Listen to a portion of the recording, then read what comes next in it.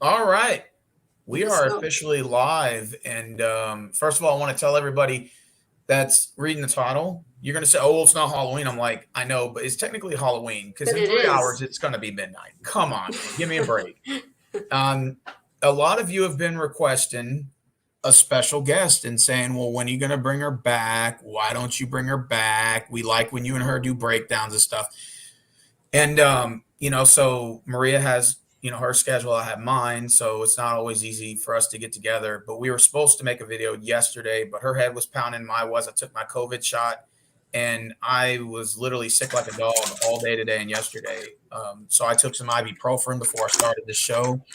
And I figured, me and Maria, hey, we can get things going on A la in this verga. discussion. Let's go. I'm So back in this bitch. okay, yeah, Maria from Costa Rica. Say hello. Hi. Hola a todos. Desgraciados. All right. Look, I got my flasher, RIP, and look, it goes at different speeds. You got this, this, this, all at Walmart for $7. You can't beat that. Look at that. Shit. I was That is talking. so cool. Hey, Polston, what's going on, man?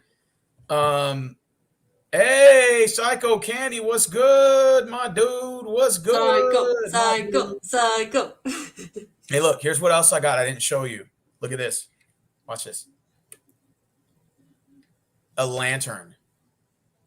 So if you ever walk out in the woods, carry this with you in the dark, And then it's and it like, lights up. and Yeah, it's then a you get lantern. murdered. Then you get Well, murdered like if in the you're in the movies. dark and you need this would be good for hiking. You would just need like a little handle or something on it. It used to have one. I don't know. And Well, all no, the it didn't. killers are gonna You see get a that light. handle, you can carry one. It's like a little lantern. It's cute. You don't All the like it? killers, they see the Okay. light, and then So, they're like, "We so gotta Psycho never Candy, find this is it." what I got too. Now let me show you my other cool stuff, man.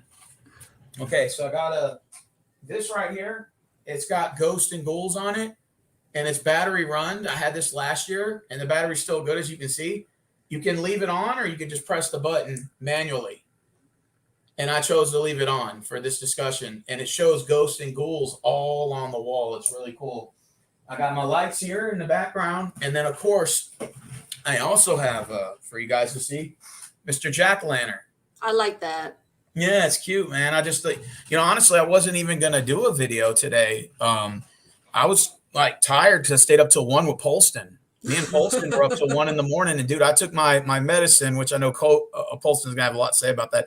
I took my medicine yesterday for my second time, and I've been having nonstop migraines, and this one actually is worse than the first one. And I've been taking a leave all day, and again, I regretted. I regretted I took the first one, so I might as well take the second one. You know what I mean? Man, I resent both of you for talking so late because so I It, was going to go to sleep. it kept you up, didn't it? It kept, and so I was just because the topic was about how employers have more power now than ever No, no. before. Employers have no power now. Employees Oh. have all the power. I cussed my boss out last week, quit, and got rehired an hour later. Back in the day, that never happened. Marvin cussed the manager out on Saturday, didn't show up to work for 4 days, came back, and nothing happened. You know why? Because they desperately need people. That's how desperate they are for workers. That they're like, fuck it, I'm willing to allow it for now. That's But funny.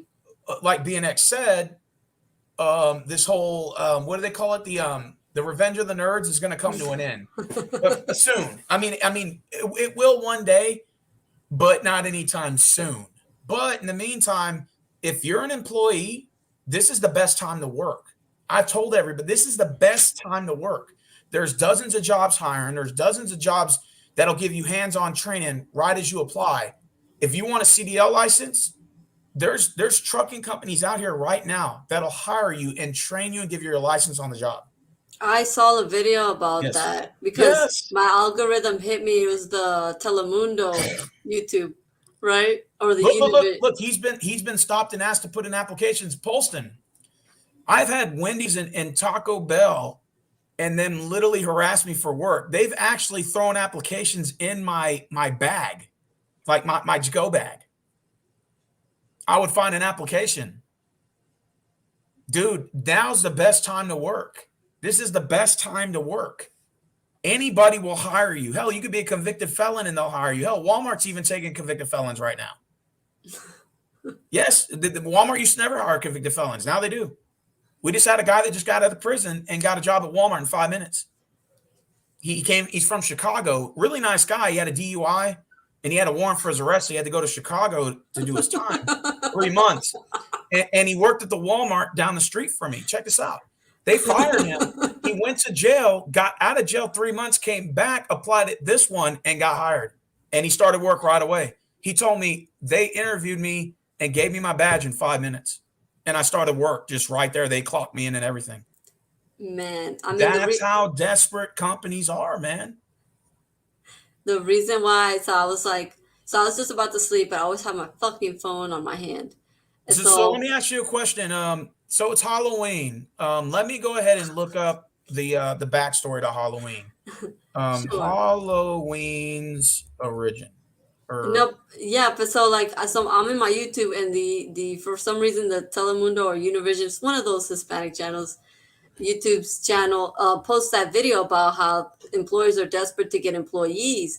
And so I kind of saw a little bit of that video. And so when I saw you speaking live about employers not having any power, it was like, oh, it was like deja vu. So I clicked on it. I was listening to you guys talk and talk and talk. And then I'm laying like almost asleep, but I still hear your voice. And then it's 1 o'clock in the morning. What the fuck am I doing? I turned that fucking phone off, almost throwing it at the floor, and went to sleep. People have been asking for you, Maria. They even thought we stopped talking. I'm like, no, when I caught COVID, we did for like a couple of weeks, but then we started talking again, and then we went on Chemstream and started talking on there, and then that's how we just started collaborating. We're like, yeah, let's get back to doing videos. Let's get this thing popping. Look, it was Steven's fault. Here's how Halloween originated. The tradition originated with the ancient Celtic festival of Samhain, which, okay, I guess that's what Polson typed at the bottom.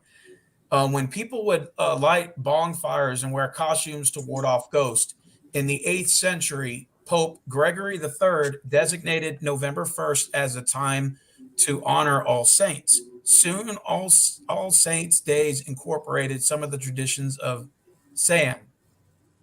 Okay. Let's see. What is the real meaning of Halloween? Hollow or holy person. It refers to Halloween was first popularized in a poem. Hollow or hollow person refers to the saints celebrated on All Saints Days, which is November 1st. So basically, Halloween is just an old-fashioned way of saying the night before All Saints Days. Also called Hallowmams or All Hallow Days. And now they got a dark history behind Halloween that is even more chilling, according to Business Insider. Let's see. Who started Halloween? It had its roots in the ancient pre-Christian Celtic festival of Samhain, which was celebrated the night of October 31st. The Celts, who lived 2,000 years ago in an area that is now Ireland, the United Kingdom, and northern France, believed that the dead returned to earth on Samhain. Okay, the Bible takes no part. Bible says, what does the Bible say about celebrating Halloween? Take no part in the unfruitful works of darkness, but instead expose them and give no opportunity to the devil. Be sober-minded, be watchful. Woe to those who call evil good and good evil, who put darkness for light and light for darkness, who put bitter for sweet and sweet for bitter. Remember when I told you guys how in this country we celebrate the wrong things? Yeah, exactly. We glorify the wrong people, like who are almost devilish, treacherous. Yes. Murderers, serial killers, rapists. We pedestalize these people. It almost is quoting what we do to this day, does it not? No, don't we idolize and worship people, social celebrities, certain politicians or whatever? Don't we idolize these people to a degree? No, idolize assholes. Worship, idolize, obsess over assholes. Okay, here, check this out. Rick just asked, is it a sin to celebrate Halloween? Let's go ahead and read from it. I just typed it up. Is it a sin to celebrate Halloween? In the understanding whether celebrating Halloween is a sin, we have to know it's based on both pagan and Catholic traditions of connecting with the dead in hopes to gain power. In pagan traditions, or to make intercession in the Catholic tradition, but this scripture makes clear that neither is possible. Okay, I'm trying to see why Christians shouldn't celebrate Halloween. I'm just reading this. This is pretty cool. Halloween is a devil's holiday, not a Christian observance. The founder of the Church of Satan said that by dressing up, either by wearing a costume or coloring oneself for Halloween, is tantamount to worshiping the devil. I think that's one of the reasons why in my region it's not really celebrated like that. I mean, Oh, it really? is. It's. I remember when I first got back here, and I said, "Well, are we gonna celebrate Halloween?" And then my mom told me like, "No, it's just that Maria's like here. People think that's of the devil." Yeah, And and that's what it's saying here, that Christians shouldn't celebrate it. mhm. What did the Bible say? Is Halloween bad? It just says the scripture says that believers are supposed to become all things of all men, that by all possible means they might save some. 1 Corinthians 9, passage 9:22. These verses may make it clear what a Christian should not do. Many similar Bible verses condemn pagan practices, but none specifically warn against observing Halloween. I was just talking to a Mexican the other day, and so I dressed up as a cat. I showed you the picture from one of my classes, and he said he told me the day before. He told me like I don't really celebrate that. That's a Celtic Yeah, some Celtic is, yeah. yes something to the effect that that's some Celtic holiday. Kind of he was kind of bashing it, kind of saying like that's not for me because he's very religious. He's Catholic and is very Okay, it heavy says the religious. 3 main religions that do not celebrate Halloween are Muslims, Jews, and Christians. Interesting. And I told him, more than anything, I like to dress up, the costume and everything. But I'll tell you one thing. I mean, another thing my mother told me about here, one of the reasons you can't celebrate it is because people always fear that some devious people are gonna put instead of candy, they're gonna put some kind of poison in it. Oh, yeah, yeah. People, you hear about this on the news all the time. Yeah. He said Easter is the worship of Ezetar. Christmas is the worship of Sol Invictus. I'll Okay. tell you where they do celebrate it in the private communities. In In private the private communities communities. they do trick or treat with the kids, and like let's say like one of the biggest the biggest ice cream company here, you buy the ice cream cones, they're Yeah. Halloween themed. You go to the mall, things are Halloween themed, the beverages. So Halloween is somewhat incorporated, for the fuck of it. But is it like a big holiday like Christmas? No, but it is. In general, it's not celebrated as much as it is in the United Is it States, in I guess. Costa Rica? Do y'all celebrate Halloween? That's what I'm trying to tell you. That's where it happens. It's decorated in the mall, like Oh, but y'all don't really go all out like we do in the we United yeah, States. you guys go all out. I wish we went all out, but I don't think this is the right place for it, not right now, because like I said, people are because of the crime rates, and so people So what are are the main distrustful. religions over there in Costa Rica? Catholic, evangelicals, there's a little bit of everything Okay, what is except the evangelical? What is that? oh, shit, I don't know. Let me type that shit in real quick. But my I've thing heard of is, that name, but Stephen, what I'm saying is that yes, like let's say we're in college, you and I are in college, we go yes, to the bars, it's completely Halloween themed. People yes. will go to like in costumes and stuff. Girls will wear the sexy costumes. I once went to a Halloween party in my small town because there was this family who was rich, and they did a big Halloween party. So it is somewhat celebrated if you give enough fucks. But as a country, no, not really. Not like in the States where you guys go all out and you decorate your whole house with Halloween stuff. You do Halloween like horror houses, Oh, okay. tours and stuff. Rick said, have you ever dressed up for Halloween? Hell fucking yeah. Well, what did you? Where were you? I once was a ladybug. Um, and then I was Mulan one time. I love being Mulan. And today I dressed up as a cat, but it's been years since I really dressed up. And I think it's because, it's not really celebrated that much, or maybe I didn't have enough friends to like go to a party like that. But what was another thing? Yeah, a ladybug. I think once I dressed up as a devil. Really? I think, but like a sexy devil. See, I get perverted when I think when women dress up. I'm thinking in my mind the perverted side of it. You got to forgive me. No, I think I'm confusing with the ladybug. Um, I once dressed up as shit. I was wearing like do you remember that Womanizer music video from Britney Spears where she has the black hair? So I was wearing one of those wigs, and then I was wearing a cape, and I think I was a witch yeah, or a cat or something like that. yeah. But if I once COVID is, I think if COVID was over, there would be more Halloween parties, and then I would go all out. Um, yeah, but yeah, for sure. Does your Here you go to the sex shops. That's where they sell a lot of Halloween costumes, okay? and that's still Well, taboo. But people still do it. so what are some things that you like about Halloween, and then we'll say some things that you don't like, but we'll say some things that you like. What are some things that you Halloween has got to be my favorite, my all-time favorite holiday. really? Yes, yes, and I wish it was more of a thing here.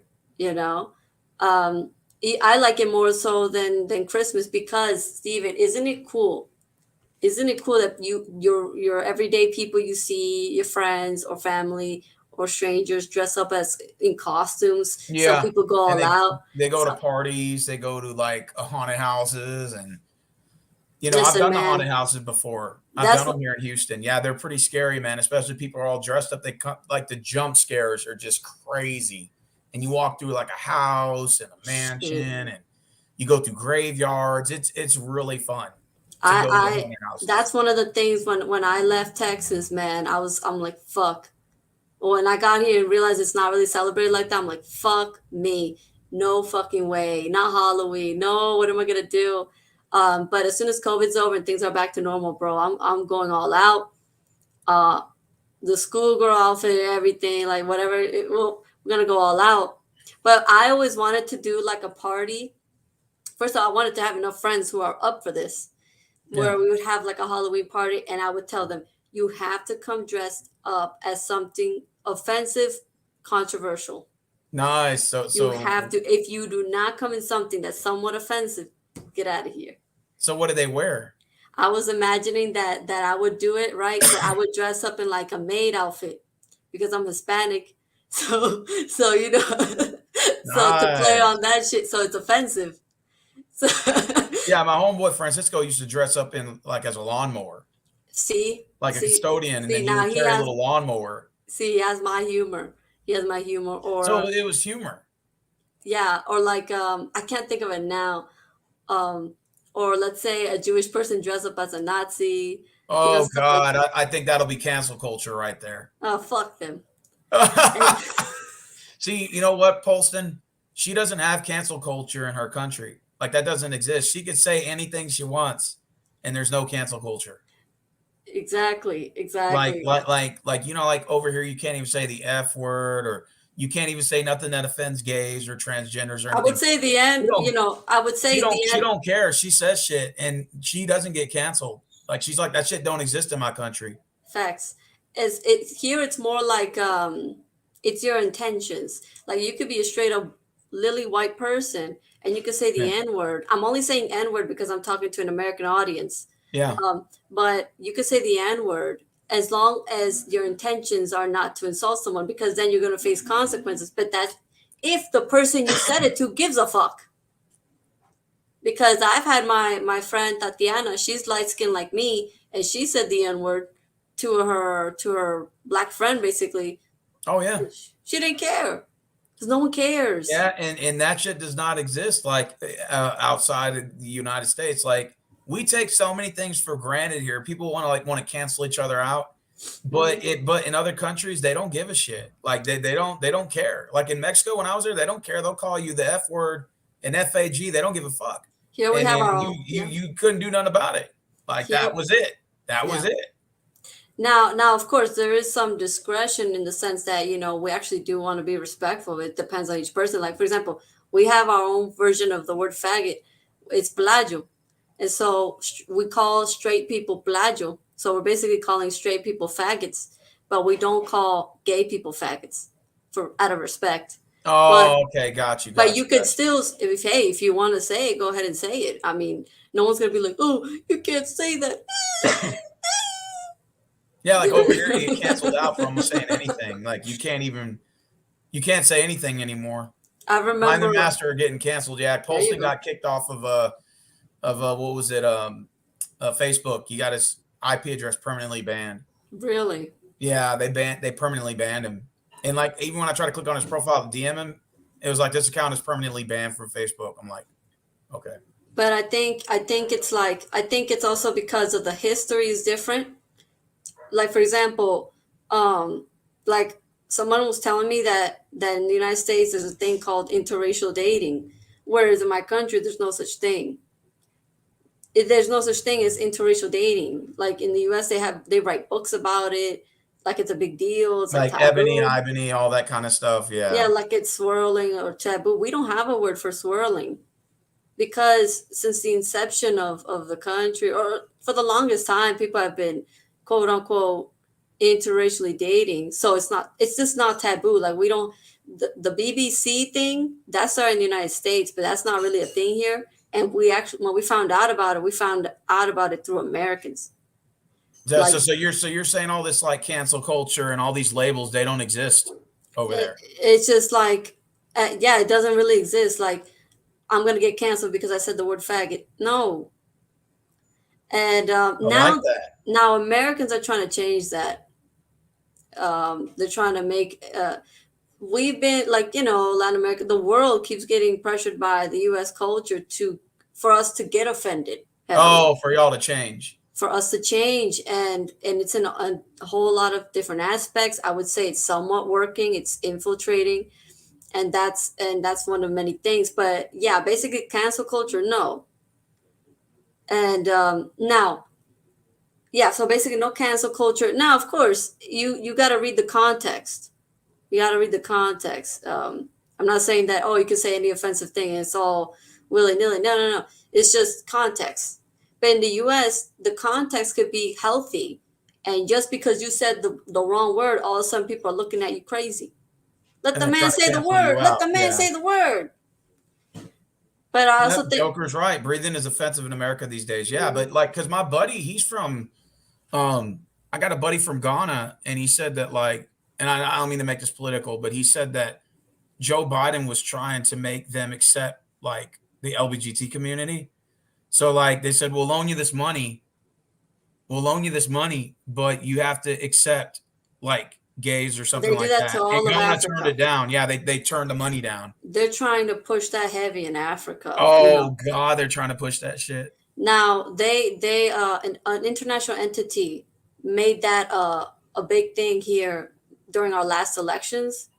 A lot of people actually got mad at that, like, fuck, we have other problems. What the fuck we give a fuck about gay marriage? Now, we voted for the guy who was in favor of gay marriage just because we didn't want to be seen like homophobic, and because we don't really hate gays like that, but we don't want to see it. That's another thing I wanted to mention, Steven, that you were saying that in the US they idolize the wrong things, celebrate the wrong things.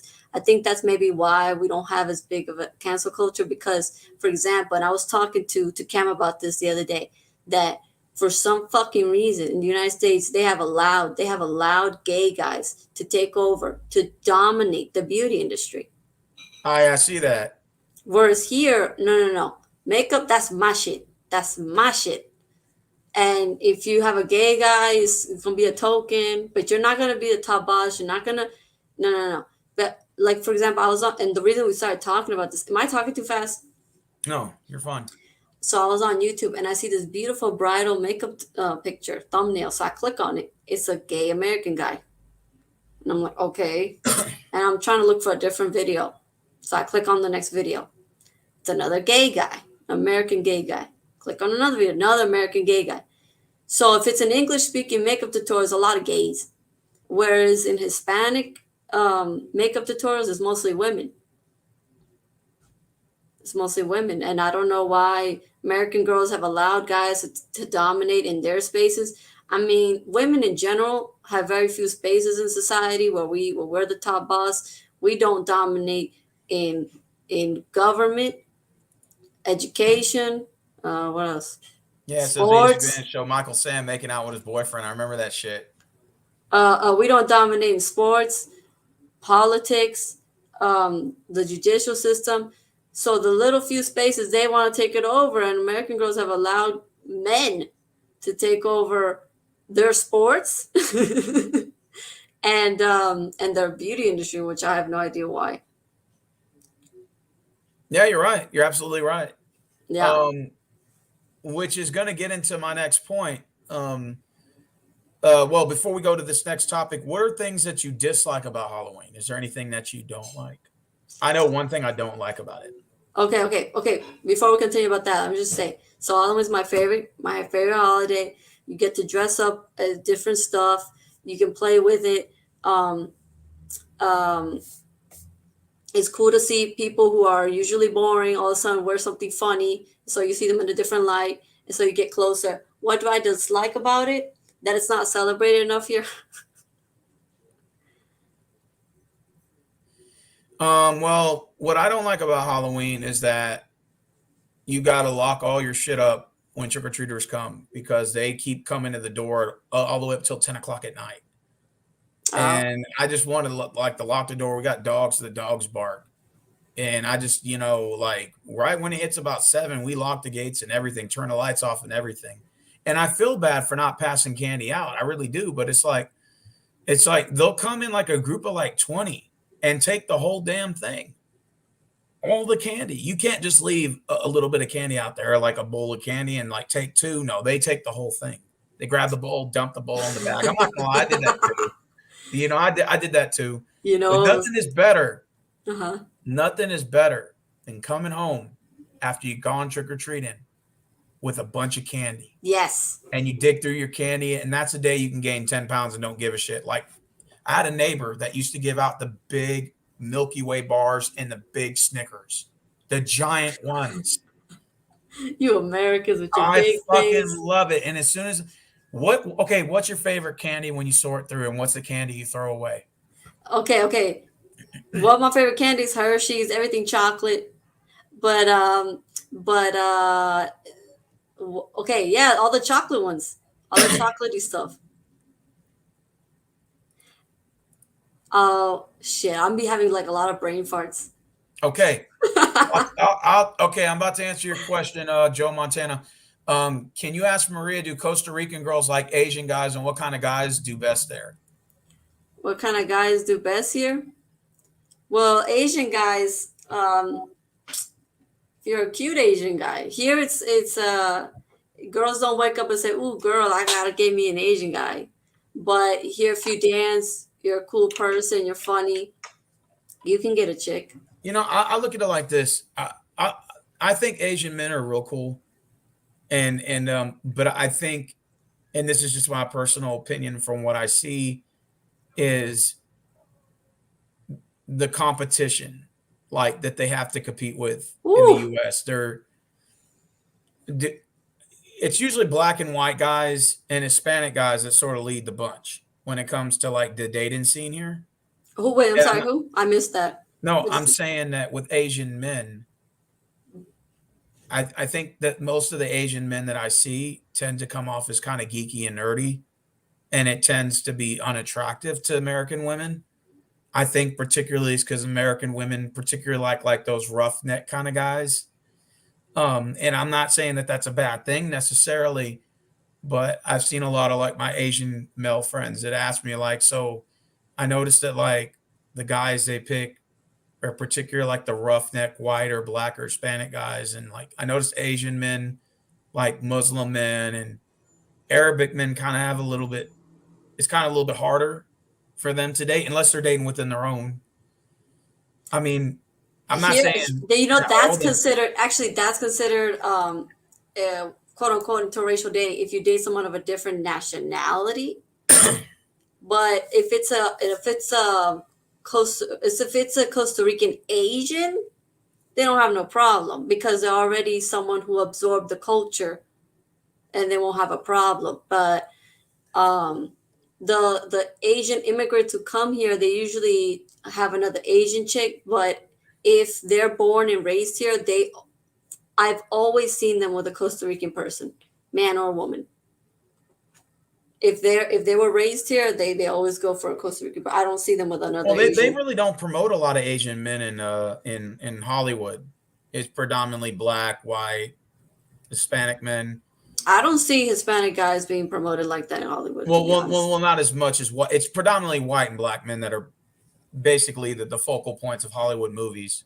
You know, I'm not saying Hispanic men don't have their roles, but it's a lot more than the Asian guys that I've seen. I'm not saying Asian men have no game. I'm just saying I see like I don't know. I don't know. yo, It's kind of hard to explain. I think it's because a say it lot like of you them. mean it, Steven. Oh, okay, a lot of them are like nerdy and geeky and gamers, and there's nothing wrong with that. I don't have an issue with that. It's nothing wrong with me, I have an issue with but well, I don't think there's anything wrong with it. But I think that the girls here, like, those guys that are sort of what's the word I want to use? I'm trying to find the word. Me personally, listen, man, stay But away from I'm the not video trying to games. disrespect them. That's not what I'm trying to come across as. I'm just saying that when you're competing with American men in our own country, and you see like they have their own style, swag, and whatever, it's going to be hard for a foreign outsider to compete with that. Does that make sense? In our country. Now, in their backyard, it's a lot different, you know? Well, here, usually the locals like their own locals. But if you're an Asian that grew up here, I don't think you'll have a problem because here it's not seen through race; it's seen through personality. Now, I don't know what it's like. I don't know what the Asians over there are like, so I can't speak on that. So, yeah. All right. So, well, like when I get my candy when I get home from Halloween, Oh, I that's the sort through best. all of it. The best part, I separate all the chocolates, put all the chocolates in one, and then I like my sweet tarts, my Laffy Taffies. Oh yeah, I I remember like those. the Nerds. Do you like packs of Nerds? Packs of Nerds. Yeah, Ah, you know the Nerds, yes, and I they're know like what they crunchy. are. I Dude, haven't eaten them in get years. the Nerds and stick them in a Dr Pepper. I swear to God, Dude, you want a Steven, big sugar rush? Get Steven, you some Nerds and dump them in a Dr Pepper. Steven, You'll never. I swear to God, that day my blood pressure would go from here to here, and I'd wake up with a pre-diabetic. you know what? Every Halloween is like that. I would do something. So me and my sister would do something similar. We would separate it. We grab all our candy, and we would separate it by if it was a Laffy Taffy, put all the Laffy Taffies there. So it wasn't by chocolate. It's like whatever the candy was, that's where the pile it went in. Okay, this is what Rick said about Asian men. Hey, Rick said that I am part Filipino and part Honduran. Okay, that's what's up, Rick. That explains the slanted eyes. Just kidding. No, but he said that a part of the Asian stereotypes is that Asian men from back then, you had your Bruce Lees, your Jet Lees, your Brandon Lees, and stuff like those men presented more masculine traits versus the gamer nerds you see today. There's a big difference. That's why Yeah, I say that's why. yeah, Okay, he's right. He's right. He's listen. right. That's why I said video games. Get the fuck away from. If you're an He Asian guy he goes the living, kid. He said the Asian kids nowadays, no offense, lack masculinity very bad, and he said it's nothing personal, but they need to get that masculinity back. if all they're talking Um, about or I spending I money. don't know if I agree or disagree, but Rick said that. So Okay, Steven. So if the Asians, if a lot of the Asians in the United States are quiet gamers or just gamers, or like that's nerds, you know. okay. That's the problem number one. We're talking about video games. Do you know how unmasculine that sounds to a woman? I was talking to that Mexican guy the other day, and he was telling me that he's worked since he was 15, and then he named a whole long list of jobs he's done since he was 15, and I thought that was masculine as fuck. Well, I thought Asian men from back then were very masculine. The kids I see now, But shit, I wasn't alive when that was happening. If I was, the kids now, no. let me ask you a question. Those Asians that live right now, are they very Americanized or are they very Asian in tune with their culture? Well, a lot of them came from middle class. Like most Asian immigrants are actually from the upper middle class. Mm-hmm. They But are. are they very They're not from the lower Americanized? class settings like from Mexico or from, uh, Central America. The, But the check the this Asians out. that come here are actually from the middle class. But the thing is, China doesn't want a middle class. But check this out, Stephen. China doesn't want a middle class. That's why they want their middle class to go to America. But Stephen, are Yes. the Asians, whether middle class, low, well, most of them from the upper class, middle class, are they very Americanized, or are they Um, very in tune with their culture? I think a little of both. Okay. Okay, that gamer shit is unattractive. I'm sorry. Yeah, and Actually, I'm it's not to them sorry. personal, but like every time Kim does a live stream about him, he roasts them, and I know they get mad, but I'm just like, Kim's actually kind of I'm right, you telling know. you, that Mexican guy I was talking to comes from the lower class. When he named all the jobs he's worked since he was 15, he's 26 now. When he Uh-huh. named the list of jobs he did, I thought that was sexy as fuck. I didn't want to go there, but that's the fucking truth. To a woman, well, at least in my culture, work is masculine. Work is Oh feminine. man, are you That's kidding me? I'm half Mexican. I know how Mexican culture is, especially, and that speaks for Latin America too. That's why you yes. see a bunch of day laborers here, and their wives are fine as hell. Shit. Their If you wives are yeah, beautiful. I'm telling Maria, every day laborer I see, their wife is fine as hell. You know why? why? Because they Because they motivate. value work ethics. Yes.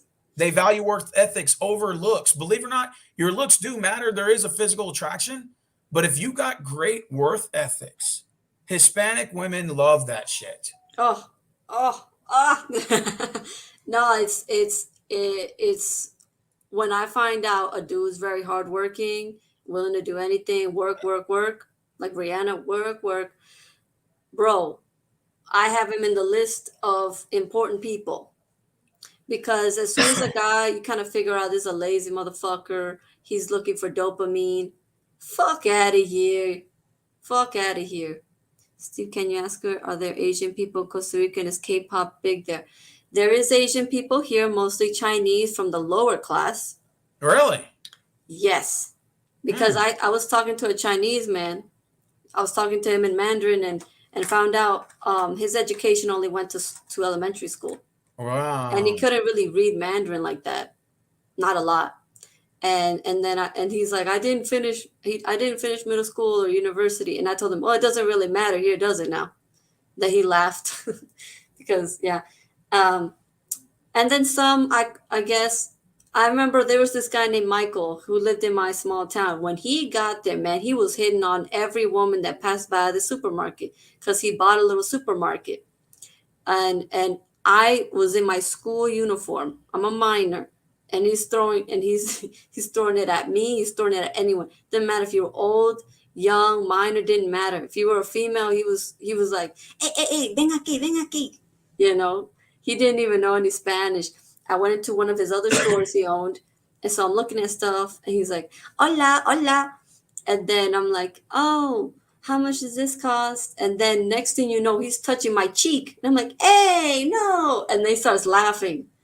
And then I go to the cashier and there's a Costa Rican man and he's already smiling because he knows the drill. And then I grab a paper and I'm doing a little drawing there and he's like, numero, numero. He was Yeah, basically saying, number, put your number. but he hit do you think that he was an exception. That was the only Asian guy I saw in my country who was actually very social. All the other ones are very reserved. to tell you the truth, most Asian men I met, they really sort of keep to themselves. They come off as like I don't want to say insecure, but the word I'm trying to find is reserve and um not developing their social norms. Timid. And unless they're gutly Americanized, a lot of them that come here, they get lost. And it's like, I mean, they have culture, they work hard. I'm not questioning any of that. Hmm. But when it comes to like them getting women, I remember even Kim said on a stream, you got these dirty white boys that are rolling around in mud all day and they're sitting there taking your girls and you sit there and do nothing. And I'm like, I'm not trying to be mean, but there's a little truth behind that, bro. Like you're literally letting your girls date out. Like, I mean, I know you Even can't, I know about but this. they're not saying anything. So it's like you're just standing there, you don't even voice your opinion, and you're just letting your girls get dicked down by these other groups of guys. I mean, I'm just saying, you Damn, don't say Steven. nothing, man. That's, I mean, to me, that comes off as very insecure. Like you're letting your girls that come here are getting pulled by the American guys. And it's like, I'm not trying to be mean. It's like I had a talk with my buddy about this, and I said, look, he's Asian. And Mhm. he actually told me everything you said is true. He told me that Asian men need to compete more in the dating market, and they're just simply not doing that. And I said, I know, I agree.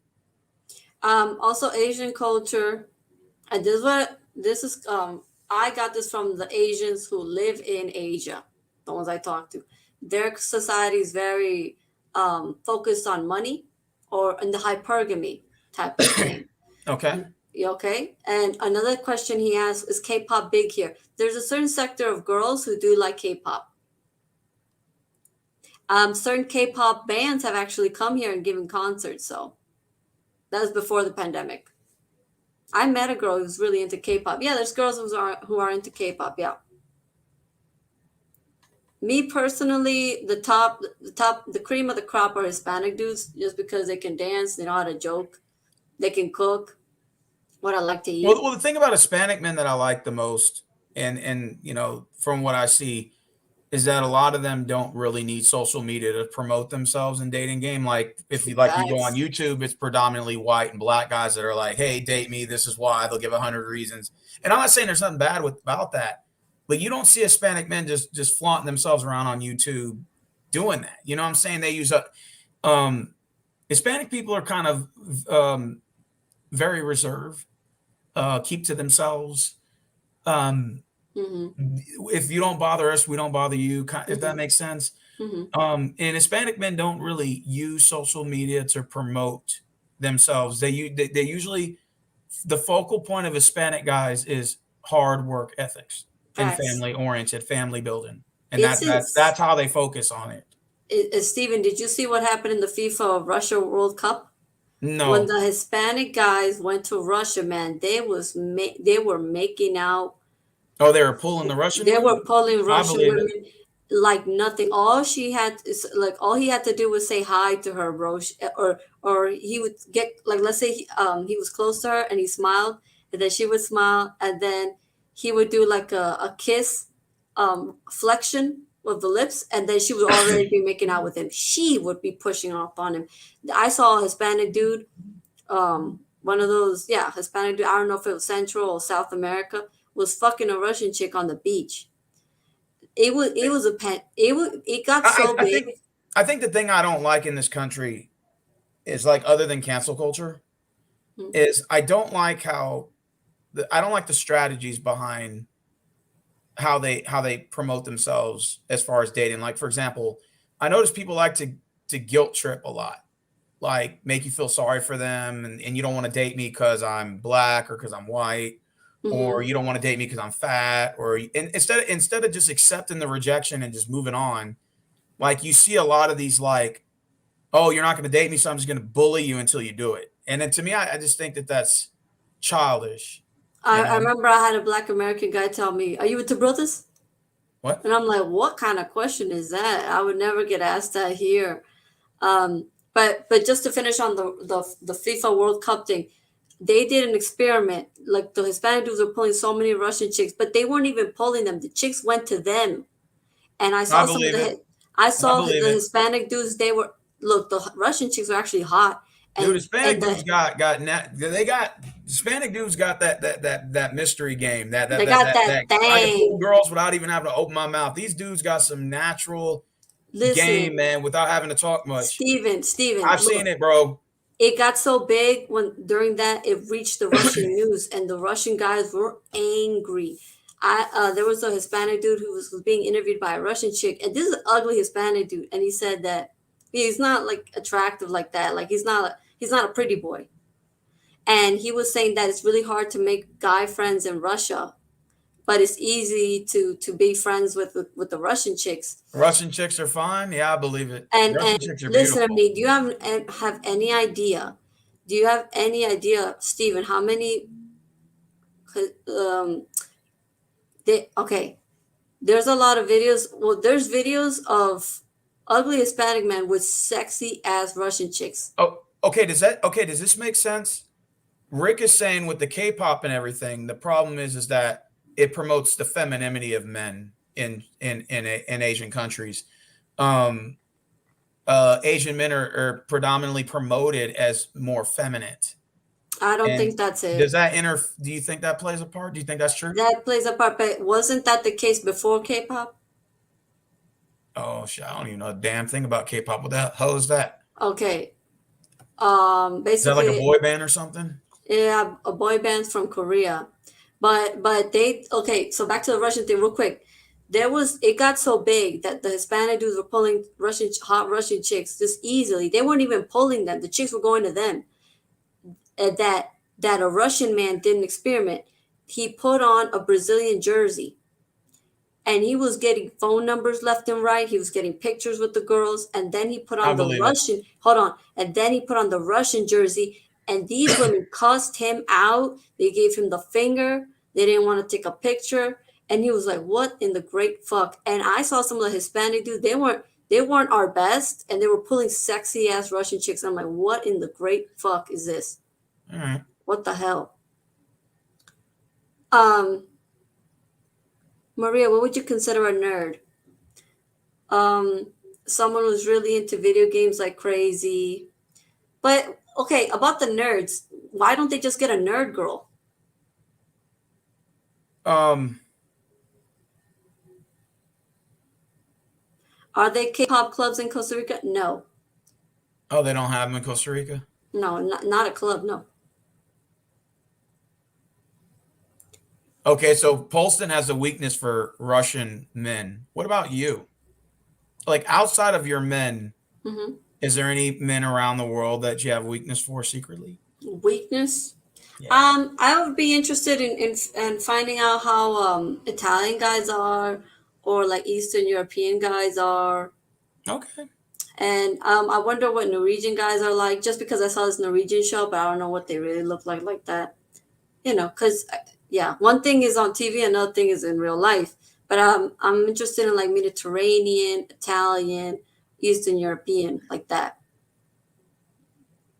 But for the most part, like when you tell me what other guys other than your men, I'm like, ooh, Brazilian, Colombian, Argentinian, Peruvian.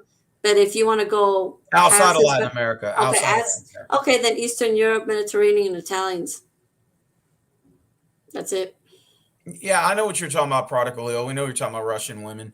But I don't know if I really have a weakness if there's a particular woman or type that I would just fall weak to. I mean, I've had moments like that from here to there. If I see like a really hot girl walking in Walmart, I'm like, oh gosh, fine as hell. But other than like a few here or there, I don't know. I guess it's a dime a dozen. I guess you just get used to seeing them in my professions. To So me, it's it's weird. To me, it's weird about the Russians, about Eastern Europe and Russia. I okay. find it weird that even that you got ugly Hispanic dudes. Very few Hispanics go in Eastern Europe. Period. But the few Hispanic dudes that I seen on YouTube that are ugly get the hottest Russian chicks. And people from our region are like, why the fuck did an ugly dude get a hot chick? And it's because I don't know. It's weird to us. But what we would consider ugly in Eastern Europe, they consider, oh my God, I got me. Russians have that accent. Yeah, they do. Have you guys eaten Russian food? No, have you? No. Hey, baby girl says she likes Polynesian men. She said Jason Momoa and The Rock. The Rock. Everybody likes The Rock. Even my aunt, she has a big fucking obsession with him. I don't. She thinks he's hot. She follows him on Facebook, comments on all his fucking posts and You everything. know who's sexy as fuck? I don't know Carlos who. Rivera. Carlos Rivera. I don't know if I can I don't post know it. who that is. Actually, a lot of the guys I like, I don't think the people here would know who they are. Oh, it's just from Costa Rican. No, it's other Hispanic celebrities like Maluma, Cristian Nodal, yeah, and Lunay. But I don't think you guys know who those are. He said, "Don't Costa Rican girls speak English?" Yeah, Well, Rhea sure. does. The ones who learn it. Yeah, I love Carlos. Yes, he's so sexy. Oh yeah, me too. I consider a nerd someone who's very into something. I consider myself a nerd. I consider myself a nerd. Um, He said, "Go listen to Russian women and just close your eyes." What's that one Russian girl on there, Polston, that does that healing, and she whispers, she'll be like, "It's time to go to sleep. what the? I'm gonna do this." Yeah, she's like real famous. She's Russian too, and she has a YouTube channel. She has that voice that just puts you to sleep. Wow. You don't Actually, you know find what's so attractive? funny? You know what's so funny? There's a lot of European and Mhm. even Russian chicks who go to South America and Mexico to get husbands. Really? And that's something that I've noticed happens in Latin America. You got foreign women coming down here to get husbands. No shit. I had a Costa Rican old man. Listen to me, old man, big belly. He told me he was taking an American woman, a white American woman, to like this place in the mountains. And then when they were reaching the final destination, she starts looking at him up and down. He's like, "What the?" And then she says, "You like to fuck? You fuck?" It's in Spanish, right? Yeah. And then he's like, "Well, what are you trying to get at, lady?" And then she says, I want to fuck you and fuck you, kind of like I want to fuck." And so he's like, he's telling me, he's like, I take a turn, and obviously, you know what happens, sex. And then he said, and then now, mind you, I'm thinking he did this in his 30s, and I said, how long ago was this? And he says 7 months ago. And I'm like, and how old was she? And he said, in her 40s. And I said, what does she look like from 1 to 10? And he said, a 7. And I'm like, and you're telling me she asked you to fuck? And he's like, yes. And then after they fucked, she wanted his number. And he's like, no, no, no. Because he didn't want to get reported by Uber. Right. But you got foreign chicks coming down here, fucking the local guys, and the local guys aren't even what we in my country consider hot, but to these American chicks, they're like, oh my god, oh my god, and that's shocking us, and that's why Hispanic dudes don't really stress over any chick, to be honest, because it's like they get it easy either way. Rick said, "Do you think older men or younger men have more game in the United States?" Um, I'm gonna say, well, it depends on what you define as old. I mean, if you're talking about men in their 30s and up, I would say that men in their 30s and up right now have more game. They have more game than the younger guys. I think the younger guys now coming up that I've seen, I don't even know how to begin. And it's not to disrespect anybody that's in their 20s and stuff. That's definitely not my intent, but a lot of guys that are like definitely below 25 and they like, dude, I'm not like trying to be mean that y'all guys I'm not trying to be mean. Let me rephrase it.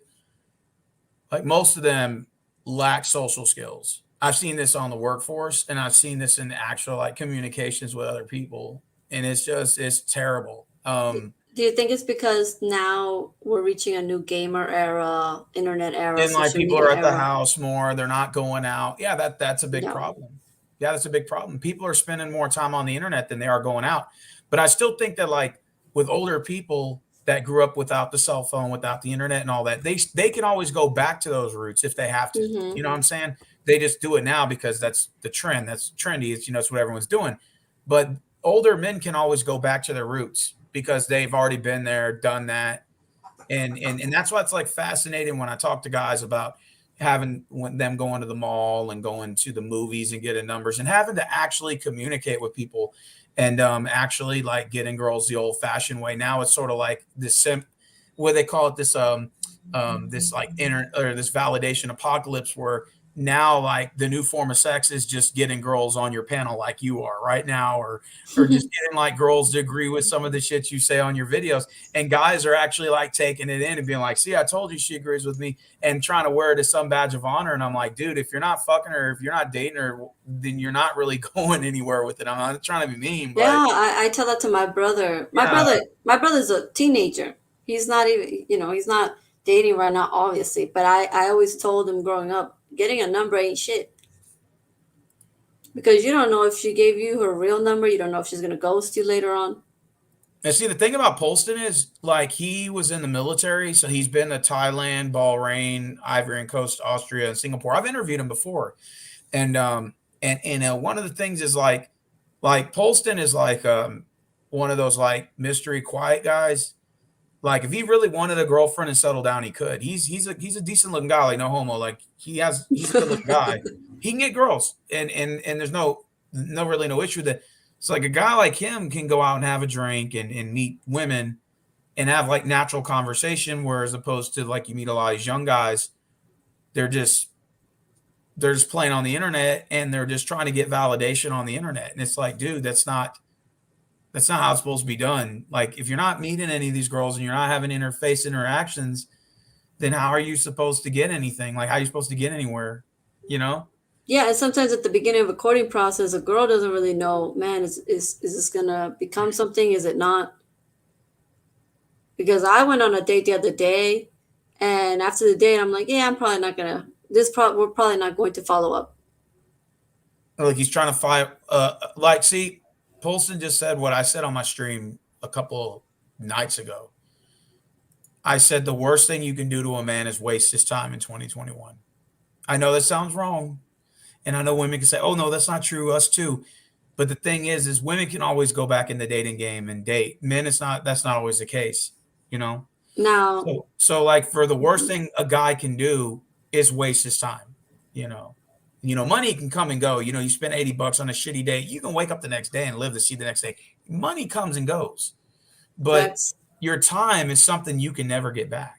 oh my God, yes. Max, That's am I so not true. telling the truth? Now Kim has been telling me that over there that people are very materialistic, like it's about being seen. Like he was telling me that in the white and black clubs, like or yeah, that he was telling me that it's about being seen. It's not really about partying. It's more about being. Yeah, yeah, I agree with that. It's more so about being like yeah, I can agree with that. It's about being seen. Um it- yeah, I agree. That's funny. It's really funny. I mean, shit. I want to be seen by the cute guys that I want to be asked out by, but be seen by who? Oh, so I want to talk about ghosting. Let's do this. A buddy of mine I was on the phone with the other day. I was supposed to interview him on here, but he got kind of embarrassed and then decided to stop before he hit the record button. But he said he went on a date because everybody goes on dating apps now. So you have the apps, you have the Meet Me's, the Tenders, and all this stuff. So, anyways, he met this girl off a dating app, right? And he said that she didn't want to give her number out, and that she was a teacher, and that he just said, okay, well, maybe we can go out sometime. And then they were, that first they're talking for a week or so. And she said, well, I can only meet up on this day at this time. And it's only for 30 minutes. And he told me that. And he said, what are your thoughts? I'm like, I feel like I'm going to a doctor's appointment.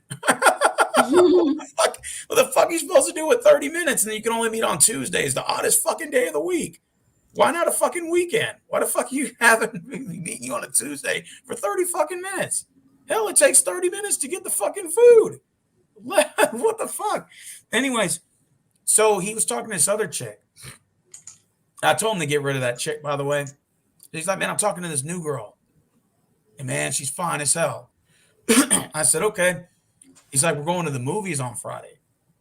I'll let you know how it all went. I'm like, all right, cool. So he calls me at night, like around 9:00 at night the other night. Mm-hmm. I answer, I'm like, hello. He goes, man, let me just tell you what happened, man. I said, what happened? She not find you attractive? He's like, no, even worse. I'm like, she wasn't attractive? He's like, worse than that. I said, what the fuck could be worse than that? And he said, they agreed to go to the movies. They both live 20 minutes apart. So they both agree to go to a movie theater. He texts her and says, "Hey, I'm getting off work at this time. I'm going to go ahead and go on the way there." And she texts back and said, "Okay." So he goes and shows up to the theater about an hour later, and she turned her phone off and never showed up.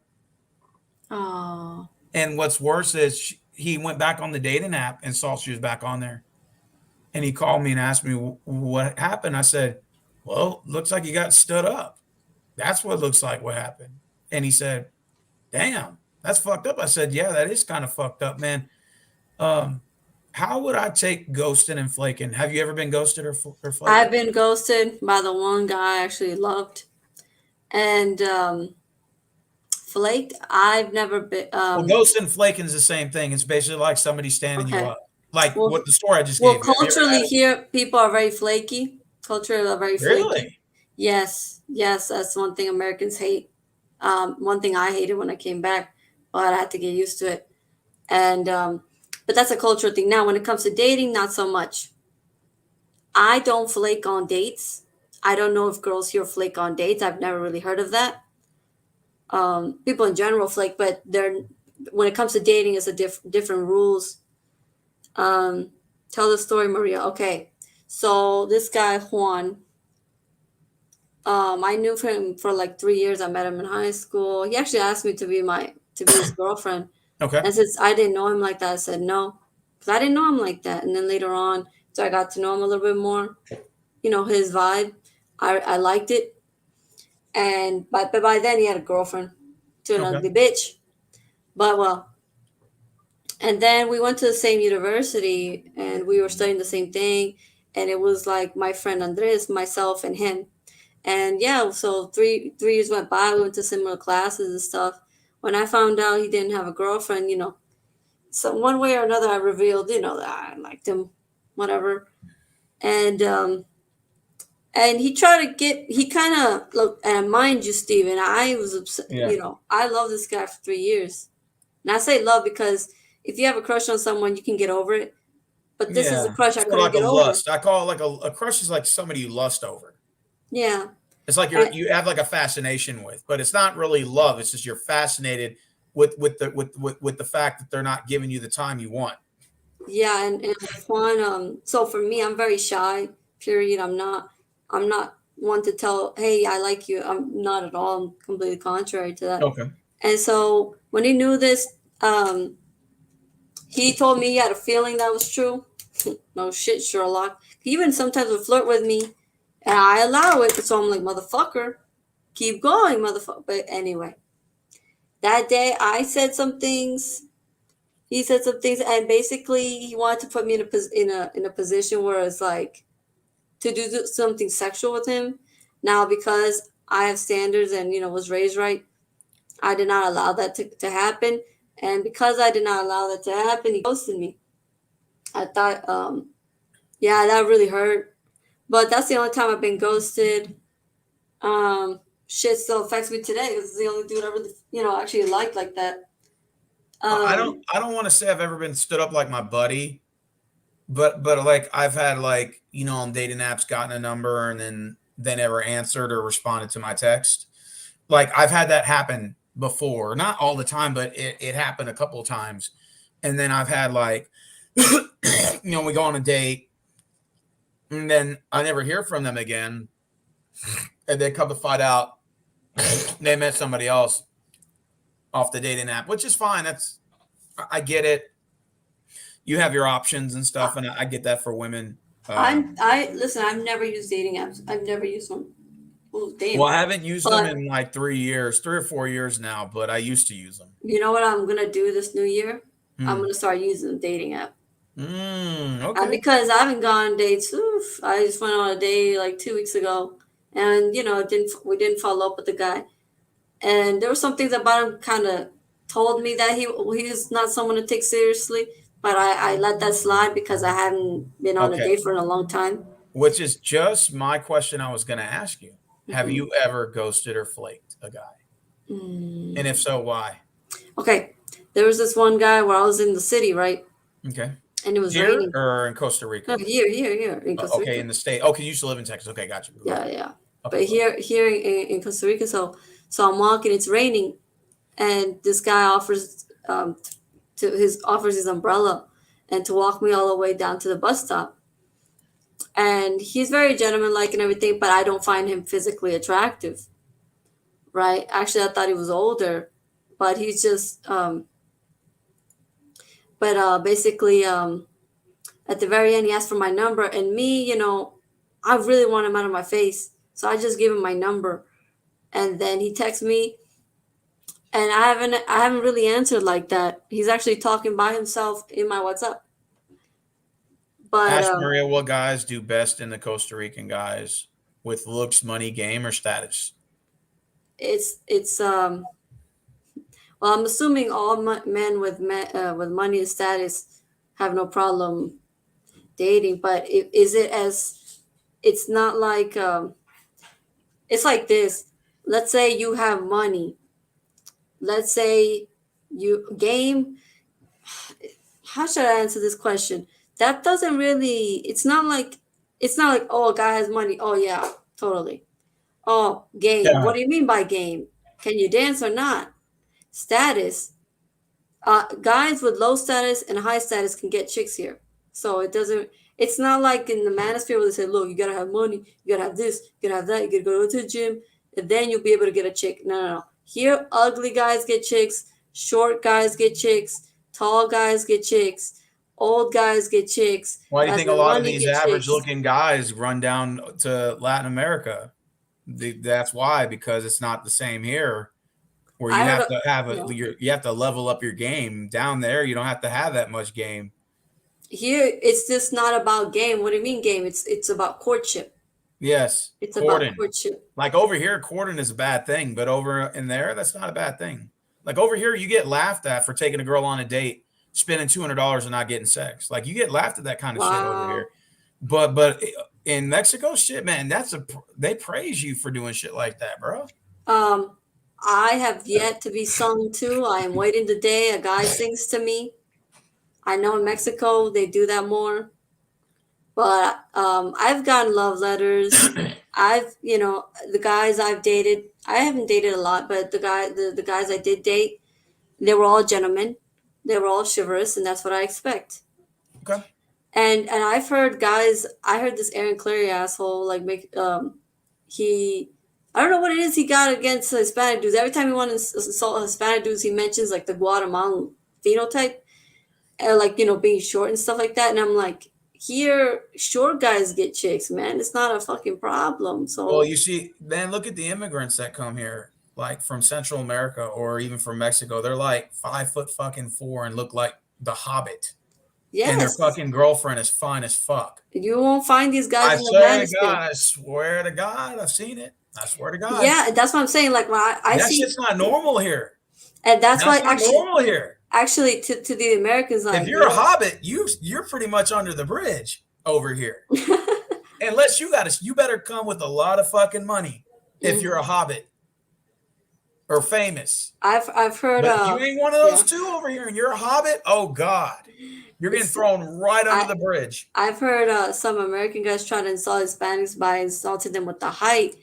And I'll say this: the reason there's so many short people is because even short guys get laid. But here's a crazy thing. Why is height such a big deal in the States versus in Mexico or in Latin America? In Latin America, height's not a big deal. Yeah. Like if you're a man that's 5'3", 5'4", over here, they roast you for that shit. Now I'm 5'11", and even at 5'11", I still feel small to a man who's 6'4", 6'5", 6'6". But a guy in Mexico, 5'4", it doesn't matter. Like height is not a thing in Mexico. That's not even, they don't even discuss height. It's just no one cares. It's not facts. It's not a big deal. I know I Like don't. in this country, we are so obsessed in looks and like, what's the word? Not materialistic. What's the other word? Not materialistic. What's the word? We are so Superficial. It's crazy. And it's funny because I see a lot of Americans come down here ugly as fuck. I'm like, Yes, but most of the why are you American guys that superficial? travel are not good-looking guys. And I can Americans as a guarantee you whole are that considered most of them ugly. had no game here. I can guarantee it. I hear all these manosphere dudes talk about height, like if you have it, it's like the magic password. But Like in this but country, they pretty much give you a death sentence if you're below 6 feet. They basically say shun you and make you feel like crap, saying you don't meet the height requirements to date. I'm sure there's girls here who want tall guys, but then they just go for tall guys. But There's girls over they here don't that go date. around they There's don't girls. go around saying, "Oh, I can't stand a short guy. Oh, I gotta have the No, you just go for what you like. But me personally, I've been hit on by a shorter guy than me, and I'm short. And I never thought, oh, I can't because he's shorter than me. I never give a fuck. I didn't get with him because he's too hairy. 6'3" is a good height. I think honestly, like if you're 6'2", 6'1", that's a pretty good height to compete in the United States. But like in this country, it's crazy. If you don't meet the height requirements and stuff, like even it's not even really the women, the guys do it too. Because Yeah, they'll say, well, you have to be this height or you have to be, and I'm like, yeah. and I'm not saying the girls don't date short men here, but like they wire it and they hammer it in your head that that's the look that like we're so superficial. It's like we already have the rules laid out. You have to be this size, this height. That it's so superficial. It's crazy. And Yo, even for the girls do too. Like especially if girls are over 30, they're no one wants you. You're not dateable, which I absolutely don't that's think that's insane. true. That's That's insane. not entirely true, but I do think women hit the wall around 45 or 50. I do think it's going to be a lot harder for you to date at that age. Not because you can't, but because it's just going to be harder. There's so many stories Yeah, of exactly. But there's the so thing many is, it comes stories. Oh, sorry. it comes from the fact that we're all superficial here, man. It's And, crazy. and that's funny because when they go to Latin America, they're not that superficial because you got old Costa Rican men arrogant. They're like, I would never pay for sex from a woman. They gotta pay me. No, There's so many, Steven, there's so many stories of American chicks, even some that are attractive, a lot that are attractive, throwing themselves to ugly guys here. Ugly guys. Listen, somebody was telling me that there was this Turkish woman who was rich, like from the elite class of Turkey, from the, mhm. who, found a Hispanic dude who was a cook. Basically what people say, a nobody, a cook, and said, I'll pay the entire trip if you take me on a tour in Brazil. And Nice. then she took him, a fucking poor Hispanic dude who's a cook. Like, She's a fucking from the elites, a millionaire. She took him to Brazil and, of course, did the deed. Like, who does that where women but, literally be paying the trip? but it's crazy. Like American guys will talk shit about the immigrants that come here to a degree, and they'll say, "Oh, look, they're short, they're midget hobbits." But have you looked at the girls they got? Look, Shit. I work in construction. I know what the fuck I'm talking about. They'll say, "Look, Jorge has a taco truck and he's out selling tacos." Ha ha. But if you go and look, that truck makes about $2,000 a week.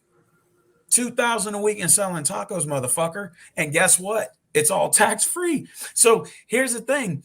Like they'll say, "Oh, look at those short Oompa Loompas," but dude, go look at their wives, go look at their girlfriends. I've They're all heard, fine as fuck. I once heard an American chick trying to make fun of, like, those short, she called them refrigerator, Latina chicks. And then we said, listen, but the bitch gets married. What about you? You get your BBLs, you get your surgery, you get your wig, you get your nails done, and still no man. You're not married. Whereas this chick ain't gotta do much.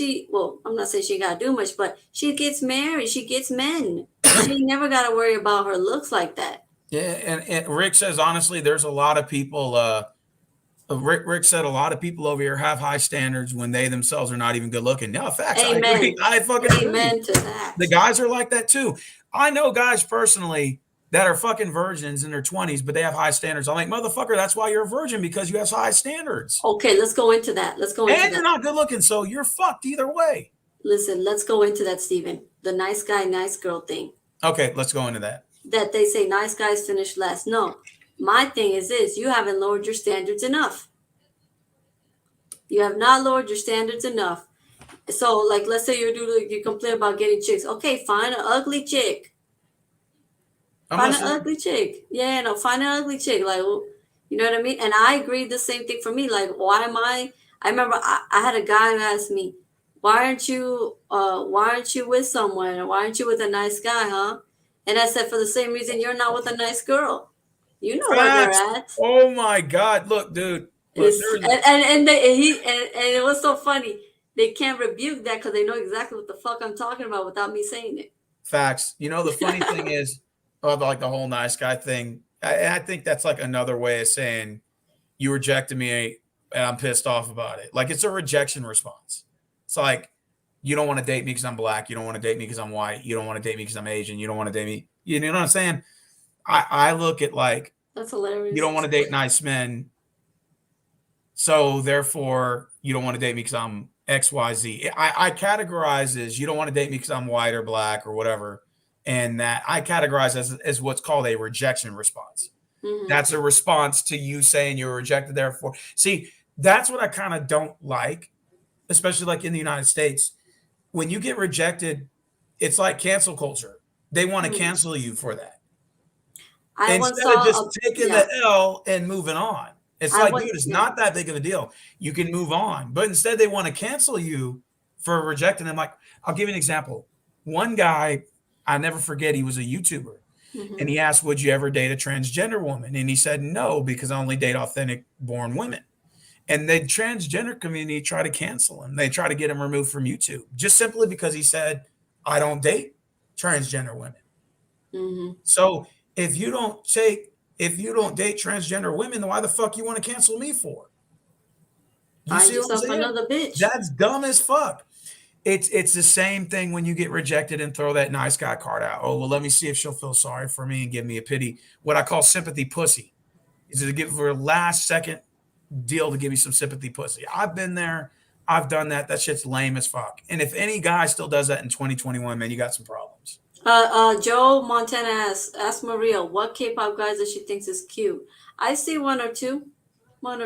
Yeah, I don't remember their names because I'm not that sucked into the K-pop genre. But I've seen one or two cute guys. Yeah, they definitely got attractive guys. But if you put them right next to the Hispanic celebrities, there's no chance. Oh, hey, Christina's back. I'm glad she's back. I thought she hated me. Nice Halloween decor. Oh, girl, I got more. I got this. I got the jack-o'-lantern. I love that. I got the lantern. And I got lights. I got more stuff in here. I got trees that light up and sing, but I don't want to keep everybody up in my house. But I got a whole box full of stuff. And then look, last but not least, Christina, look what I got. Wait.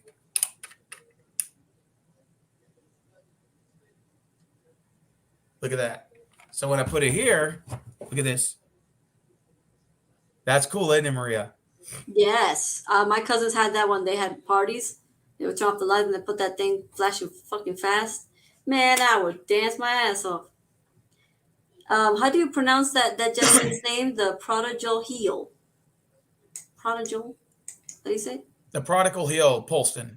Ask Maria what A&W wrestler she finds attractive. Well, she's not a wrestling fan. Yeah, I don't know nothing about that.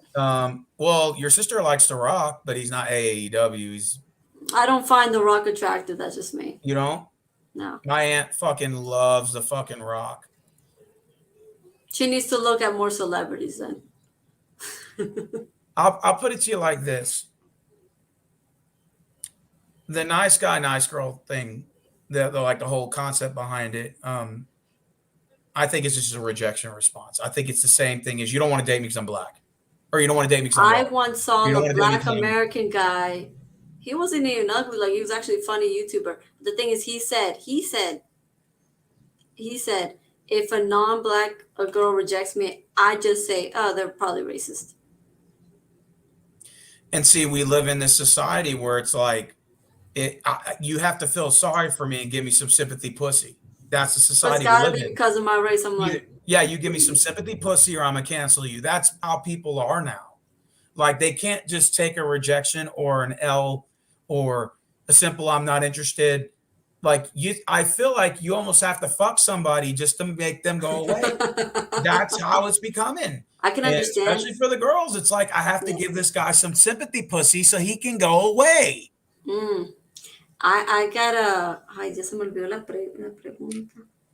Forgot the question. I can understand if you ask the person, hey, why not? Is it because why is it? Is it because I'm black? Is it because I'm white? Is it because I smell? Well, why? I can understand if you asking the question, but if you're just assuming, oh, she's probably racist. No, fuck you. How about that? Now I hate that shit. I hate when people throw the race card in dating and say you don't want to date me because oh Is my, it that often, or is it I just hate it. online? Because I I've seen fucking it hate it, online. man. I hate it. I hate it. I hate it. It's no different than you saying I'm a nice guy. Why won't you date me? No, you're not a nice guy. There ain't nothing nice about It's, you. listen, now, I've seen it a lot online, but does it really happen in real life like that? The whole using the race card of why someone said no? I think it's somebody can't take rejection. And, But does it and happen in real yeah, life? I Have have you seen, seen it? I've never seen it in person, but I've seen it online. Yeah. But the thing is this is um yeah, because I remember my aunt rejected some guys, black guys, and they were like, "Oh, you don't want to date me because I'm black." I'm like, "Oh my god!" But the point I'm trying to make is this is that Wait, like to your aunt? yeah, to my aunts, I like they're bet you. trying to holler at her, I but bet you if the guy was Brazilian, it would have been a different answer. So it's a maybe, well, personality thing. It's a maybe, personality thing. yeah, Yeah. no, but the point I'm making is this is that the whole like nice guy, nice girl thing is just a rejection response. Girls that are really overly nice never use a nice girl card as much as the guys do. And that's the But honest truth. yeah, girls don't use it as much as the guys do, and I'll admit that. For every like one girl that might bring it up, got like 30 guys will be like, "See, I'm the nice guy too." But when it's funny because if you were to tell these supposed nice guys, "Well, why don't you date a girl that's like you?" They'll be like, "No, because that's not what I want." You Why know? don't you date a nice girl? And Yeah, then I it's don't like, want her. I don't you want want a her. bad bitch. That's what you I don't want. want her. I You don't want to, want her. You know, and there's, it's like, yeah, okay, so ain't that the pot calling the kettle black there, sir? exactly. That's what I'm trying to say. Like these I don't guys, want to date her. Yeah, because guys, she's just like you. yes. That's why. Because you see yourself in the mirror, fucker. Like, okay, like for a girl, for example, like we call girls that pretend to be nice or that are the nice girl, we call them pick me's. That's usually like the term they use for Hmm. girls. So, Shout out like I to said, Shoes. I run into a couple of pick me's here and there, right? A couple Hmm. of nice girls. One of them was from New York, and she used to live down here, but she moved to New York, right? She lives in my old man's area where he's from, and we were talking for years, just friends, you know.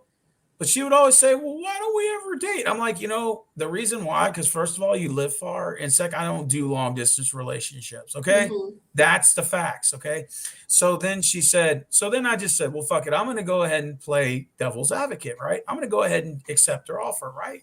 Because she said, I don't know why you want to date me. I'm really nice. I'm like, okay, I'll go ahead and date you then, even though it was on the fucking phone.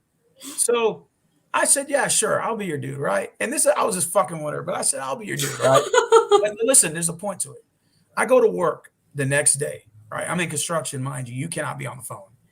So I'm in construction, right? We're breaking up concrete. My phone rings and it's her. I said, I'm at work.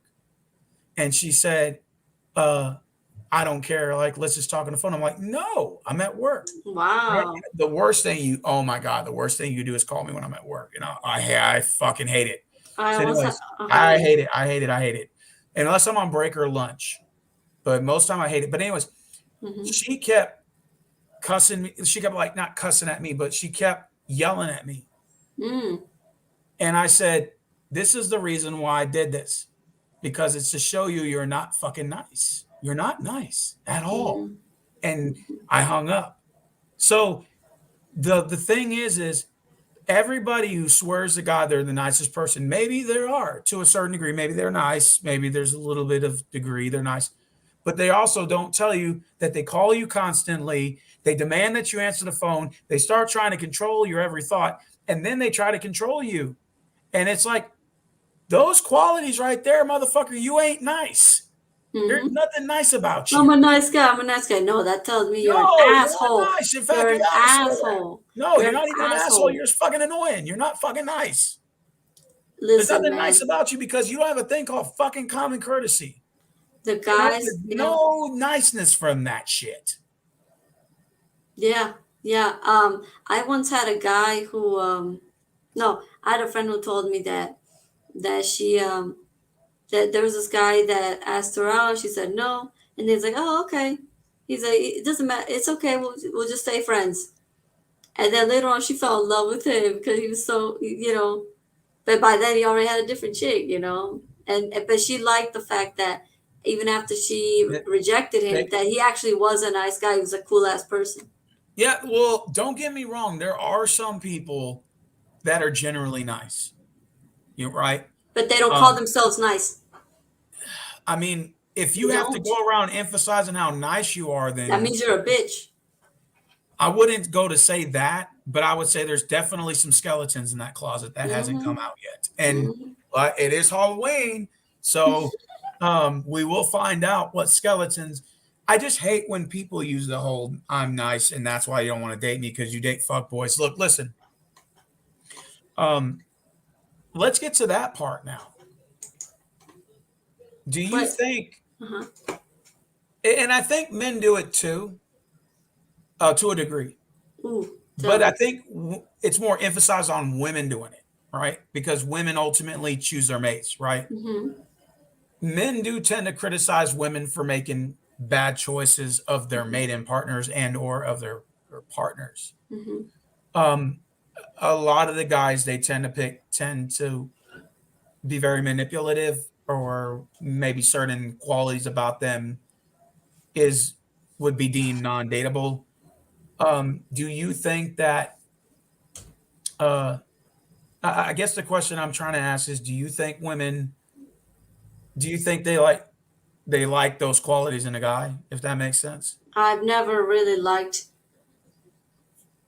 fuckboy or asshole behavior in guys. So as soon as I detect it, I'm like, I'm out.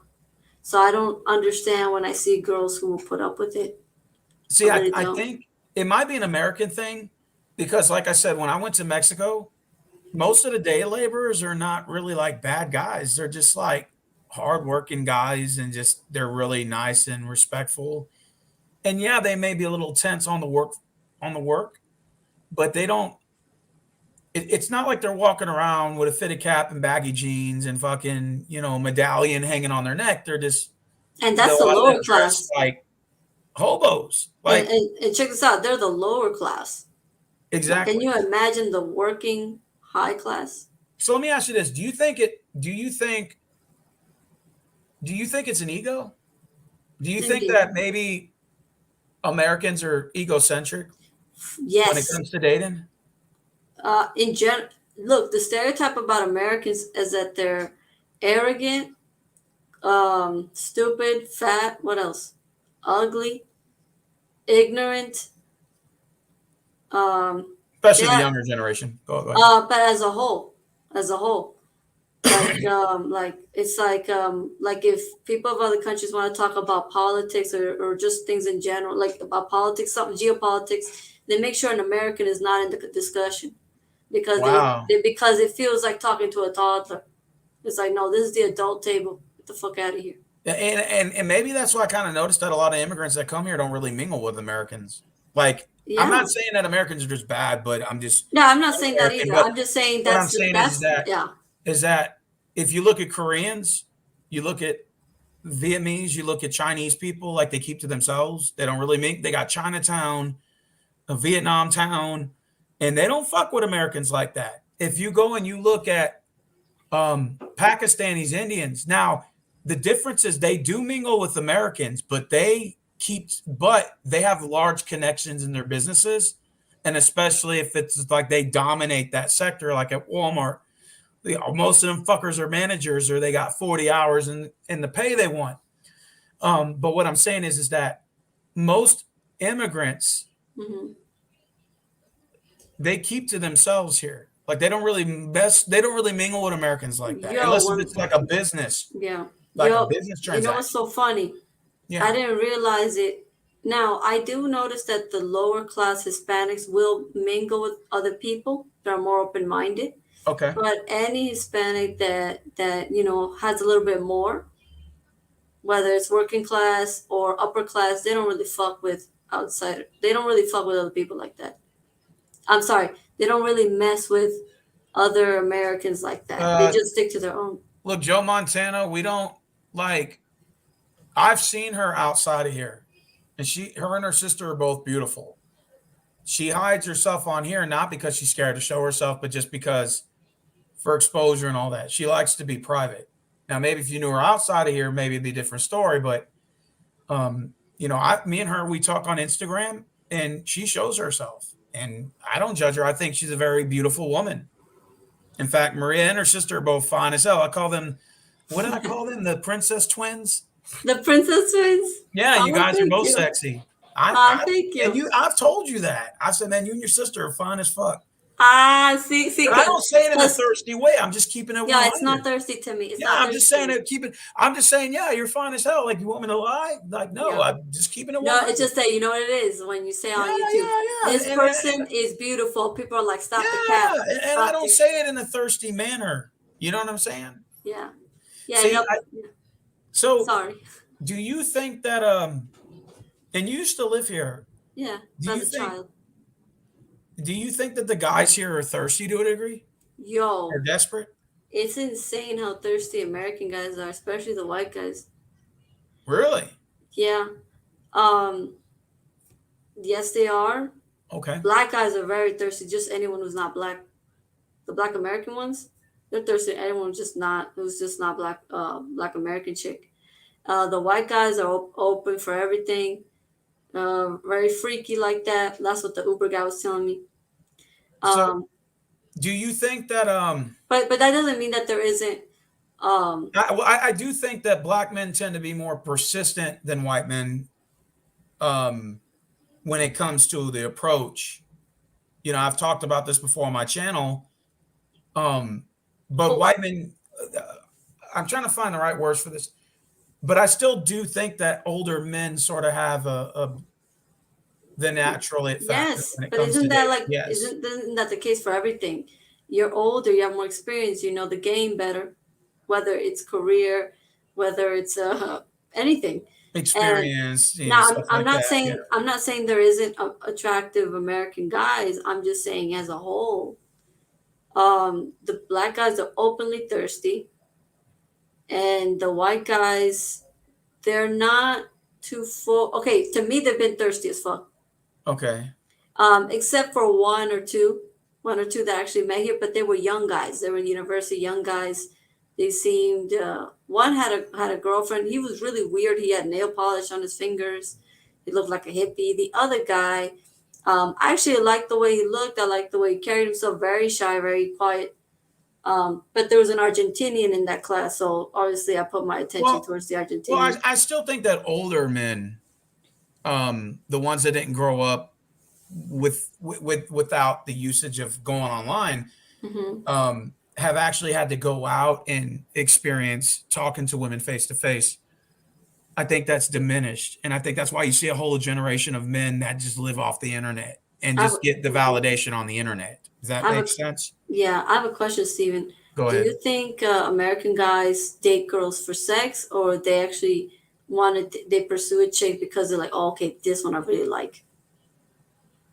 Or do you think they're like, man, just anyone? I think the problem is that, like, amongst the superficial thing from both the male and the female, I think another issue that I've always had was the fact that in this country they try to, I call it like the questionnaire generation, where they question dating, marriage, and all this stuff. And I think that if you question marriage and you say marriage is pointless, and that's in this country, they try to push marriage as to not have kids, to not be married. That's like sort of the thing that I've been seeing, and now that's becoming more taboo. Do you be an independent, get your money up, be independent, and get all the girls or guys you want, and then you don't have to be settled down with anybody. And I think that when they get, if there's no point in marriage at all, period, then there's no point in dating. And if there's no Mhm. point in dating, there's no point in commitment. Mhm. And if there's no point in any of that, then people just say, okay, well, then just open your legs and let's get it going. Mhm. And I'm not saying if you're not trying to get married that that's bad, but if everybody's thinking the same and it's what's trendy, then how do you expect people to come to the table when it comes to being a 50-50 person, or, Mhm. and I think the thing is we live in a selfish, entitled society where we have like being poor in America is not the same as being poor in Costa Rica. There's a big difference. Mhm. And I think the fact is you have people here that are so entitled with high standards and a little bit of egocentric and a little bit of like narcissistic that's why we're in the position we're in right now. And I think that that's a bad way that a bad turning point where the society's going. Now, granted, there is things culturally that are good about the United States and the Oh, American of people. course, you can They're join the they're middle the class and yeah, but most people just care about the money part. yeah, I agree. Now, when people think about good, good, like when people think of the U.S., they think about how much money they can get. That's it. That's it. That's the And bottom line. and gay rights Yeah. and gay rights. And, That's and about see it. that the thing is I've talked about this before on the last stream that we were supposed to be on, but your head was hurting, and I get that. Hmm. Um, I said the problem that's lacking is teamwork, Mm. right? So in order to be in a relationship or even in your work life, if you want to be productive, you need to work as a team. And the problem is, it's like Psycho Candy said in the comment section, it's me, myself, and Irene, and I don't really care as long as I get paid. And I just think that that's a bad way to think. I think I it's very uh-huh. selfish, actually. I notice a lot of songs, a lot of a lot of music from the United States, like from American artists, not immigrant artists that come from other countries. No, no. American art. I noticed that a lot of music is very me, me, me. What I can get, me, and me. White guys do simp. Wait, what do you say? Go back, go back. Virgin. It is not racist. White guys do simp, and black guys come off as thirsty on social media. I've seen this. Yeah, Yeah. I agree. I agree Yep. 100%. I agree But 100%. yes, what's racist about the truth? Egocentric. Yeah. I mean, I'm not saying that I believe that. Well, okay, I kind of do, but I'm saying that's the image of Americans globally. Yeah. Globally, like in the middle. Yeah, and I I think think honestly, I think we just have too much time on our hands. And I think that's why we are the way we are to a certain degree. I think the Um, culture. I think the culture teaches you or raises you up to um what was the word? Oh man, I must. Okay, like in other countries, you kind of grow up wanting to know about other places. You know what I mean? And with the United States, I've noticed they don't know anything about anything outside their borders. And even when they want to stereotype other people, they don't do it right. Or like they kind of don't know things. Like it's insane. Where people are just like, I'm not even gonna explain myself. Let me just get my money and get the fuck out of here. I've so heard what that a about, lot. yeah, I mean, and that's the thing. Like, again, when I talk about like work, like even in dating, like it actually spreads to other factors when you have a selfish mentality and you only think about yourself. Um, the thing is even in the workforce, if you don't want to work as a team, then everybody just goes rogue and does their own thing, and it affects productivity. It affects the morale of the group, and that's why like you're Serve taking me, do long it for breaks. me. Yeah, I'll say this. Listen, there is a lot of admirable things about Americans and American culture and in history. Okay, um, but most people remember the bad. Like, okay, when people think of Americans, they're not thinking a lot of good qualities. And I think American culture kisses your ass. Whereas in other countries, the culture is not telling. It's not. I didn't grow up thinking I'm the center of the world, And I remember I had a friend, my friend Andres asked me, Maria, what do you think matters more, yourself or others? Now he said myself, but he's a gay guy, so obviously he's gonna say himself. But I said others are more important. And I said that because if I was on an island alone, I would I would feel very lonely, and just my meaning would kind of go to zero. Like, but if I have other people get to see me, I get to talk to other people, I get, you know what I mean? Like your value comes from other people, as in as a population. It's not all about me if I Okay. can't share it. Like, let's say, like, for example, I showed you my Britney Spears cup holder. It's not the cup holder that was cool. It was cool that I got to show it to you. And I think that human interaction, there's nothing more stimulating than that. Oh, hands down. That's why I like doing That's this. why I like always get out of the house. Like even when I'm not at work, I go on hikes, I do all this stuff. Nobody wants to go out anymore. Like I just literally said that the other day. I've said this multiple times on my channel. Oh, and I'm sorry. I don't want people to get them wrong understanding. There, people in other countries are ignorant about other places too. But the thing is this: people from those countries don't lecture other countries.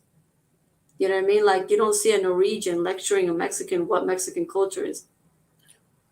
And I noticed that with Americans, they got Americans online lecturing people like me about what my people are like. They literally stood up there and say my country is colorist and racist, and I'm like, wait, who the fuck are you? You never grew up here, huh? What are you talking about? I've seen this. They try to promote that, and I'll say this: you fuck off. You can fuck off heavily. Fair enough. Steve, ask Maria, do Costa Rican girls even like US guys? Yeah, if he's cute and a cool person. Let me go ahead and send in Edgar. He wants to come in the chat room. Edgar, do you have Instagram so I can send you the link? Edgar is Honduran, isn't he? I believe he is. Yes, I've spoken with him under Does he another have video. Instagram? I don't know. But guys, don't misunderstand me. There is admirable things about the United States. Don't get it Oh twisted. yeah, yeah. Don't get me wrong. Yeah, there Yeah, are a lot of great things I'm not here. about I'm this not here to country. shit on the Americans. Other people from other countries do that enough. Rick said, "Do you think people in the United States are too superficial?" Oh, absolutely, 100%. 100%, absolutely. Why do you think you got all these people that with all these high fucking standards and they're not even a fucking 2 on a 10 scale? I mean, dude. I mean, there's nothing wrong with having a Yes, standard, but when you're it's so superficial like that, like, yeah. dude, have you looked in Listen, the the mirror? guy I fell in love with, this guy wasn't even like his face. He wasn't okay. He wasn't like a pretty boy. He he was okay. Somewhat even ugly, just a little bit on the face, but he was sexy to me. Nothing But wrong it's with that. because I liked his personality and I liked his smell. Oh, I'm very. Oh, okay. Another topic, Stephen, that you wanted to talk about. What other than looks? I'll Yeah, tell yeah. you what other Okay, than yeah. looks. What other than looks do you find attractive on a The person? smell. A guy can look good, but if I don't like the way his natural smell is, there's no way. The thing with Juan, the guy I was in love with for 3 years, um, I liked his smell, and I would look at this motherfucker, and I'm like, you're not even that cute. Why do I like you? And it was his personality, and I actually liked his smell because I'm very sensitive to that. So, Edgar, what's your Instagram so I can send you the link on there? Ask Maria, do you girls even like U.S. guys, and what's her best advice to get a hot girl, Costa Rican girls? Do Costa Rican girls like U.S. guys? Yeah, it's not that they're not gonna like you because you're from the U.S. It's just that they assume you're a trick anyway. And then, what's her best advice to get hot Costa Rican girls? Be a hardworking man, have a good personality, as in value the right things, shower. Um, do you have any, Steven? Do you have any idea how many American guys come here and don't shower? Oh, I didn't know that. When That I doesn't got sound like a good when idea. I got to Costa Rica, the kids kept asking me, "Why don't Americans shower? Why don't Americans You shower?" talking about the American guys? Yes, the white guys, but yeah, they're Oh like, "Why don't?" wow. It's because when they say the gringos, that means American guys. Usually, it's the image is a white guy, but black guys can fit in this too. All they gotta do is be American. They kept asking me, "Why don't they shower? Why don't they shower?" And I asked my mom, "Mom, why do they keep asking me whether they shower or not?" And she said, "It's because there's a lot of American hippies who come down here, so they just assume Americans don't shower like that." And it's true, man. They be coming here looking busted. You got a white guy in dreads, looking stank, and the chick right next to him looks tired and exhausted. I think the older white guys got a lot of game. Um, No girl wants a nice guy, that's for sure. Not Um, so much the younger ones. Not entirely. Some, yes, but not a lot. what the fuck is up with Maria and Pretty Boys? Okay, when I say Pretty Boy, I mean a physically attractive dude. Now, if they open up their mouth and sound stupid, then they can get the boot. So, what's the best advice to get a hot Costa Rican girls? Hey, man, I'm sorry, but like sometimes it's not your race, man. Sometimes you don't smell right. All right, let me type in Edgar real quick. Edgar, is he on yours? Edgar, no, I don't see anything. Let's see. Let me try to find him real quick. Balvatin. Oh, okay. I didn't put the I in. I put A. Don't get me wrong. If you're like a Okay, I think I've yeah, seen him. Are you like smiling in your picture or something like that? I don't get No, anything. no, I'm asking him. Oh, okay, sorry. He has like 2 post 18 followers. Is that you? If that's you, then I'll send you the link. Hey, you said you hated getting called during while you're working. Oh, I can't Man, stand that shit. That's the worst thing you can do to me is call me when I'm at work. Steven, I hated that. This sexy ass motherfucker calls me during my work hours. I'm like, sexy bastard, I can't sent you you the call link and me? I followed you. Go ahead. I'm thinking, sexy bastard, why can't you call me in the afternoon? And that was the only time he called me. We never called the video again. But don't you think it's crazy that you can be a guy 5'4", or because I mean I'm 5'11" again, but you can be a 5'4" guy, 5'2", 5 feet in Latin America, and that doesn't even make it.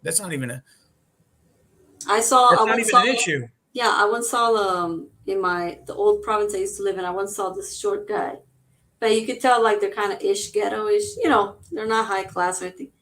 But he's a short guy and he's holding on to his pretty girlfriend. She's taller than him. She's wearing heels, but he's holding on to her like ain't no one else gonna take her. Like holding on to her um, very determined, holding on Okay. very tight, right? Yeah. And this guy's shorter than her, and she's actually really pretty. I saw him like, yeah, she's pretty. You know, he ain't getting no fugly, no way, no how. Okay, Abercrombie, Fitch, Fierce, smells sexy. I don't know what that smells like. So Maria, how many times do you wash up? Every day. If I leave the house and then come back, I shower before I sleep too. So I shower in the morning, and then if I go out and come back, shower too. You know, many times. I Yeah. enjoy moisture. I take pride in like I'm very into like skincare right now. So yeah, But isn't it crazy about how, like, and again, like, men naturally had to go up to girls to get their numbers and talk to women. Now you don't see that. Like everything's about being on the internet. Like everything's internet validation. Like I literally see dudes fighting over what girl went to whose panel.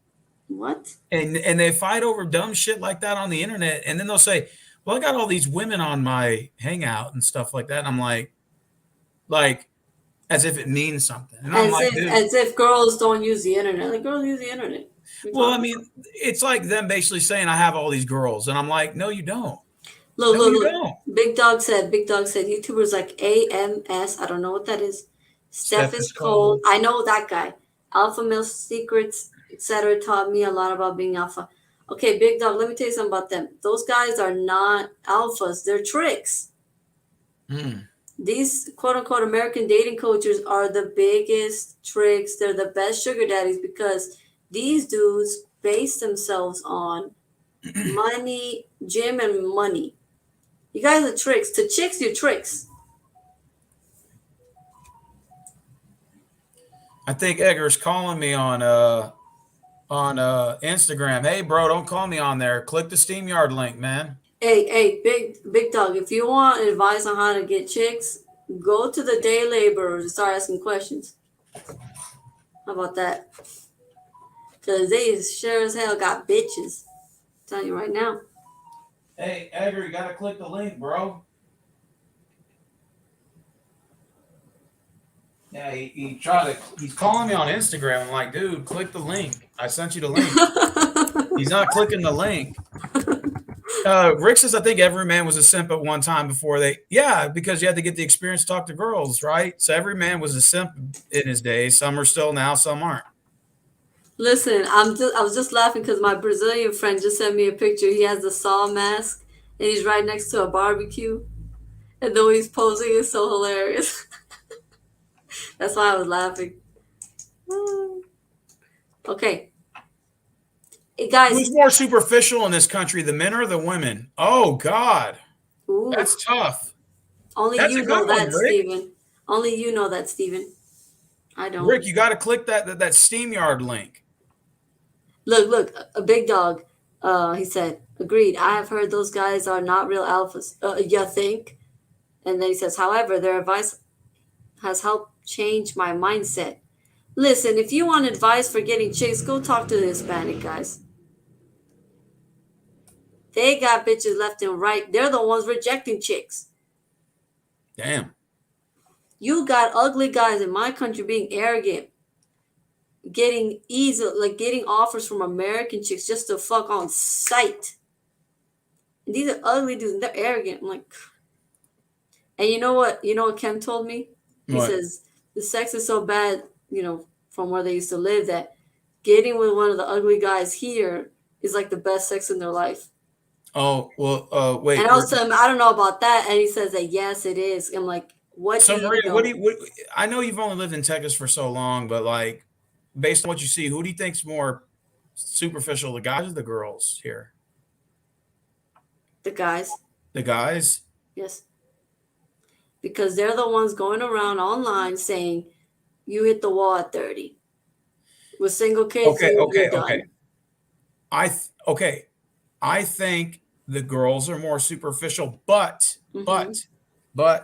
I think a lot of that has to do with the pedestalizing that the guys are doing and the simping that the guys are doing I think a lot of it has to do with that. I saw a lot of now this I did see a lot of American girls that were kind of resentful about the situation with the guys there, that they turned to a specific gold digger on YouTube, and then her channel grew, her message grew, and then there was more of a gold digger mindset because it was a reaction to the guys not really committing to them like that, or them getting hurt.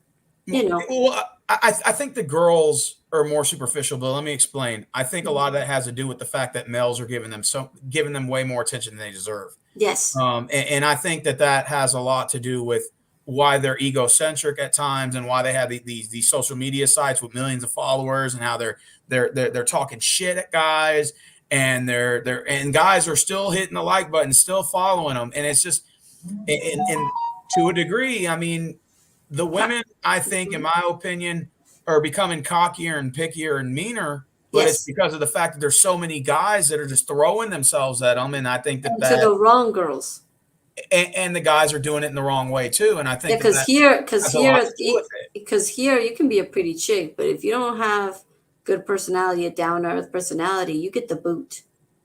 Period. Like, I think the males and to a degree have set the standard so high for these girls because they're literally simping so bad on the internet that these women, they're like, well, I don't have to go on a date with none of these suckers because they'll just send me money online anyway to my OnlyFans. And I mean, I'm just keeping it 100. That's what it is. You know what's so funny, Steven? That's what it is, I have this Reddit page that sends me notifications if the topic's on Costa Rica, right? I don't, it's just something I set up, but I never got took the time to take off. But anyway, so I got a notification, and the question was to Costa Rican guy, says, "Would you ever pay an OnlyFans account?" And they all said no. And then I had one of the comments, one of the guys answered, "I would never pay for an OnlyFans. If anything, they gotta pay me." I think the guys are just as much to blame. I think when you're a guy that Guys here don't really. pedestalizes Guys here women, don't pay for OnlyFans. yeah, Guys here when you're a don't. guy that's pedestalizing and you're putting these women on a pedestal like the Kim Kardashians and all these chicks that don't deserve it, like they don't fucking deserve it. Bad Barbie's another one. She made $1 million the day she turned 18 on her OnlyFans the first night. When you see stuff like that, that shows you there's not just a problem with these girls, but it's a problem with the fucking guys too.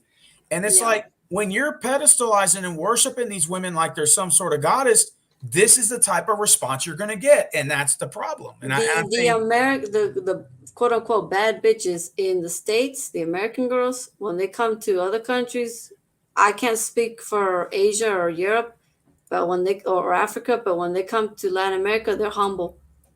They tone that shit down. And I don't that's know. And so they're not, and I'm sure they're superficial here too, but it's like not that much. Actually, they throw themselves to the guys here. And that's why guys here don't really sweat chicks like that. It's like I get it, foreign or local, don't mean shit. But also it's because here, you can be pretty, but that doesn't mean anything. It's like, okay, you're pretty, and what? Are you a uh, kind person? Do you share the same interests as me? Now I'm sure there's some guys who will favor girls with big asses more than the flatter chicks, but it's like here it can't just be looks. You gotta be a cool person. like I said, when people criticize me for not dating or anything anymore, not going out, and like I said, it's been like 3 years since I've, you know, like dated and had like a serious thing with any women. I just sort of hit the reset button is because a lot of the times, like, I'm gonna be honest with you, is a lot of the times I didn't really like, I didn't really stand up for myself. I just kind of like let women do whatever they want. And it's just kind of like, again, it's like, if you don't stand up for yourself as a man and you just allow women to do things to you, or allow people to take advantage of you, then that's not a good tone to set. I do criticize girls on that. Stand up for yourself. Don't allow these motherfuckers to run shit the wrong way. I think it goes both ways, right? Yeah, Is yeah, it fair both to ways. say? Okay. Yeah, I would say that too.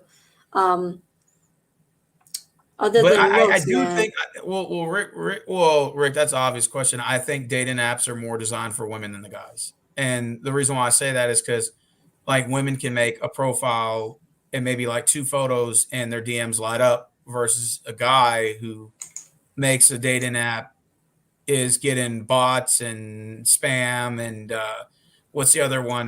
The catfish profiles and it's everything but a real person. Let's just put it like that. Look. He asked Joe. Joe asked Maria, "Do Costa Rican girls approach guys, and if not, then what signs do they give if they want a guy to approach?"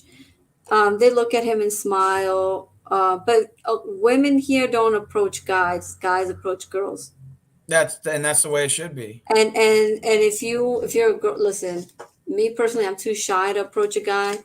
But here, I think if a girl wants to let a guy know she likes him, she is very kind to him, shows him more attention than the other guys around the group, stuff like that. But it's guys approach girls here, period. So Rick says that typically the girls here in the United States are always prone to dating promiscuous guys or whatever. Is that a U.S. thing, or is that just like, what are your thoughts on that? It has to be a U.S. thing. I've never heard I of think something that's a like that. United States thing. I think Yeah, that what I've heard, like like I keep hearing American guys say girls like bad guys. I'm like, what are you talking about? nah, that's in the United States Yeah, because if a guy's mean predominantly. to I me or think most bad, I'm like, girls get are the into fuck that out my ain't shit face. guy type of thing. Now, But honestly, yeah, go ahead, go ahead. mind you, there's girls around the world date bad guys, Yeah, of course. who maybe um, he doesn't deserve her and stuff like that. But I'm saying like it may not be as big as over there. Because if I find out a guy is very promiscuous, I'm like, I don't want to have anything to do with him. I mean, there are some guys that get girls that approach them, but you Women, just have to be yeah. naturally like good looking. I mean, you have to be a guy with some pretty decent looks, or you got to look the part. Like, I'm not saying it's wrong. Me, I worry about women approaching guys because I don't want to be seen as desperate, and then he thinks he can, oh, I can do whatever with her. No, no, no, bitch. I like you, but don't get it twisted. I ain't chasing you. I'm showing interest in you. You know what I'm saying? And that's why I don't yeah, and approach. that's an issue. It's like, I mean, I know some guys do this too, but I just feel like people want to be chased now. They don't want to be I want to be like. I chased. don't We mind don't lie. pursuing someone if I feel that I have like a chance or some sort of like connection, Hmm. but I don't want to chase. And I notice a lot of the times, like I see people like chasing after somebody. It's like sort of like that's kind of like normal for like someone to be chased here, and it's like Really, like a lot of people like to be chased, and I just think it's dumb as fuck. I like it. Shit, You but like being chased? of course, Well, I don't mind being pursued. Well, no, I think there's a pursuit. difference between you pursuing somebody and you chasing them. Yeah, like Big a difference. courtship, like a courtship. Yeah, like a courtship, if you're pursuing somebody, that's a big difference. But when you're chasing them, to me, that sounds like you're chasing somebody that's either out of your league or you don't have a chance with. That's a Romeo Santos song. It's not love, it's an obsession. Ask Maria, how does she compare U.S. girls to CR girls' looks and attitude? Who's better? I will always say Latinas are better, period, because globally that's our reputation. Um, now, okay, looks. Hmm, I would have to be there to check it out. Attitude. I think girls here have better attitude, you know, but that's because it's a more humble setting, and where in the U.S. it's a more superficial setting. Like one thing an American guy was telling me was, um, in the U.S. they always ask, "What do you do? What do you do? What do you do?" Here, that's not the first question you ask. That's one of the last questions you ask. And he was telling me it's because they ask that question to know how much respect they're going to give you. I don't know if you think that's true, Stephen, or if it's exaggerating. Repeat that again. Okay, so that basically, then the United States ask your name and then what do you do? Almost as if that's almost as if that's who you are with your job. Whereas here, your job does not define you. It's just something you do to pay the bills. Yeah, yeah. Your job And doesn't define you here. I totally agree with that. no, no, over there, does it? No, no, it's not what you. I mean, like society wise. An American guy was telling me that in the U.S., one of the first things they ask you is, "What do you do?" As in, what do you work as? Oh yeah, To yeah. kind of know trying to know your job rank. Oh, Whereas, because they want to know where you're at on the totem pole. yes, whereas Oh, here, okay, gotcha. that's not something you ask right away. You sneakily ask, but that's not something people want to be asked nor want to answer because let's say they're a janitor, they don't want to be talking about, oh yeah, I'm a janitor to a lawyer or to a politician. It's like, no, no, no.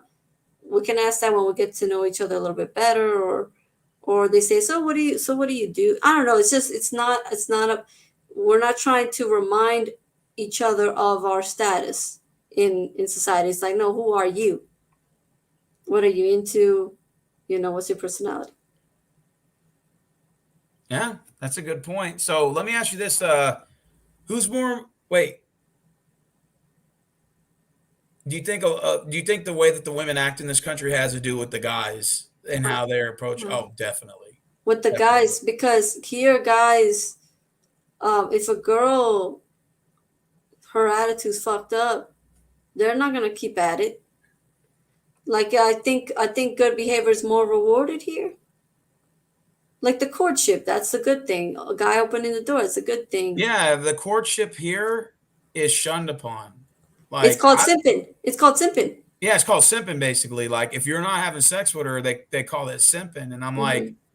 I can't believe the amount of guys that will actually come at me when I say that. I'm like, even if I spent like $30 on the date, they're like, "Oh, you didn't smash. That's $30 wasted." I'm like, "Look, I can wake up the next day and make $30 again. That's not I'm a like, big I deal." heard a Venezuelan guy, and he was telling me and an American girl. He was saying that he would tell his guy friends, No, he was telling us I had never dated a girl for sex. And he says that if a guy wants to date a girl for sex, then he should just go pay for one. And leave it at that. And Well, that's, yeah. I will say this. A lot of guys, and I've even said this, they say if you get rich or win the lottery or become famous, you say, um, you say, I'm never going to get married. You know, like I would just have many girlfriends. You Hmm. know, I have heard that term before. You know, Hmm. but like I don't know, like I guess What they just in, should say, what they really want to say is, I'll have many sugar babies. yeah. That's what you're going to get, bitch. No, So what about in your country? Is marriage a big thing still? yes, but now it's changing because I was Really? in this sense. Now, because like I said, things are getting more globalized. People are things are becoming more liberal, right?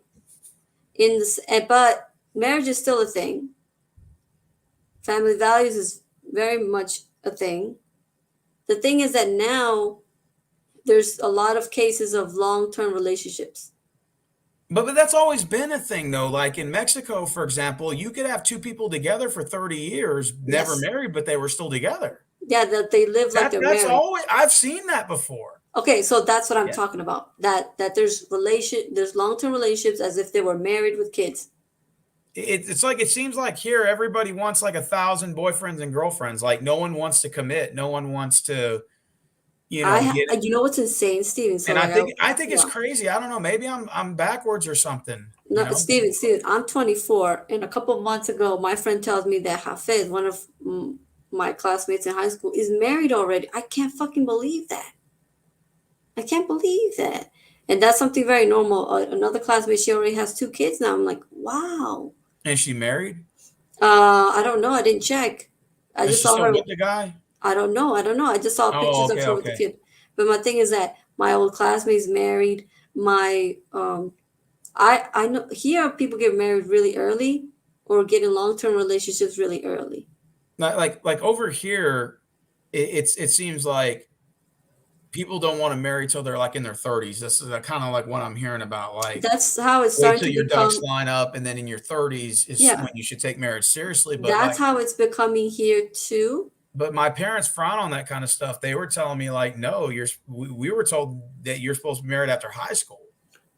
You know? My parents, they did it's funny. I see some. I saw this American girl say that in other cultures they give like a woman a rite of passage. I'm like, when the fuck did they give us a rite of passage? My parents didn't let me have a boyfriend for shit. I didn't get any advice for shit. But luckily, um, I still got to have standards. I've never been really fucked with like that. Even the dude I love that I was lusting over and stuff like that, he wanted to put me in a fuck buddy position. I'm like, no, motherfucker, you're gonna court me. And when I found out he wasn't gonna play his cards right. I'm like, okay, we ain't gotta do nothing here, man. We ain't gotta do nothing. And then he's Well, yeah, I don't think the women here in this country are as bad as they say they are. yeah, I But agree with that. well, okay, I'll rephrase that. There are some women that will commit. I think the problem is it's most of the girls that are like that are the ones that those guys don't want. That's just what I think. I think there's a lot of good American women. Yeah. It's just the guys don't want to commit to them. That is true. That's true because I remember like my what was it my buddy was telling me Marvin was telling me the other day. He said like women commit faster than the guys do. And he told me that he was 38. He was like, I'm just gonna be honest with you. Like we had this discussion because we talk about this kind of stuff at work because I work with him. And he was like, I'm like, so who do you think commits more, the guys or the girls? He's like, oh, hands down, the girls do. The girls Mhm. fall in love with the wrong guys, but they still commit faster than the guys do because it's harder for a man to commit, believe it or not. I said, really? He's like, yeah. He's like, you have to Uh, be very mature in order to do that. You know, look. Ask Maria. Can CR cook, and how do they treat their man? They treat their man well, but guess what? It goes both ways. A woman is good, the man is good to her. and, Hey, Edgar, it's saying they need to connect your mic and cam before I can add you to the stream. It won't even give me the option to add you. I see you in the background, but it's saying device is not connected. So you need to turn That your camera. You need to turn your microphone on or your camera on. You don't have to show your face, but just Diamond Princess High. It says, I feel like you should have your life together first before getting married. I agree. And then she said, men should learn how to cook and clean. See, that's the thing I'm trying to say. That's the problem, the guys, because they're focused on, can she cook? Can she clean?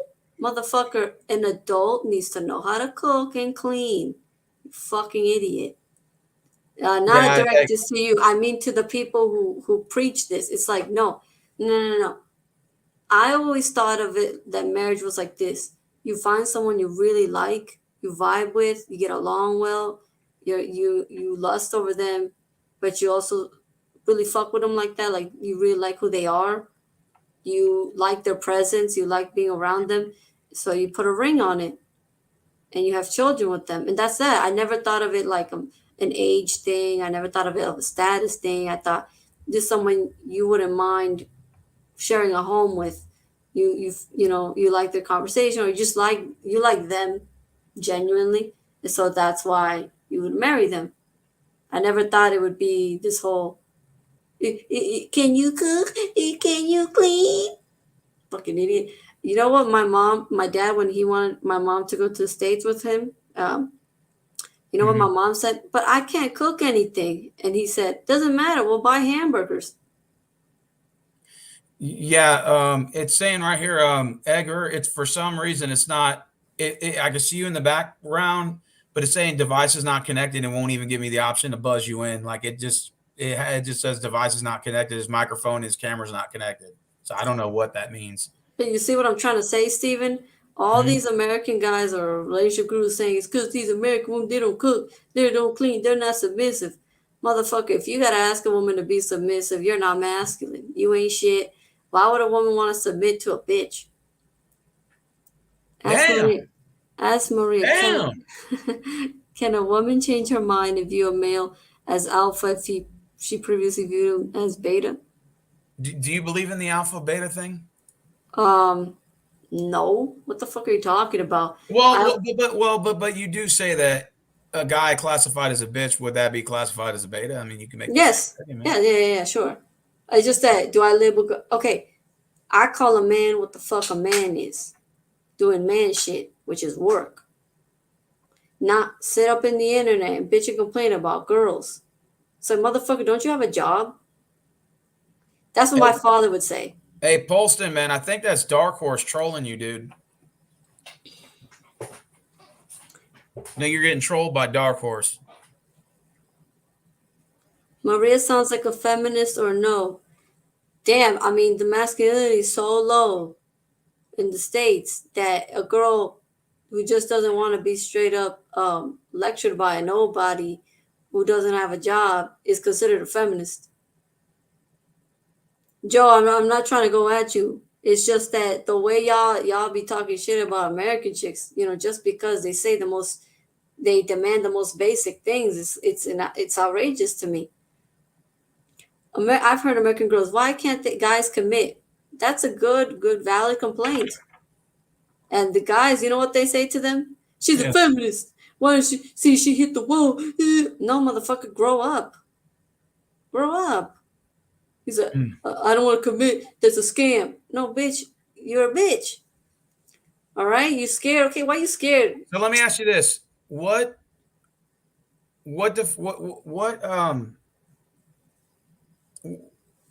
is your definition of a man? Someone who is a family man, someone who cares about the community, someone who spends most of his time working, someone who is a problem solver, someone who cares that the elderly are taken care of, that children are in a safe space, just basic stuff. Damn. I think that, for example, I've noticed that for married men or family men here, I kind of treat them better than single guys, as in like I'm more overprotective of family men than I am of single men. I've noticed that. Why? Because I know that family men here, the fathers, are very important people. because they have people who worry about them. You know what I'm saying? That's what I consider a man. Now, if now Eric Cam was telling me that you got some American dudes think that masculinity is about being muscular, fucking a bunch of chicks, being promiscuous. What's another thing these motherfuckers be saying? Being Well, yeah, served. when I was growing up, it was always about the number of women you were sleeping with made you a man. But Mm-mm. I don't. I think that I think we're sort of good. I mean, maybe that still sort of emphasizes a little bit, but I don't A think that. little. Yeah, a little bit, but I Like don't it's think. not shamed. It's like, dude, you fucked this bitch. Wow, bro, that's so cool, bro. I want to too. But what I consider a man is a person with good values. If a dude be saying, I never want to get married, I don't give a fuck about my community, he's only worried about getting pleasure for himself, I'm like, that's a bitch right there. Now I wouldn't trust him. And I wouldn't trust him. If I can't trust you around no kids, I don't consider you a man. You know what I mean? And I base everything based on what I saw with my dad. And my dad was a person with flaws, but Okay. guess what? My dad always put his family first. It's just basic things. Um, uh, my dad hated guys who didn't work. He just hated guys who Yeah, like, in my family, you get shunned for not working. Like that's one thing I fucking love, and I wish they would teach that in every home. Like in my home, you can't go without a job. They fucking come at you. yeah, You yeah. can't you cannot work in this house. Now my dad I mean, said with a you woman, have to yeah, fucking work, bro. Like, yeah. Now with and yeah, that's the thing. Like in my house is, and I wish every household was like that.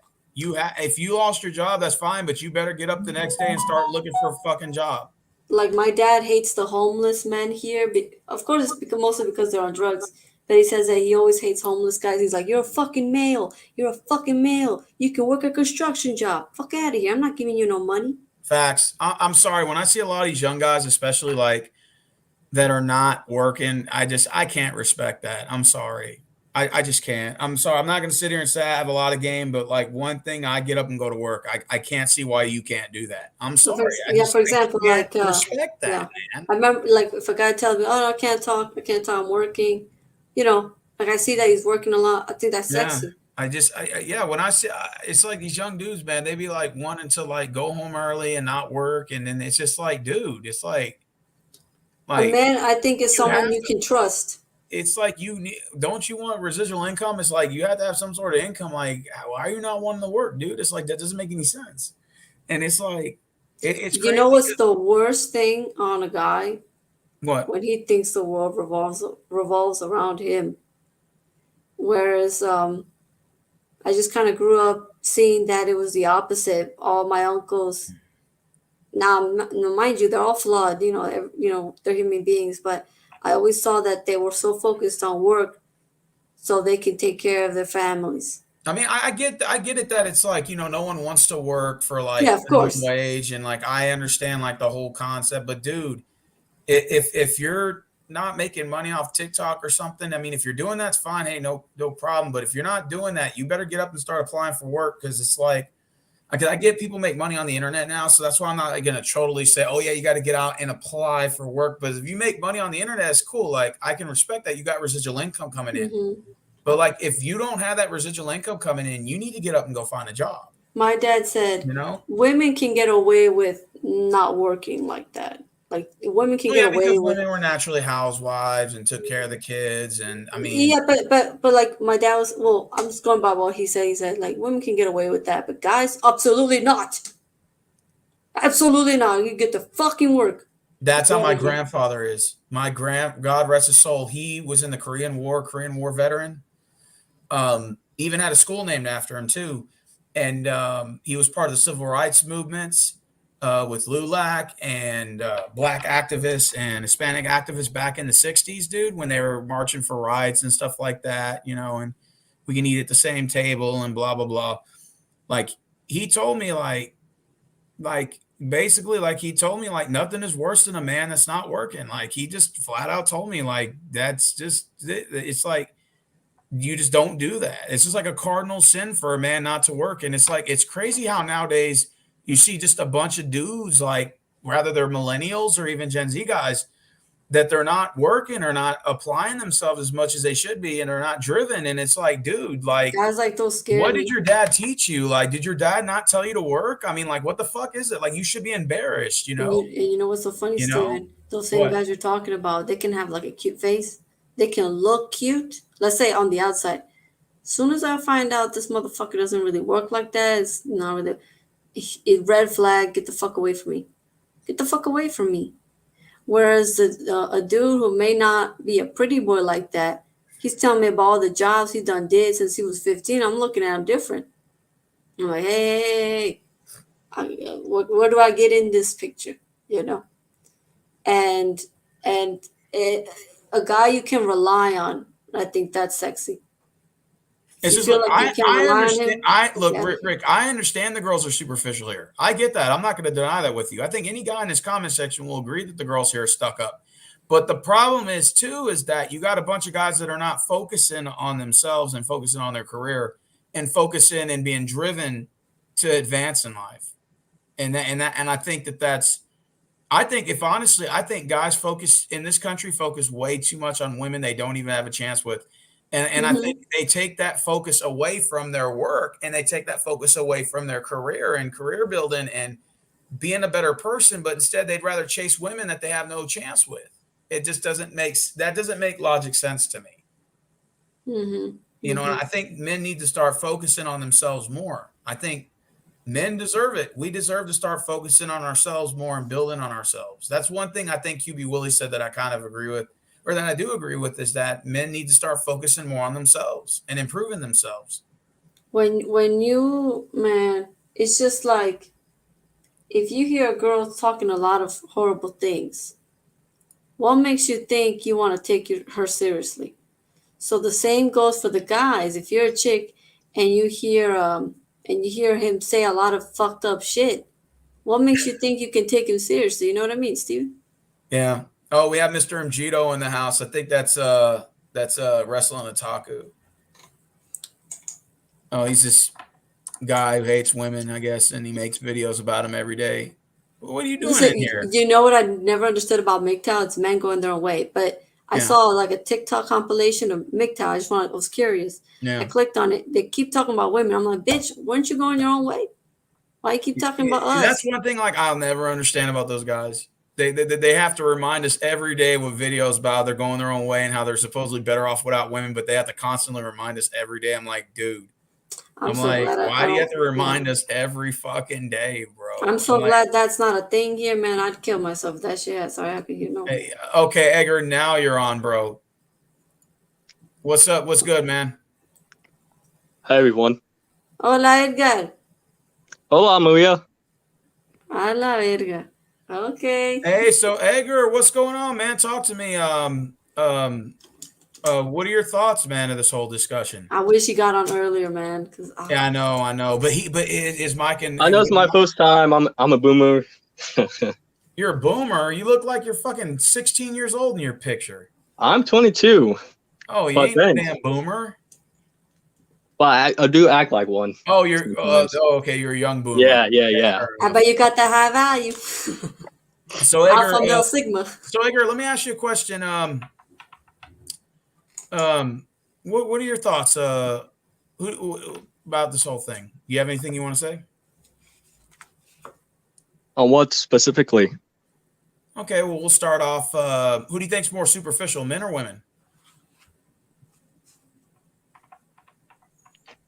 I would say a little bit of both, to be honest. Okay. Oh, All can I say this? Women are more outspokenly superficial, but if you look at who they date, they're not that superficial. How about that? I could Think agree. about it. Think about that. Whereas guys, they don't say much, but you know. Hey, Diamond, I'll send you the link, but I can't send it on here because there's too many trolls. So I've I'm gonna have to never send it heard Edgar's to voice. you I've somewhere never heard else. it. So Edgar, let me ask you a question. What do you think about Halloween? Do you like Halloween? Things you like, don't like about it? Are you celebrating Halloween this year? It is tomorrow. It is in 16 minutes, technically. Well, it's not my favorite holiday per se. The last time I celebrated was when I was 9, which was 2008, I believe. Are you going trick or treating tomorrow? No, I'll be working. I'm messing with you, man. I'm messing No, with I'm gonna you. be at home. Steven and Edgar, if we ever get together, man, we gotta do it big. We do if it's October, man. So Edgar, But- you date? No, I never been on a date. Never? Nope. And I thought I had no game. No offense, but what type of women are you into? Women. Well, that's a start. I think he's being sarcastic. Well, that's a start. He's into women. Okay. So Like specifically like tall, short, fat, skinny. well, Like- are you into like I don't know, is there a preference? Do you have like a type? Name a celebrity that it kind of says what you like. The thing is, I don't have one. I just like women. That's about it. I don't got no type. Bad bitches is the only thing that I like. That's Edgar. Yeah, I don't have a Do, preference. I do just men like. bad bitches. Rick said. Okay, Edgar, you want me to take this? Yeah. Okay, I'll put it like this, and I've explained this so many times, so I'm going to explain it again. The difference between women that date ain't shit dudes and men that date ain't shit women. The difference, but a bad bitch is an ain't shit girl. That's all it is. It's an ain't shit bitch you ain't gonna bring home to your mom. Okay, And she's just really hot. She's really, she's really, just really really hot. fucking hot. And To she's me, a bad bitch is a promiscuous, really, she's really, dancing, really and hot she person. may be very sexually active. Oh, really? Predominantly, most of them are. Really? Well, predominantly most bad bitches are sexually active. They're like Oh. the male version of the bad guy. Very Oh. sexually. I thought a bad bitch was just really, really, really, really, really, really hot chick. It depends. Okay. That really depends. But Okay. the thing is Okay. the bad chicks that the dudes fuck with, most of the time they don't date them. They just fuck them. Oh, okay. And The okay. girls fall in love with the wrong guys. Most of the time. Joe keeps asking, ask Maria, what do most Costa Rican look for in a guy and what turns them off? What turns them off is a dude up in here in these video games, lazy, don't or not well kept. Everything that would be considered degenerate turns them off. Anything that defines a man, what a fucking man is, that's what turns them on. But that's what they expect. That's the minimum. So then each girl has their own thing that they like. I know a chick who she says she likes chubby guys. I know a girl who says she only likes the black Costa Rican guys. I have to be specific because then some other people take it the other way. And then there's some girls who like the mixed look or black, but it's not really a racial thing. It's more of like a look because there's different types of looks. Some girls like guys who are into rock or whatever. I don't know. So Edgar, let me ask you this: are you I think they Honduran? value work ethics. Yes. Hey Edgar, you're echoing, dude. Look, hold on. My last thing, and then I gotta log off. I think Maria's problem is she's like only focused on the dudes that she kind of see on TV, like models, rappers, or movie stars. Listen, I'm not into rappers like that. That's an American thing. Models, that I don't know what you're I don't talking even about. like rap music. I I can't- tell people that all the time. I I don't can't- like rap music. The only rappers I listen to are women because the rest of the guys sounds like bitches. Models, I can't name a model to be honest. Movie stars, I haven't mentioned a movie star. I mentioned Hispanic musicians. So yeah. Maria's leaving. Okay, well, let's get some questions going in for Maria before she gets out of here. Maria, Let's look, we've go. been talking for 2.5 hours. This shit was Holy good. fuck. Holy I wasn't even fuck. expecting to be on here this long. I thought it was gonna be 1 hour at most. Oh, She yeah, wants Rico definitely. Suave at the end. Yeah, well, I'm in a country full of Rico Suave, so I guess it's gonna.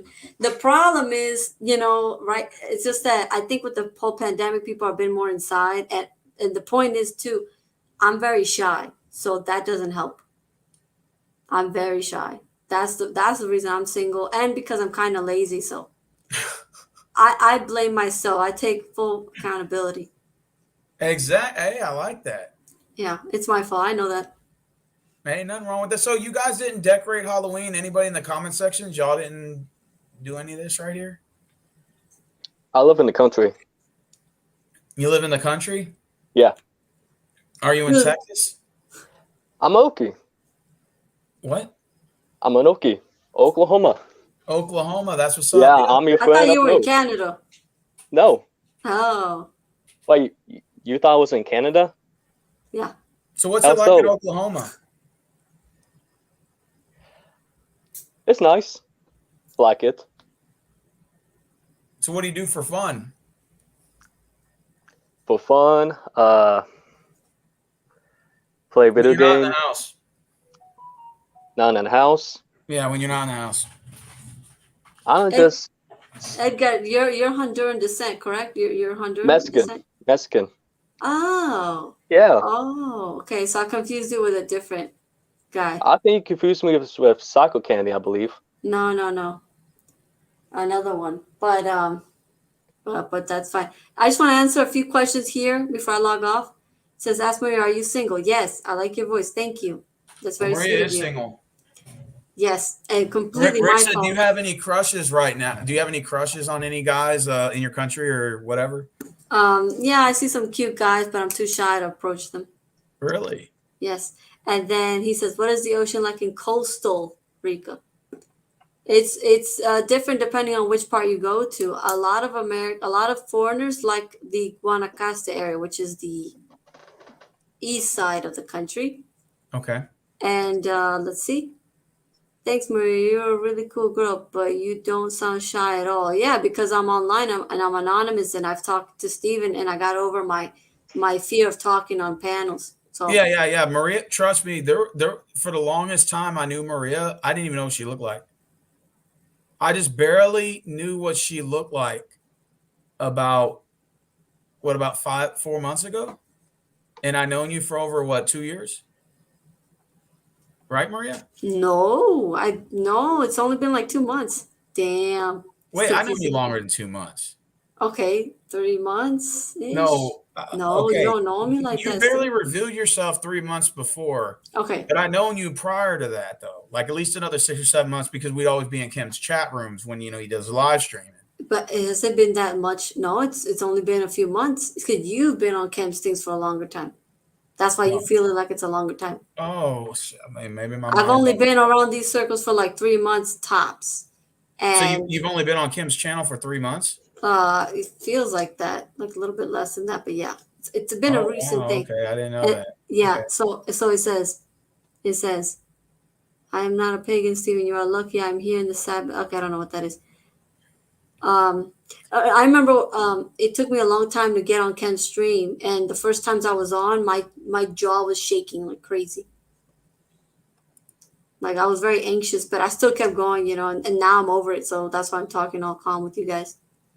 Oh yeah, definitely. We're- I would say that I have approach anxiety.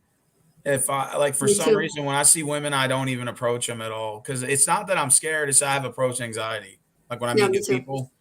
But once I start getting to know you and stuff, I sort of like ease down and ease along the way. Stephen, haven't you noticed that you kind of got to be friends or kind of have a conversation with people, like kind of be in conversations with people to kind of get the courage to say some, hey, or like kind of throw a compliment there, like a flirt there.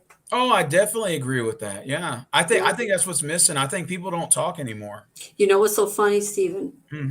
I was talking to my brother about this, about how it's funny when you don't try, people show interest, and then I'm like, wait, what the fuck? I was, because I assume there's no way. So you just be yourself, and people happen to like that. And like, wait a fucking minute.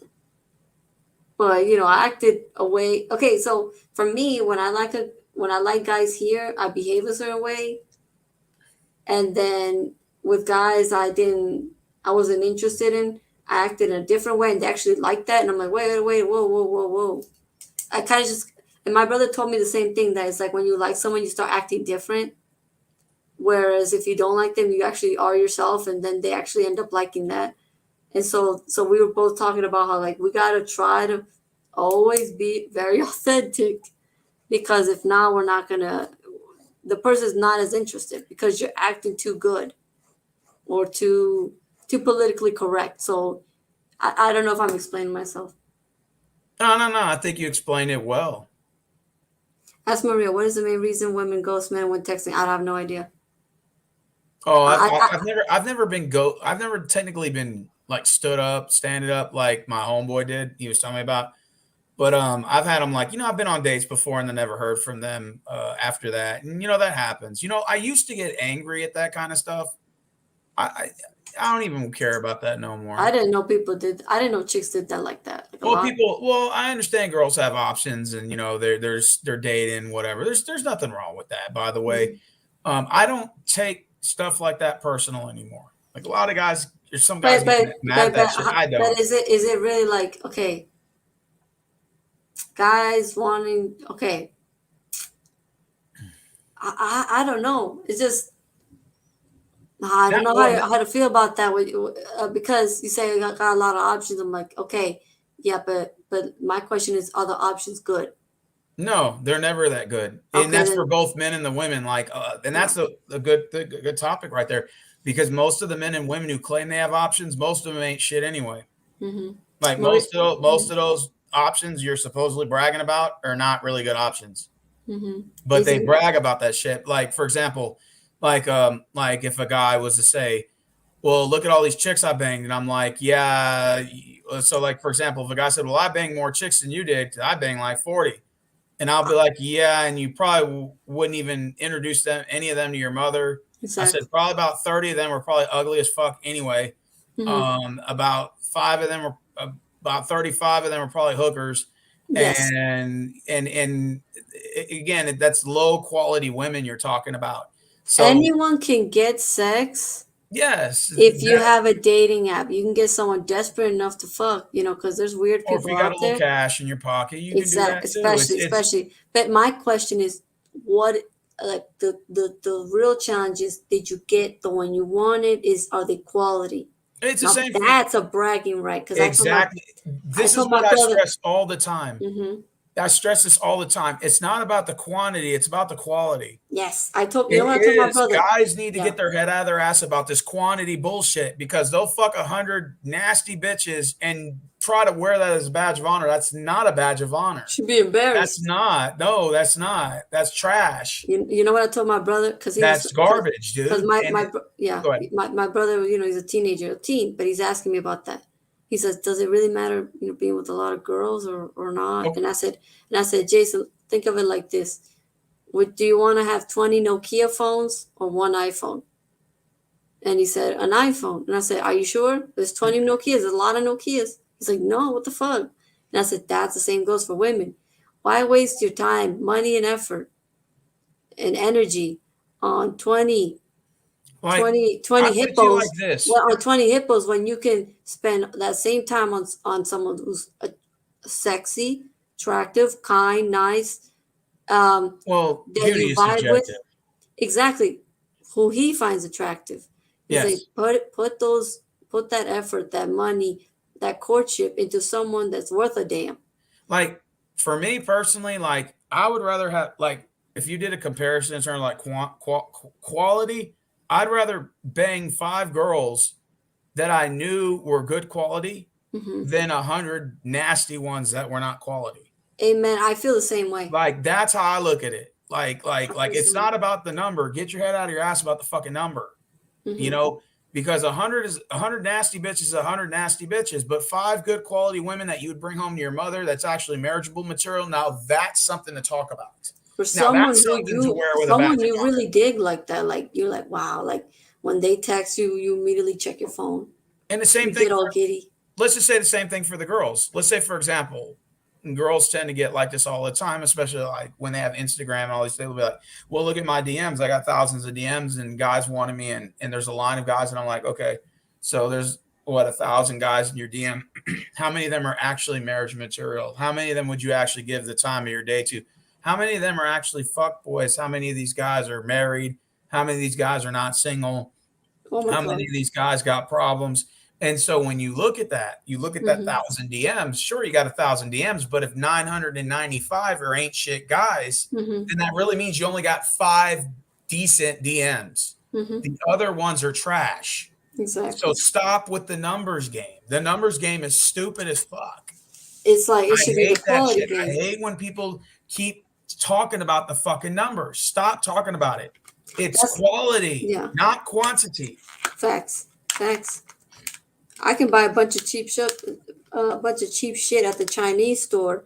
Fill my room up with shit. Hold on, fill up my room with a bunch of shit I don't need, or I can go to the mall and buy myself a high quality PC. Facts.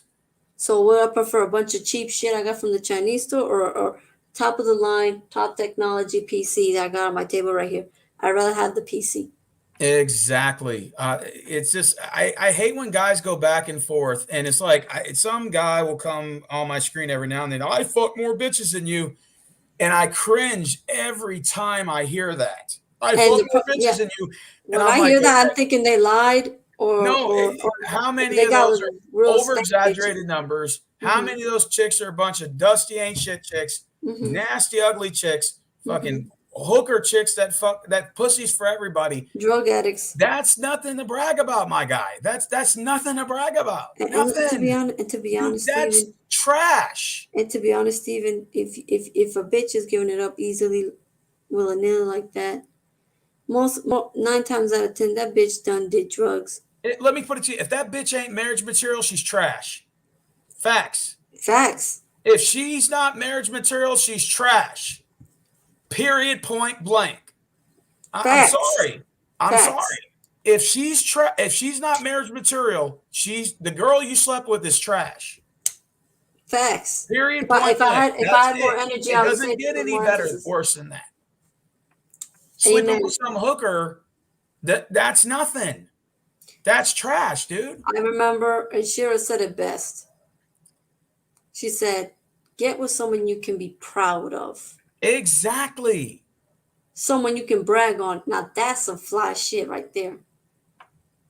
No. That's some bad. If you want to yeah. bang a couple of, women that you're not going to marry, that's fine.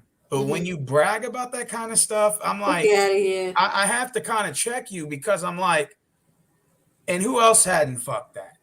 Come on, man. I mean, it's some of these guys, they act like they did something that no other guy has done. Well, I banged that chick over there. Yeah, you probably did. And guess who else did it? You ain't the only motherfucker that did it. And that's like that. Oh, God. It just makes me cringe when I hear the numbers. I fucked more bitches than you. I had more numbers. Than you.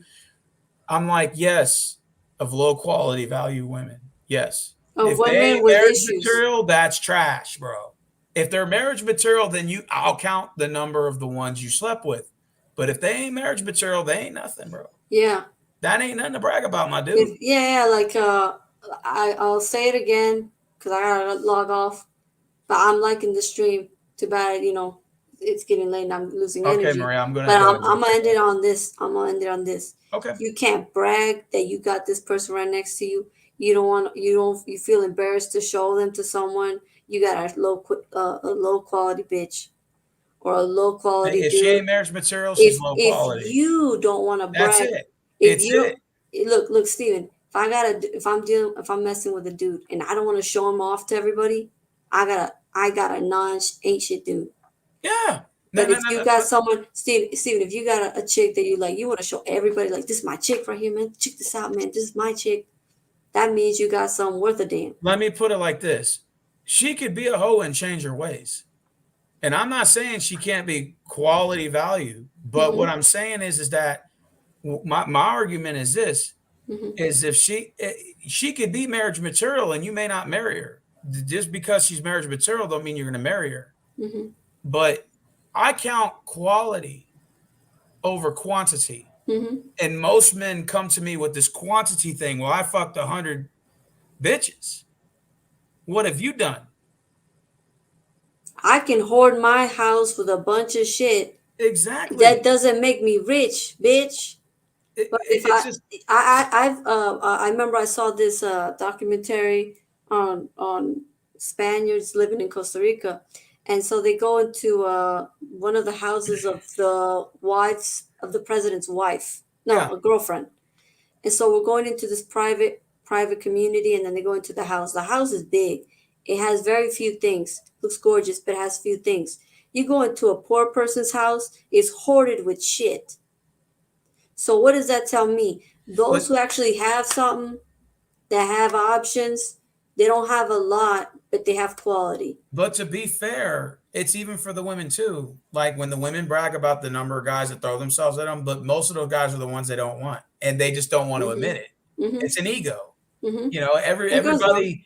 It's an ego at the end of the day because your ego is trying to hype it up the situation that's really not anything really to brag about. That's the point I'm trying to Sometimes girls don't want to, like, sometimes, girls want to show off their dude, like, this is my man, your man ain't shit, but this is my man, blah, blah, blah. But sometimes girls want to hide their guy because they know if he's worth a damn, like he's someone they're proud of and everything, they want to hide him so other bitches don't come creeping in. Oh, I think the worst, Rick said, what's the worst thing you could do to piss a woman off? I think I could answer that. The worst thing you could do to a woman is marry her, have a sugar mama on the side, and give all that money that she helped build your empire on to another bitch. I think that's the worst thing you can do to a woman. That's what made Shira's channel so big. That's the worst thing you can do to a woman. In 2021, That the is worst the thing you worst. could do to a woman is marry her and give your money away to side bitches.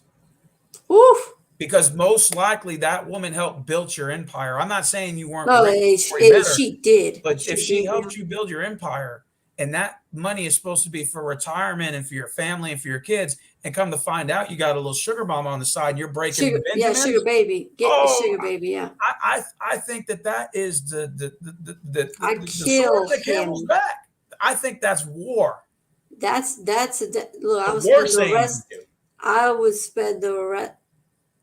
That is horrific, and that's Oh, yeah. that's what breeds gold diggers and Well, sugar babies. I think too. I think that's why women, to a certain degree, fight more for their men. You see what I'm saying? Like when Yes. they're married, because that they money. know other bitches are gonna come around. You see what I'm Yes. saying?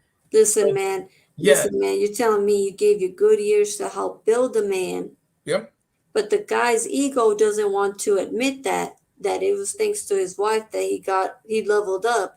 Now he wants to leave his wife and get another chick and give all that money she done help build Like to another bitch. You're asking for. I could see Right, we gotta leave this for another stream. Maria. We gotta I leave this could for see another this. stream. Let Maria find out her soon-to-be future husband had some side bitches he was paying them thousands of dollars a month. That's why. Let a bitch That's find why. out. Oh, Poison. that is the worst thing you can do to a woman. In my hometown, opinion. in my It's not hometown, even the there's cheating. It's not even the cheating. It's what the it's money. Just, Steven, you know what I would do? I'd get him drunk, right? And then I drop him off at the river. Because in my hometown, there's this river you can cross with a bunch of crocodiles. Man, I get him drunk and let him walk around there, see what happens. Zegger, you wanted Drive off. something? You wanted to say something or what? Because you came back on. You said you wanted to talk to Maria. Yeah, I just want to say bye and nice talking to you. Oh, hey, It was a Edgar, I pleasure know meeting you. you sound like you're kind of shy, man, but I'm going to get you to open up if you keep coming on my panel. Yeah, I do have the same, It's problem okay. with It's Maria. okay. We like gotta being make another stream shy, another day, being yeah. Edgar, it's okay, man. I'm glad you put your foot in the sand and foot in Yes. the water. And Yeah, and this is it's my good. first time doing this. And it's a pleasure, Yeah, least hey, man, come many on of more of my streams. I hope we get Maria. Definitely, this stream was good tonight. Yes, And I I'm wanna mad that address- I'm low energy, man. Because if I Okay. had more energy, whew, Let me address why I didn't bring anybody on here other than Edgar. Well, first of all, Edgar's new. And secondly, the reason why I didn't bring Polston and all them on here, there's a reason for it. Not because I was hogging Maria to myself, but because of the fact that Maria, you like when it's me and you just talking, right? And you don't want, like, last thing you want is somebody coming in here and overwhelm the conversation. We've done that in the past.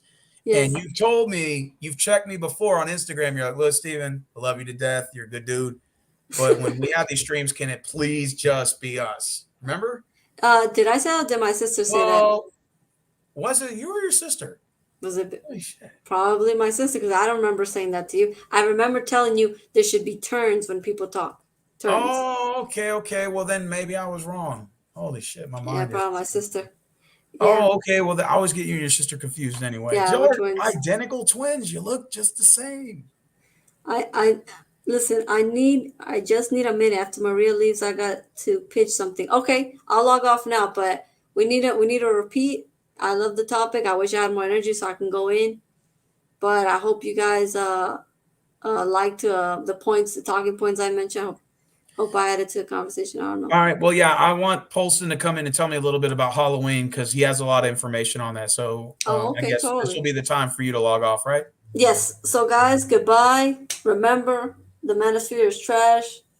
They're the real betas. They're the real feminists. They ain't shit.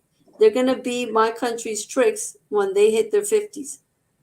Actually, when they hit 35, they're already tricks. All They're right. gonna Well, because all they right. already do it now, man. Oh man, but Oh, that's another before you topic. get off, Maria, Hmm. I'm gonna have a Halloween stream tomorrow, and I'm gonna be watching movies on my TV while I'm on stream. And I'm gonna have a Halloween party here tomorrow, and you're invited if you want to come on, even if it's just for 10 minutes. You know, you can All come right. in, hop in, whatever. It'll be Yes. an open panel. Yes. I'll try to make it. Okay. Yeah, it's Halloween tomorrow, so everybody's got. I'm doing a I'll Halloween be show. wearing my I'll be wearing my princess dress. Ooh, girls, stop with your bad self. Stop with your bad self, man. You're already seducing me. God damn it. It was nice talking to you. Talking to you, Maria. This is the first time I hear his voice. Pretty cool. Hope to Yeah, hear Edgar from you seems pretty. We again. just got to get Edgar out of his shell, but we're definitely gonna get Edgar I Hey, talking. will try Maria, to. you should ask Steven, since he sees my profile pic, he could say that I'm actually Hispanic. Well, I mean, I thought when he said boomer, I'm like, wait a minute, what the fuck? I'm like, the picture you only look like 16 in that pic. No, like And I then do I'm like, act like a boomer sometimes. oh, okay. Yeah, I act like a Okay. boomer too at my Around job. So I do technology, the same thing. Get back phones. to work. Get back to work. Get back to work. That's what I am. I keep saying I'm gonna leave and I never do, so I'm gonna leave now. All right. Bye, guys. All right, Happy Maria. Halloween. Bye. Happy Halloween. Hope to see you again. All right, we're gonna let. I'm gonna send the link in the open chat, but I'm gonna be very weird on who I add, and you have to show your face, or otherwise you ain't coming on. All right, Polston, there you go, and you just have to show your face, and you can turn your link back off. A bunch of trolls try to trick me.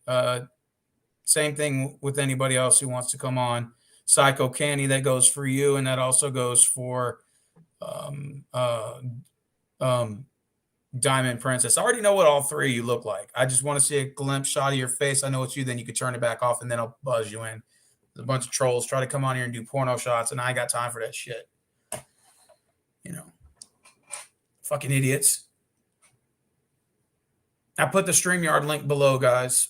But like I said, only those three are invited, and that's show your face, Hannibal.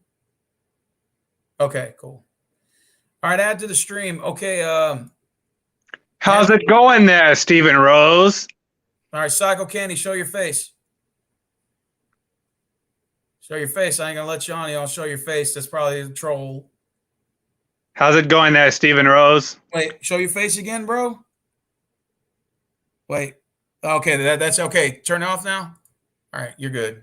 Go ahead. How's it going, Stephen Rose? I just want to go ahead and let you know that I'll be doing a professional diagnosis of Dark Horse on Big Kev's World Entertainment.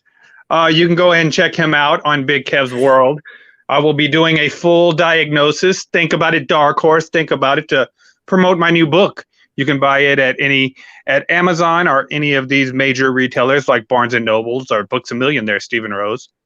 Sounds good. So, hey, Polston, tell me a little bit about Halloween. I know you said you wanted to get in on this. So tell me what it's about and what's the original Halloween.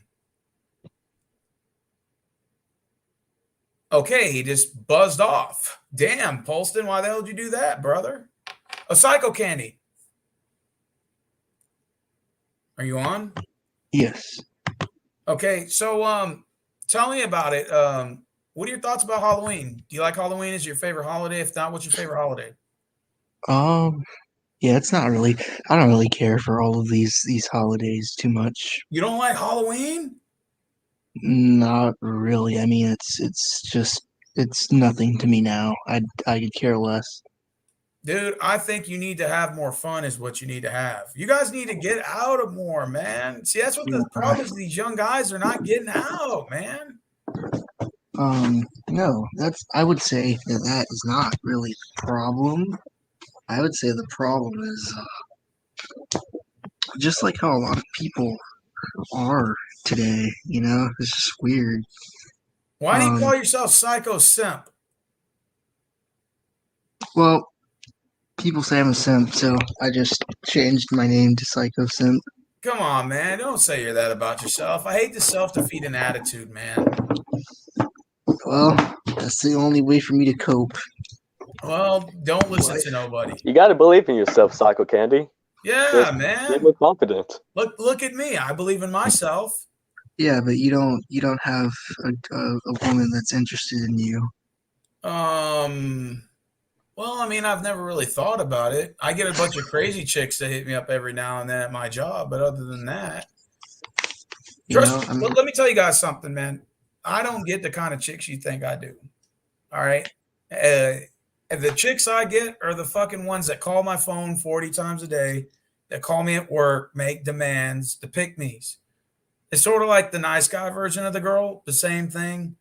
I get those chicks. I don't get nothing special. I'm not anything special.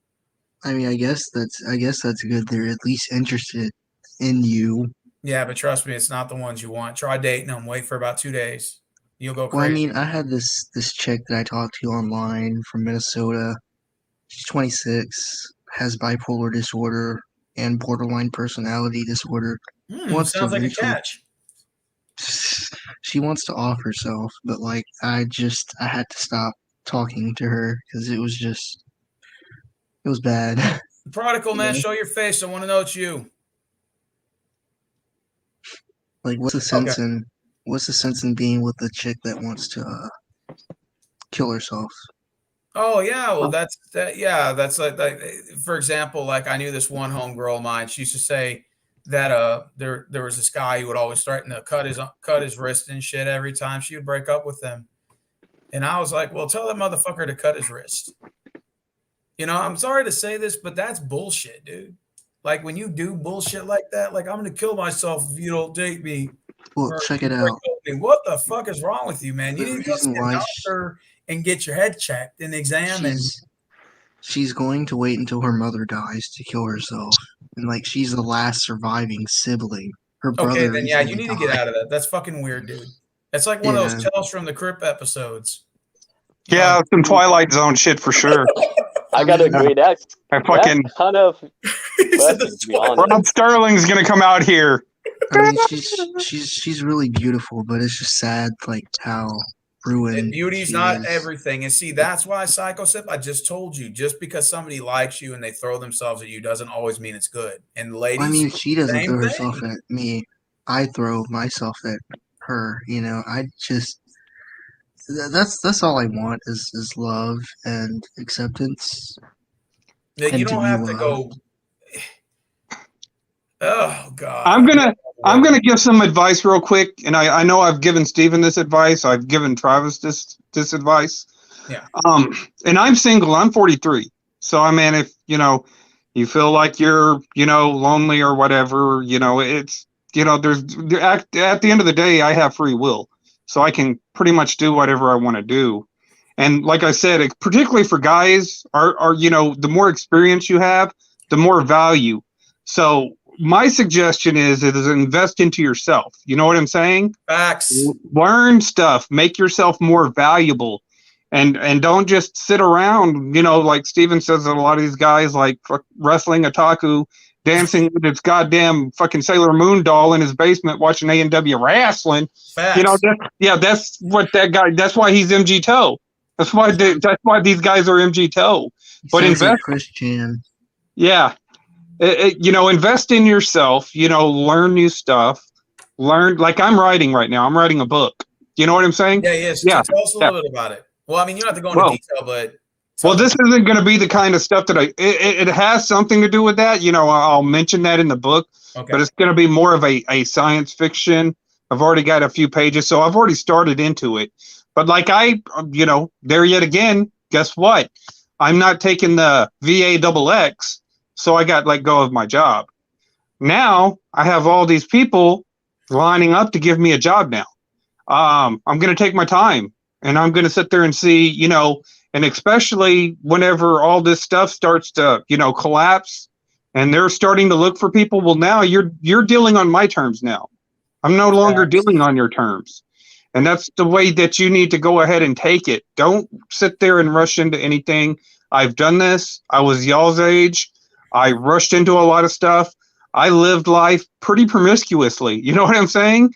I was a philanderer whenever I was younger. Trust me on this one. But, I started to mature a little bit. And whenever I got into my 30s, it's like, okay, I've had my fun. I've been all over the world. I've learned I've learned stuff from other cultures, other people. You know what I'm saying? And so that's what I wanted to do whenever I was younger. And that gave me a little bit more value. So like now, whenever that's why, I have the confidence and I do have a bit of a swagger because I already know my value. And once you know your value, then you're not going to go out there and just settle. You know what I'm saying? Nice. I mean that's nice and all, but like, what I look at it like this. There are people younger than myself that have the experience. There are people that are older than myself that have the experience. But like, why should I have to wait until I hit a certain age, my 30s or 40s, and You then don't have to. you have these chicks come back and then they want to be with you, or now this is when people start looking at you. Why didn't you consider No. me as an option before? I meant, here's the deal, right? Here's the deal. You can settle right now, but is that really what you want to do? You know what I'm saying? You can go ahead and get into a relationship. There's always going to be a female that probably matches a lot of your criteria as far as attractiveness and stuff like that. To me, especially at this age, because like I said, I was y'all's age, and pretty much all younger people are a little bit superficial. You know what I'm saying? Yeah, I agree. You know what I'm saying? And so, you think more superficially right now. You're in that mindset where, and whenever you get a girl about your age, this is why I said, you remember, Stephen, I was sitting there telling you that, younger women, I seem to attract more younger women than women my own age. And I could tell you exactly why. Why is that?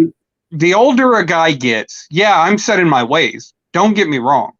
But we're a little bit more open, I guess. You know what I'm saying? And we're more, I guess we're more amicable, is what you could say. Whenever a woman gets into that middle age, into that older area, and she's single, she's really, really demanding. You know what I'm saying? Really controlling. They get more controlling at that age. Where guys are, more, at this age, I go out with Stephen Rose. Stephen Rose is 22. You know what I'm saying? We'll go watch a football game. And we can go have fun doing other stuff. Yeah. We just don't have to go out and, try to, fling it everywhere. You know what I'm saying? We can go out and have fun and do other things, play sports and do this other stuff. Yep. Where women are at that age trying to get into a relationship, and then they want to go ahead and control that relationship. So what you're saying is older women tend to be more controlling? Yeah. Yeah, whenever they get to be about this age, whenever they're my age, yeah, they're going to try to control the relationship. Where a guy my age right now is, I don't give a fuck. You know what I'm saying? I don't care. You like me? You want to hang out with me? You want to go out and have a good time? Whatever. So would you date a woman that was 37? Would I date a woman that's 37? I would go out with her. I would give her a chance. But like I said, most of the time, whenever I, try and give well, this is the way it's going to be. Ha ha ha. No, whenever you work for your money, then you can sit there and tell me what then you could do whatever you want to with your money. But you're not about to tell me, especially trying to get into a relationship with me, you're not about to go ahead and say, well, this is what we're going to do, and this is what we're going to do, and this is what we're going to do. No, it doesn't work that way. You know what I'm saying? Yeah, we're going out. That's nice. But yeah, we're going to, can we even get along? So what's the age range you date? I try to find people my age. Don't get me wrong. I try to find females. I want to date somebody my age, or at least close to my age. like anywhere from like 38 to 40. You know what I'm saying? To 43. You know what I'm saying? Because That that's how. sounds fair. That sounds fair. But like I said, it's so hard to find women my age that are not gonna. Now, like I said, for the most part, to me personally, I want to find somebody that has common interest in me, as I do. You know what I'm saying? Because I'm pretty complicated. You know how deep I am. You called me in here for the Halloween thing because of so much stuff I know about Halloween. Okay. So yeah, Do you think that when you get older, that you're more set in your ways, and that also applies for women as well? And maybe it's just like that's like going to be like being set in your ways and not being willing to change is entirely different than being controlling. well, You know what because, I'm saying? because I've talked to people that are in their 30s, and they say when you get older, it's harder to make friends because you're set in your ways. Does that make sense? Well, I make how many friends did I have on Facebook before I got kicked off? You know what I'm saying? You're my friend. Big Kev's my friend. Well, certain. Well, do you think people get set in their ways when they get older? Well, yeah, of course, because you've already discovered who you are. By the time you hit your 30s and your 40s, that's who you are. You know what I'm saying? Interesting. And you're not going to change. I mean, why would you change at this point in time? You're not going to change. You're learning more. Is that where that old like kind of boomer mentality comes from? like where they say, not to say you're a boomer, but like, is that where that old like? We're the generation that always gets looked over. But no, I'm a Gen X. I'm Gen X, not Gen Z. But let me ask you this: how did Halloween started? Like you said, you had a little information on Halloween. Well, like Halloween. Well, I'll tell you because I wanted to sit there and say this. Of course, you talked about Samhain, right? Which is basically where Halloween was. It was basically based off of witchcraft, is what it was. It was a lot of kids would get abducted and stuff like that. But Easter, right? Easter is even worse because what Easter, the celebration of Ishtar, is the celebration of the fertility goddess. They would go ahead and first off, they would rape virgins. The priest would rape virgins on, the sacrificial floor and stuff. And then they would kill babies that were 3 months old. And then they would drain their blood and they would dip eggs in them. And that's where you get the Easter egg at. So I meant Easter, but all of these holidays are pagan. And this is what I was sitting there alluding to on your show whenever I was on your show, talking about the paganism and the practice in modern day Christianity of paganism. And some of your people that claim that they're Christians and whatnot, I'm sure they are, but had an issue with this to a lot of degrees because this country, it's supposed to be a Christian nation, but everything that we practice is paganism. It's all pagan. Christmas is pagan. Easter is pagan. Most all of your holidays are actually pagan from the ancient Romans. So there's not really too much difference in the United States of America in pagan. Wow. How long has Halloween been around for? Well, however long Samhain was it like 1700s maybe? Wow. Was? So we've been celebrating Halloween every year since then? No. Because it's like I said, Samhain's totally different. Halloween is an Americanized version of it. But it's All Hallows Eve. And basically the reason why they celebrated Halloween actually was because that's whenever everything started to die off a little bit. And it was like the last harvests and stuff is exactly what it was, and then they kind of expand on that a little bit. But like, then you have the Wiccan practice, which is actually from, I think it's from November the 31st till November the 1st. And like I said, it's interesting because you have the papacy meeting with the world leaders tomorrow on Sunday, as it was. And they're going to start discussing about economical stuff, and they're going to speak. Man, they're going to start talking about stuff on the direction and the stuff. Well, you see where we're at right now, where we have a worker shortage, where they're just doing all these mandates and letting people go. So it's not going to get any better. It's going to get a lot worse. And that's what they're up there. They're talking in Copenhagen, I think it is. And they're talking about changing. They said that Christians don't celebrate Halloween. Yeah. Well, Christians aren't supposed to celebrate. The real holidays that Christians should celebrate is like Feast of Unleavened Bread, the Day of Atonement, Yom Kippur. All that stuff is actually Christian holidays. But we don't celebrate the Christian holidays. We celebrate the pagan holidays, and we call it Christianity. And wow. Interesting. Yeah, the Catholic Church. And you look at the planets, everybody says, oh, no, it's all about the Jews. They always claim that the Jews are control the world and they're evil and they have this nefarious plans. You hear that shit all the time, right? Yeah, my father's Jewish. He tells me jokes about it all the time. Yeah, you look at all the planets. They're not named after Jewish freaking saints. They're named after freaking pagan Roman gods. Freaking Pluto, fucking Jupiter, Mercury, Saturn, Neptune. All these are freaking Roman pagan gods.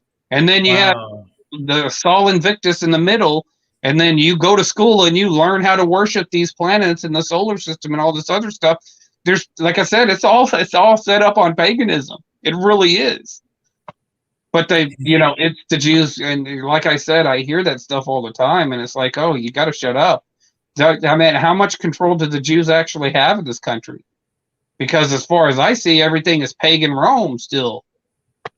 So let me ask you this: is Halloween, should it be celebrated? Like I said, there's nothing in the Bible that says it's a sin. You know what I'm saying? There's no rule against it. If you want to dress up in costumes and stuff like that, you just got to be careful with it. Because whenever you start to allow this stuff to affect you and influence you, then it could put in other stuff into your mind. You know what I'm saying? And then it could turn you into the wrong kind of person. This is why whenever it says in the Bible, whenever Jesus says, don't practice as the pagans practice, that's why he's saying that. Is because it has influence over your life. So, you see how everything is so superficial right now, and how everybody just has everybody's so apathetic, and it's almost like they have no real, empathy for anything. Yeah, I noticed that. Yeah, and so everything in this, a lot of that has to do with the paganism and the practices and everything that you allow into you. You know what I'm saying? So I mean, yeah, you could celebrate it. Like I said, I dressed up as Captain Jack Sparrow one year. So, and I meant, so what you're saying is people lack empathy, and that's the problem, or one of them. Well, like I said, I think that the reason why people lack empathy is because of how kind of we've compromised. We were starting off as a Puritan, Christian, faith-based government and a faith-based citizen, a predominantly Protestant citizenship here in the United States. And then somehow we've been dragged over the years, and it's been a death by a thousand cuts of being pretty paganized. And we can that's why I say, whenever you look at secularism, atheism, whenever you look at paganism, and whenever you look at all these other practices, which are just a variant of basically prophecies and scriptures and whatnot, we see, you judge a tree by the fruit that it produces. It says this in the Bible, and we see exactly what kind of fruit this produces every time. Yes. We're just making the same mistakes that people, if we have the damn Bible and the shit that it says in the Bible, if you go ahead and look at it and you read it, the people, we're making the same mistakes that those people are made back then. And we're suffering the same consequences that those people suffered back then. And then you'll have people like atheists. What kind of God would do that? See, what a lot of people don't understand is that God's not judging us. You know what I'm saying? Everybody's like, oh, God's judging us. He's putting this judgment on us, and this is exactly God's will. God doesn't have to. God allows us to judge ourselves, and that's what we're doing. So by going ahead and pushing away the less faith that you have in the Creator, the less, the more faith you try to put into yourself, the more things are going to get bad for you. You know what I'm saying? I already know that I don't have all the answers, but I'm still trying to learn too. So I have a question. What are some things you like about Halloween, and what are some things you don't like? I like the weather. That's the first thing that I'm going to sit there and say. Like I said, I've told you before, like especially like if you're dating somebody right now, perfect fucking time. Because it's cuddle weather. You know what I'm saying? It's jacket weather. This is the perfect fucking weather, dude.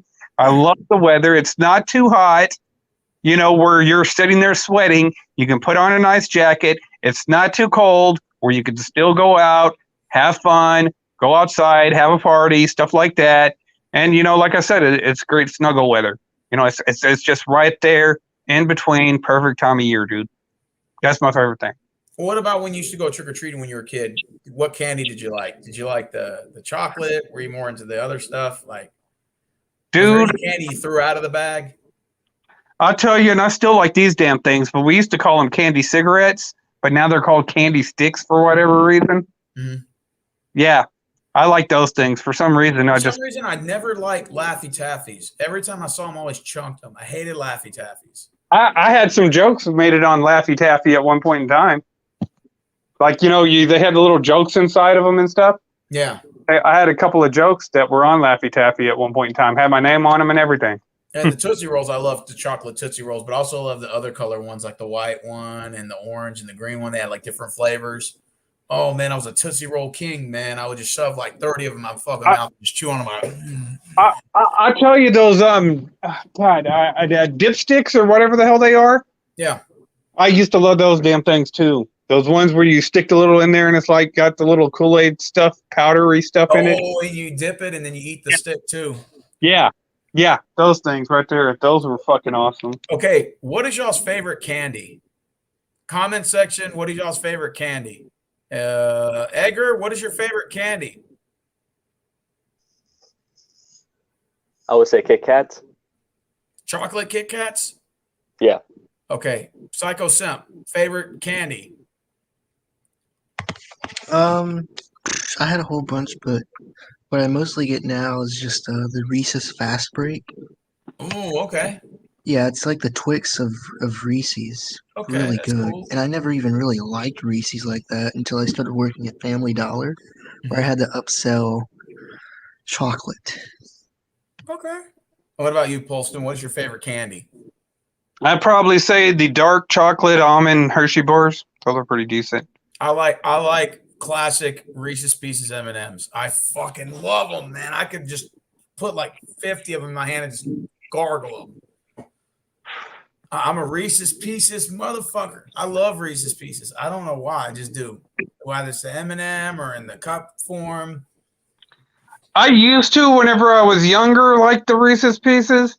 Okay. But I think I must have killed myself out on them because now it's just like I don't like Reese's at all. Okay. If I do eat them, I have to make sure that they're frozen. They got to be frozen. Okay. What are some candies you hate?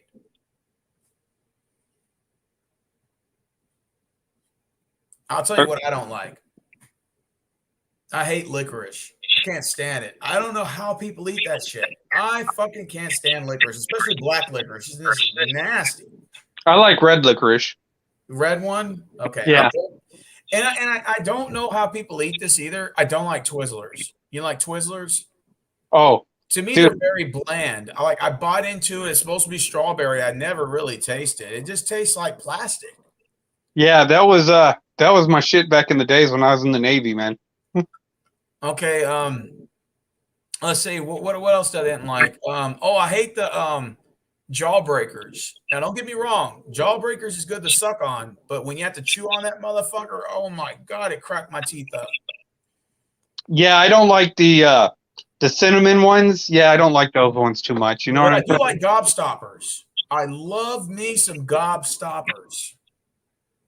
How about runts? Oh, runts go hard. That's a banana and the little pear and all that. Yeah. And milk It's duds. like a expanded version of Nerds, kind of. Milk duds go pretty fucking hard too. You like Milk Duds? Yeah. Well, okay. Whoppers. Go ahead. I don't like Whoppers. There you go. I'll go ahead and use that as mine. Whoppers are disgusting. Yeah. That's a nasty ass fucking shit. My Man. mom eats them, but I don't. I'm not a fan at all. I hate fucking Whoppers. That shit is nasty. I also don't like what was some other candy that I didn't like? I'm not a Laffy Taffy fan because it's too gummy. But I am a Jolly Rancher king. I love Jolly Rancher. What about classic gummy bears? Rick says. Do y'all like gummy bears? What kind? Oh shit.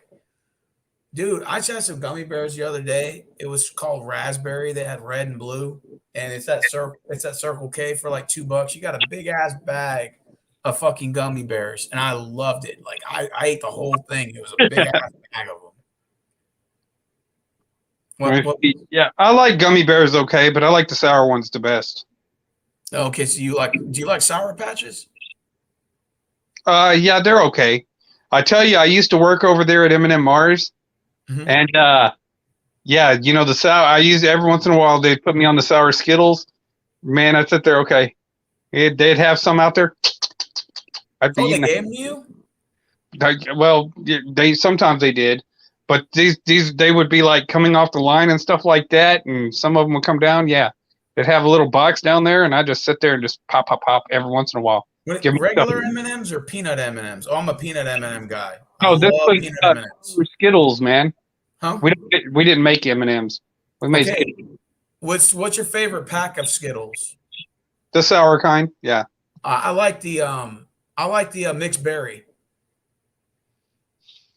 You would have loved Berry's working. my favorite. You'd have loved working up there where I was working at the time, because boy, They gave you free Skittles? where you could get them. Yeah, you just go over there every once in a while. I go over there, give me a Starburst, get a Skittle or something. Hey, Rick said he used to put his gummy bears inside a Sprite. Really?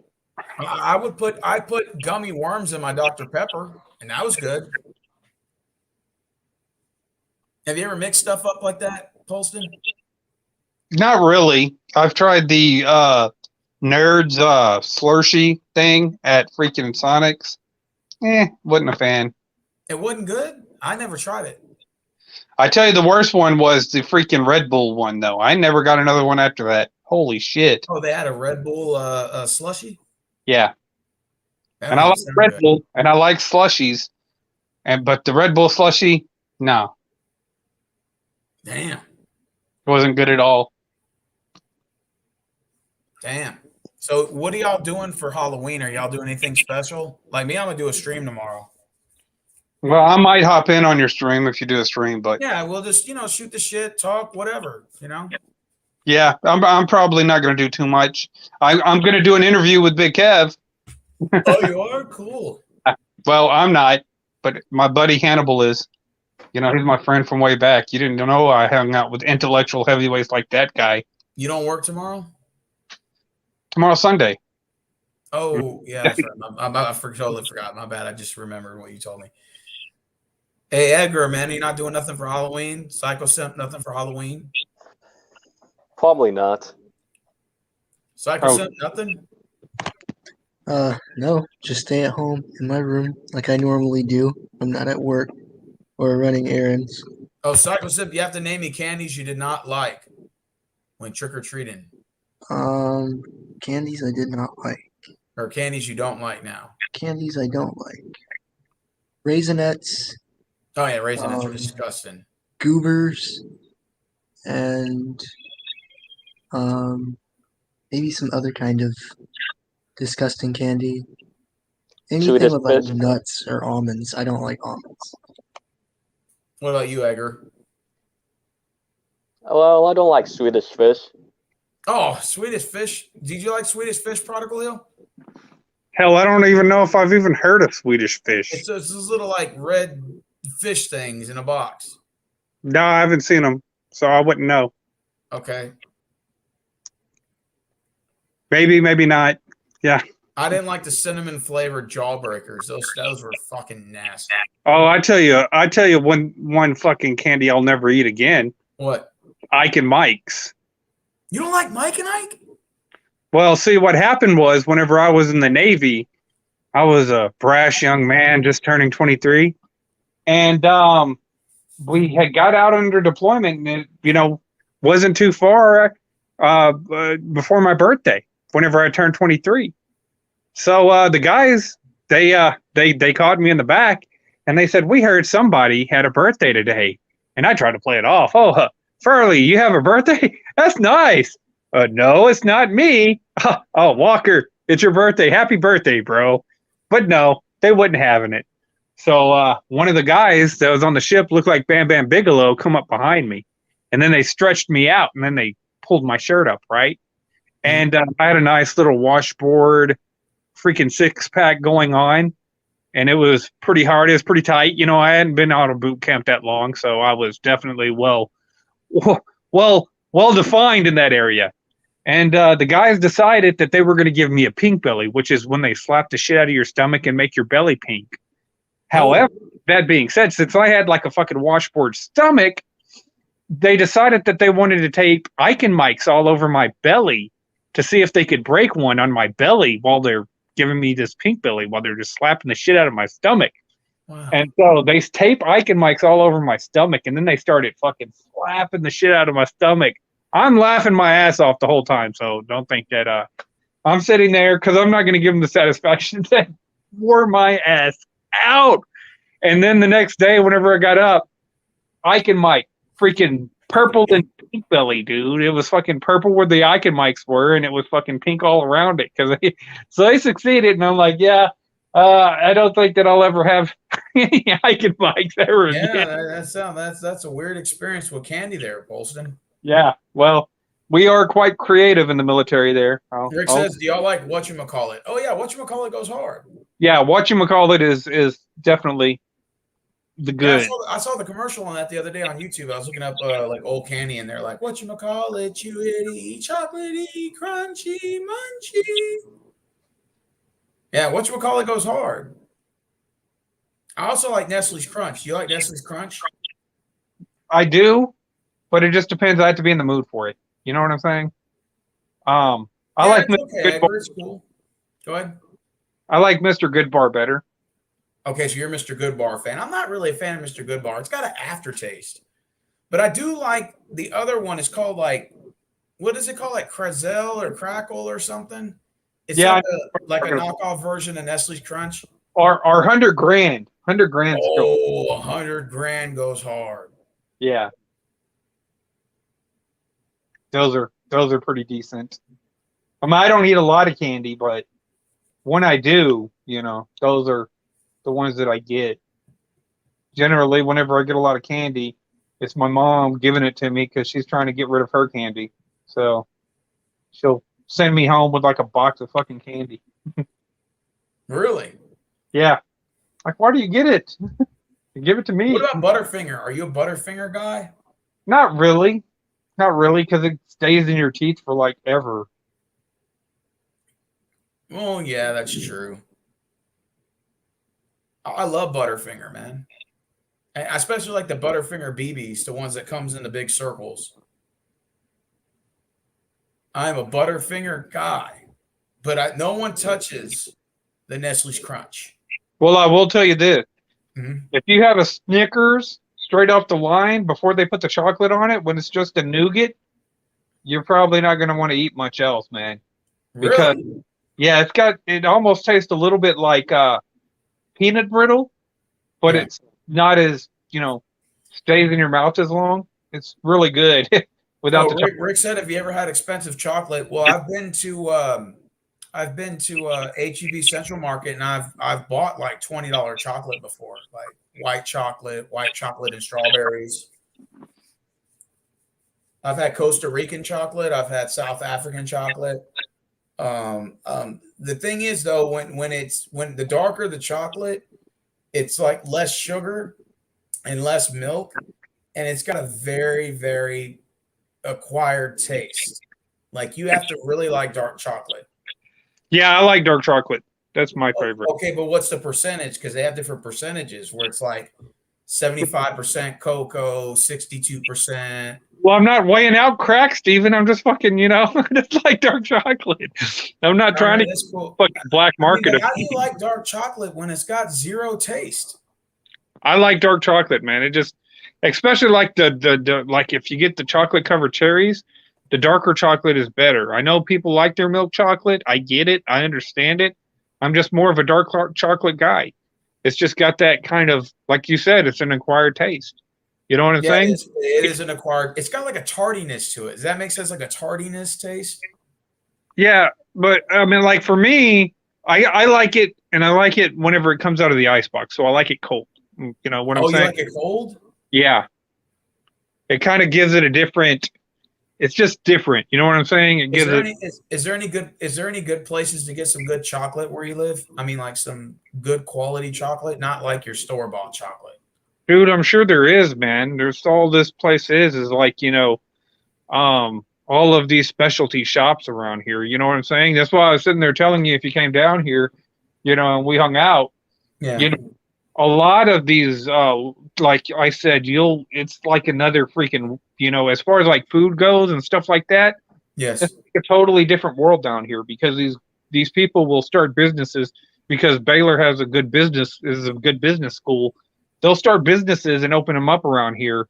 And then the next thing you know, like they, God, I don't know what, it's not Torchy's Taco, but I can't think of what it is.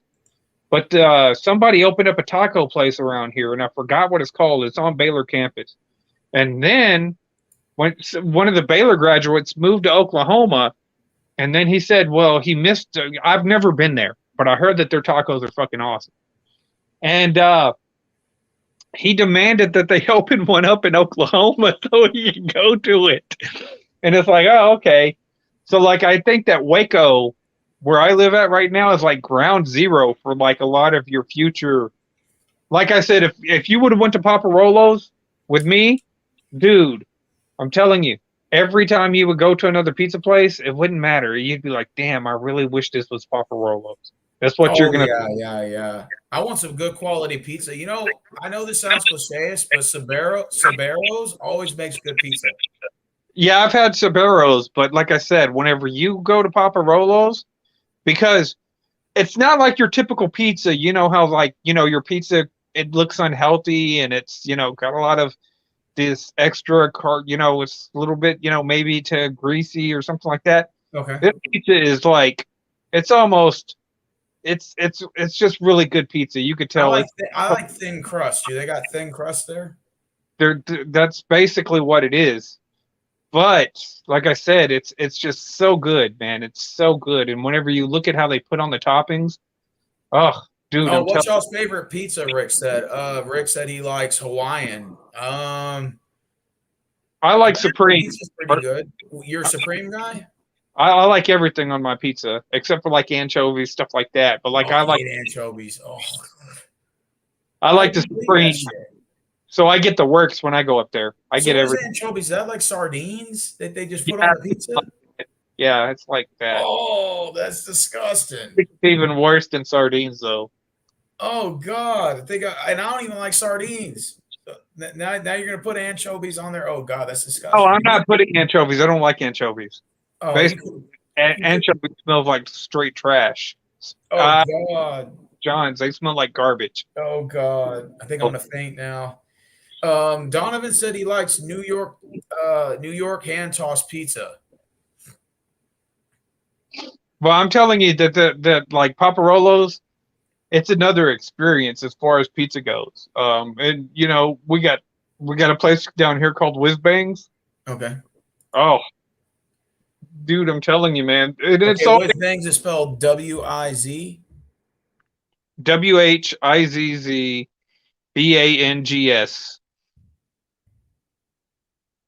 Whiz Bangs. Okay, I see it right here. Captain Whiz Bangs. It should be Captain Whiz Bangs. Whiz Bangs hamburgers. Oh, Waco. Yeah. Damn, it looks good. Dude, they're fucking awesome. Burgers, fries. They got chili and cheese fries. I like the Cajun chips. Man, it looks good. I'm jelly. Look up Paparolo's. Yeah, I'm gonna look up Paparolo's right now. They got them in. I know they don't have them in my area. No, they only got them in 2 locations, I think, here in Waco. But look up the works, and that's what Okay, Paparolo's. Paparolo's Pizza. It's got 2 locations. Yeah, I usually go to the one in Hewitt. Oh my God. Yeah, you see, Yes. Oh my God. it's a whole. They got tomatoes, one with tomatoes, olives, like hand sliced tomatoes on it. Yeah, dude. All their stuff is fresh. It's like I said, man. That's the best pizza I've ever eaten. Dude, they even got one with pepperonis, and it's got at least about 100 pepperonis on that pizza. Yeah. They don't play. Oh my God. That pizza place right there. And I've been all over the world. I've been to Chicago. I've been to New York. I've been to all these places. That's the best pizza that I've ever had, dude. Bar none. You've never had another pizza that actually compares to that. Nice. So Paparolo's. Yes, and they use beer batter too. Oh my God. I mean, and is all they have there is pizza, or they have other stuff too? They have other stuff too, but like Wings. you've got to try it. You know. Ugh. And I noticed the crust is thin. It's not too thick, and it's not like medium. It's like just right. You'll notice, man, dude. I'm telling you, man. Rich It's said all- the same here. I hate thick crust pizza. I can't stand it. It's like a big ass thick crust, and it's got a little bit of sauce with toppings, and it's like I can't stand thick crust pizza. Hate it. I only get pan when I'm going to Pizza Hut. Anywhere else, it's got to be thin. Thin crust. Yeah, but I'll get pan, but I have to get extra sauce on it. I have to get extra sauce at Pizza Hut. Do you That's like the only- stuffed crust pizza? It's okay. I've had it before. I used to work at Pizza Hut, so I used to work at Domino's. They used to have the 5 for 5 for 5 deal where you get like 3 medium, $5 a pop in bed. yeah. But I'm telling you, man, that Paparolo's, you go down there, dude. You try some pizza from Paparolo's, and it's like, oh, it's like, yeah, you know. And I've worked at Papa John's. Papa John's is a good pizza too. Don't get me wrong. Yeah. I their stuff is like pretty much hand sliced too, because I had to hand slice the shit. But it's nothing compared to Paparolo's. You know? How much a large pizza is there? A large pizza, with everything on it, what I get is like $25, maybe a little bit more after tax. It's like $25. And you get unlimited toppings, or you have to pick a certain type? That's for the works that I get.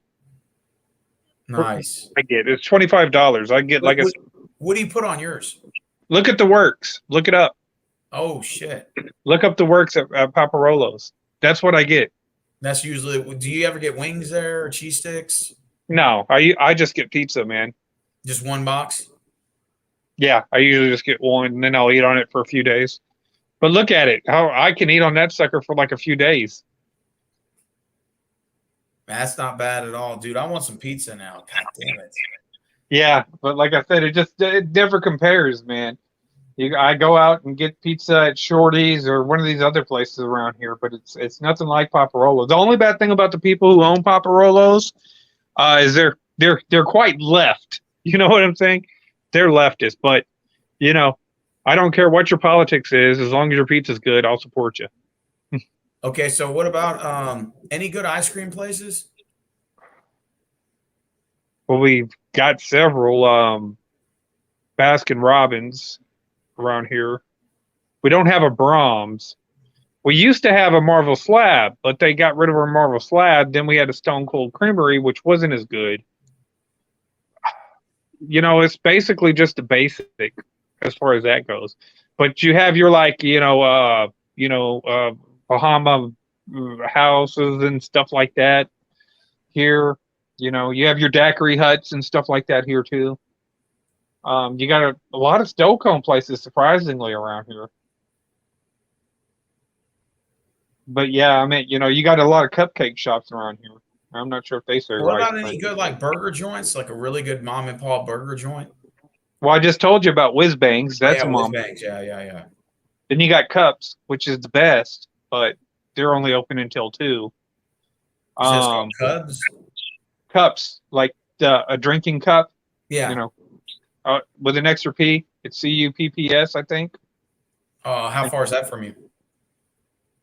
It's not too far. It's right behind the Burger King, right there at Baylor. Oh, so you got like literally they get burgers, fries, all that. Yeah. Then you got double R's. That's a lot of people like double R's. You've got another. We got a good barbecue place down here called Viatex. They brag on that one. I haven't been there yet, but George's, like, George's is kind of like a scratch house, kind of like Cheddar's. Yeah. It's kind of on that. I know the owners of a lot of these places, but you got George's, and then George's number 2 in Waco. Their food's really good. The coffee shop, I know that guy. That guy's friends with George W. Bush. They used to hang out there all the time. That's pretty cool. And so, yeah, because it's like a smaller area there where that is, where the coffee shop is in McGregor. And that's a pretty good place to eat. Then you got El Taquito, which I like, but it's not been as good as, it's kind of like a lot of this stuff is kind of like losing its, used to be a lot better before all these shutdowns, and now they're not as good. Yeah, they're not as good. Yeah. Like I ate a Hart's chicken the other day, man. I ordered the family size meal, and man, let me tell you, it didn't even taste the same. No. That's why my mom's like, is it just me, or does this, because she had COVID, right? And she thought it was just her taste buds. And I'm like, it's not just you, because I never had fucking COVID, and this tastes like, a lot of this stuff tastes like crap. Yeah, it was like, it tastes cold, a lot of it. I went to Whataburger and ordered like a triple cheeseburger with everything on it. And when I got the damn burger, it tasted cold as fuck. Right, yeah, that's what I was telling you. The last time you were like, oh, Poston will tell you about Whataburger, and I was telling you Whataburger isn't as good as it used to be. No. That's what I'm talking about. Yeah, it just, yeah. And the French fries were cold. Like you could tell this shit's been left out all day. What the fuck? But I tell you, somebody from Chicago ended up buying fucking Whataburger. So after that, it went downhill. Yeah, I saw that. Wait, so they own Whataburger? Mm-hmm. Damn, I didn't know that. What about Five Guys? Are you a Five Guys fan? Not really. I've had it once, and I've never been back. I like the fries. The fries are good. And the burger, you could put anything on it. I used to like Carl's Jr. when we had one down here. Ooh, the mushroom Swiss. Yeah, but that's normally what I get at Whataburger now. But we used to have a Carl's Jr. down here, and I used to like going to that. And in fact, I've done several YouTube videos where I'd muck rake somebody. You know what I'm saying? I'd be eating video while talking shit to people on the internet. Dude, I used to do that shit all the time. Piss them off. That'd be like that's like total disrespect is sitting there. You got a fucking Carl's Jr. burger, and you're sitting there eating it, and you're just sitting there trashing and bashing the shit out of somebody. It was just my thing back in the days. But I was constantly going from one place to another, so I didn't have a lot of time. So yeah, I'd muck rake a lot. Yeah, interesting. And you got to let me come up there and visit you one day, Polston. Well, I thought you were going to stop by the last time, but you said, oh, you know what? Fuck it. I'm going to go to Houston and going to work because the hurricane. You got a guest room over there, man? I need to get it cleaned out, and I'll probably end up doing that next week, depending on how everything goes. I didn't know yet. I didn't know you had a guest room. Was it 3-bedroom or no? It's a 2-bedroom, and you got your own bathroom back there. So. Oh, cool. Yeah. Well, if you clean it out, let me know. I'll charge you a couple $100 for your troubles. No, I'm not worried about money. Or I won't be. You know what I'm saying? I'll be doing pretty good, especially if I get one of these jobs. I'll be doing fine. And like I said, I know I'll get a job. I'm just going to be a little bit more picky this time since everybody's needing help right now. It's just, I know my value, so I'm not just going to settle for any other job. I'd like to have Saturdays off because that's whenever I like how you were telling those two other gentlemen in the chat room is to not like settle and to know your value and to know your worth. And Yeah, Prove Yeah. yourself. I tell you the truth, I like that. I wish every man should do that. yeah. Just focus on yourself and just let it come to you and let it happen naturally. You know, everybody will say, "Oh, 43, you'll never." Yeah, yeah. A lot of people told me shit that I would never do, and I ended up doing it. So Well, same thing when Dark Horse told you you've never held a relationship in your entire life. yeah, this coming from Dark Horse, that doesn't mean shit. You know what I'm saying? How many fucking relationships have you held? So yeah. I mean, yeah, you're fucking. I've probably held more long distance relationships longer than fucking Dark Horse has. So, what do you think of long distance relationships? Are you all into that? I've tried them. They're hard as fuck, dude. They're hard, dude. That's why I said. That's why I never got settled in the military, dude. That was my whole thing. Is whenever I see these guys come back, and their wife takes half their shit. You know what I'm saying? Or they end up pregnant by somebody else because they were, Yeah, because they were gone away for so long. Yeah. And I was like, yeah, I'm not going to do that. Why would I do that? That makes no so from a young age. I was like, yeah, no, I'm just going to fucking party and have fun and do all this other That's why I was like that. You know what I'm saying? Do you see yourself getting married? I mean, I know you're 43, but do you see yourself getting married, or is it just if it happens, it happens. If it don't, it don't? Yeah, if it happens, it happens. It don't, it don't. I know the value is there. I know it's there. I know I can work. I know that I can produce. I know I have the qualities and have the skills, and the quality's there for me. But yeah. So now at this point in time, after seeing kind of how society is after I got out, everything started to get more me, me, me, me, me, me, me. It's like, oh, okay. Well, I'm just going to go ahead and hold off and wait till I want to at least like the. I don't want to wake up miserable. You know what I'm saying? And saying why I'm here. I feel the exact same way. I don't want to just jump into any relationship right off the bat. I don't want to get to know the person and go from there, Yeah. So, I mean, yeah. The only bad thing is that most of the people that I've formed a bond with that I could probably see myself, enjoy being around, a lot of them are married now, you know what I'm saying? Or with somebody or something like that. Yeah, that's exactly me too. Rick says, would you see yourself dating an older woman, Steven? Yeah, why not? I'd be open to it. Why wouldn't I be? I'm attracted to her. I don't see anything wrong with it. Hell yeah. What about you, Polston? Would you date an older woman? I have. You know what I'm saying? I have. But, there yet again. And then there you get into the other thing. Even if they're not controlling, then it's like the mommy thing. And that's kind of creepy too. You know what I'm saying? Oh, it's Mr. Q Card's back in the comment section. Oh, what's he saying? It just says on the Q card, it just says I'm 43, virgin with no life. Oh, okay. Well, at least I'm not dating a Sailor Moon doll, right? I mean, I can always say that. At least I've had pussy since pussy's had me, so I can say that. The only way you're getting laid is if you crawl up a chicken's ass and wait for 3 days.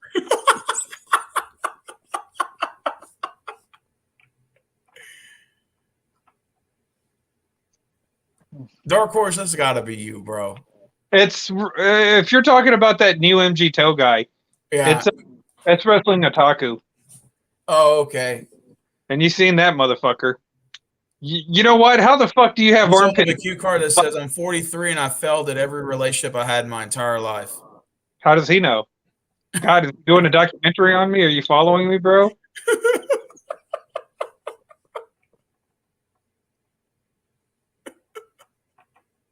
I mean, y'all motherfuckers are still obsessed with me, so yeah. I hold at every fucking relationship. Y'all motherfuckers are still obsessed with me. You know what I'm saying? No means no, Wrestling Otaku. Now go eat your fucking Klondike bar that CM Punk gave you. Ice cream bars. Do you have a preference, Polston? I I mean, like I said, if I'm attracted to a woman, then yeah, That's I'm how I feel. I don't like, really have like a preference, like a body type or like I said, the Russian thing, like I said, but it's I like mean, a fantasy. but I'm telling you, dude, if you, because I've been with the Russian chick, you know what I'm saying? I've been with it, so I know I've been there, and so like it's totally, because they're like so respectful, you know what I'm saying? And they're disciplined and just they're everything that a lot of these women here today are not. You know what I'm saying? It's just I guess is what it's refreshing is what I could say. And yeah, it's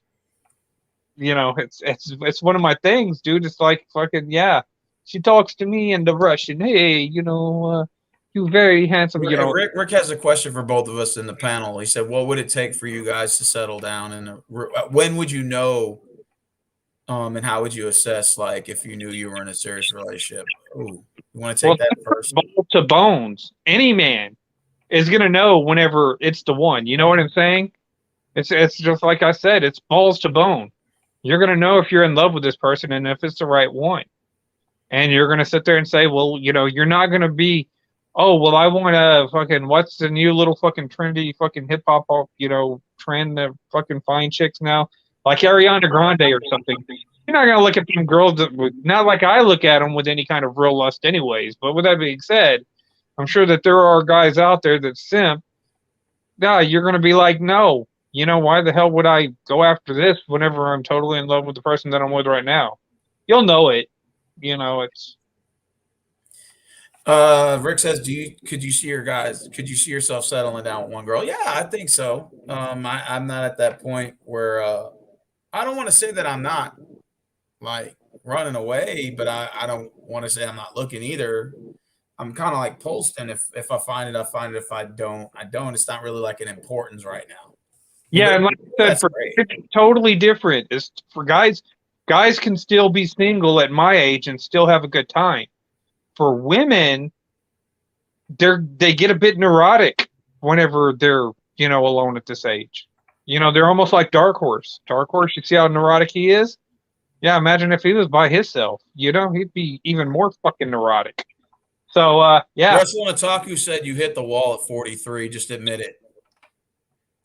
Well, Wrestling Otaku is also an MGTOW, and what do we know about MGTOW? They're a gnat's nut hair from sucking a dick anyways. They're close to just fucking turning. I mean, you already got the breast for it. Think about it. I mean, that's why you join MGTOW, is to get to know other guys. It's like homosexual dudes. I mean, you're putting your Sailor Moon doll's fucking doll and shit. I can see this motherfucker throwing somebody in his pit one day and saying it puts the lotion on its skin or it gets the hose again.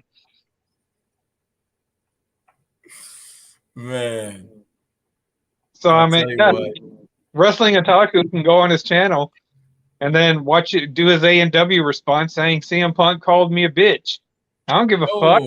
He looks like a fucking cracked out drug addict anyway. So what makes me think? He said women hit the wall in their 30s, but you, sir, hit the wall in your 40s. It's over for you. That's what he's saying. Well, he doesn't know. I mean, how much pussy has Wrestling Otaku got? None his whole life? How do you know? I've had like fucking 20-year-olds. I've had like fucking 27-year-olds. I've like had sex within this generation. You know what I'm saying? Yeah, there's guys that are shit my age and never even went on a date. And I'm not trying to make fun of them, but it is what it is, And Wrestling Otaku is one of those motherfuckers, if not older. I mean, you look like fucking Grimace off the goddamn fucking McDonald's commercials and shit. And then he tries to copy Dark Horse, which is even worse. You try to look like a fake fucking flabby ass biker and shit. Fucking like asthma or some shit. You get wore out in your video. What the fuck is wrong with you, man? God. Why don't you get a membership to the Y or something, I've never given women money online. What are you talking about, bro? I never did Wrestling Otaku. Yeah. Fucking that Nexus fucking. Yeah. Oh, he must be talking about you. He said that you're giving women money online simping. Who would that be? He said you've been donating to some of their I don't know what he's talking about. I have no idea what this mother. You're dancing with the Sailor Moon doll. You know, you're dancing with the Sailor Moon doll. You gotta. I've never given a woman no money online. Yeah, I've never given a woman. I don't money. do that shit, bro. I've had them ask me, "Would you like to donate?" and I tell them no. I might have said send super chats, but does that count? Because I send super chats to guys too. You know what I'm saying? So I mean, it's a good way to promote your channel. Yeah, I don't mind donating to any women if it's for a right cause, but I'm not just gonna simp and just give them money. No. Yeah, I mean, was that Paradise? Yeah, I'll fucking send her a super chat. You know, she reads my comment, whatever it is, whenever she's talking about something. Yeah. But I also do that for fucking School for Profits. I also do that for that Lazo Alexander guy. I send those guys super chats if I support their shit. So yeah, there's nothing wrong with a little donation here or there. You know? Yeah, it's not like him going on his fans only sites and looking up his little fucking looking up Bill Daphne or whatever the fuck he's looking up. And yeah, wasn't there some girl you were talking shit about, and then she exposed your DMs? You were trying to holler at her, and she turned you down. Ooh. Yeah, wasn't she underage or something? Fucking wrestling otaku is one of them guys that fucking keeps the bag of candy handy. While you're fucking driving around in your child molesting rape mobile.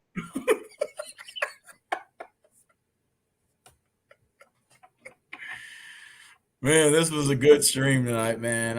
Maria came in here, lit up the show. It was fun, man. Who are the two people watching? It's probably Donovan and Donovan watching. I don't know who the other two are. Oh, I see that now Maria left. It's only two of y'all motherfuckers now. Well, no, it still was up to 7 people, but once Maria left, that was it. That was it. Yeah. See, that's the only thing I could say that's good about having women on your panel is that it does attract a lot of people. Like, they'll come to your channel, dude. Be like wrestling otaku. I guarantee you had 7 people watching and 6 of them were wrestling otaku. He says Steven was simping hard over Maria and Polston wanted her number. Hey, first of all, dude, I wasn't simping over her. And I was asking her questions, dumbass. And second off, when did I ask for her number? I mean, I don't know, but I meant, like I said, he's an A&W wrestling fan, so it's not like that. Elevator. I don't care what you think, wrestling otaku. He said both of you are incels. Incels, yeah. Well, it's coming from the guy who cries all the time on his channel. Okay. Yeah, and then dances with Sailor Moon dolls and shit. You have sex with that motherfucker, don't you? I mean, no. All right. Fucking Sailor Moon's gonna Me Too your ass if you don't stop. So you fucking wrestling otaku in court and shit. Moon has described horrific things that this giant fucking grimace-looking motherfucker has done to it. Hey, Polston can get in relationships though. He didn't hit no wall. Yeah, I'm in my prime. Yeah. I'm like Holiday. Yeah, I have more value than you do, sir. I'm sorry. And that's why you're MG Toe, because you have nothing to offer anybody of the opposite sex. You know what I'm saying? Yeah. I mean, yeah. You know. No. Women are on a biological time clock. Men are on a financial time clock. But the only difference is men typically can be, like, for example, like my father's brother, which is my uncle, he was lazy, never really worked. And when that motherfucker started working, like he blew his whole 20s and 30s not working. Then he started working in his 40s and then started making good money. Even though he started late, he still was able to get a girl. Oh, my uncle was dating fucking cheerleaders from the Dallas Boys when he was my age. For real? Yeah. Well, fucking my uncle kind of looks like Kevin Costner, but yeah, he was dating fucking cheerleaders whenever he was about my age. You know what I'm saying? And I remember because, like, he was dating a Dallas Cowboy because he did all the fucking. You went up there to Dallas and saw a stadium. All that in the restroom. All that tile stuff on the restrooms, that's what he was up there doing. Nice. He got into a relationship with the Dallas Cowboy cheerleader. And so I remember, and I was trying to be nice about it, but it was like she gave me an autograph and stuff like that, and I'm like, oh, I kind of wish it was Troy Aikman or Emmett Smith or Mike Clearman, but you know what I mean, she's not my girlfriend, but yeah, she was hot. Hey, does Troy Aikman or Emmett Smith or any of them still go up to the stadium? I don't know. I wouldn't know. I used to, like I said, I used to write whenever I was younger. Whenever I was a kid, I used to write these guys, and then they would send me autographs by mail. So I used to get a lot of Really? This motherfucker is Wayne Gretzky, dude. That motherfucker's a straight up G. I like Wayne. He wrote you back? Yeah, and gave me an autograph and everything. Yeah, because it used to back in the days. You know the little Beckett catalogs?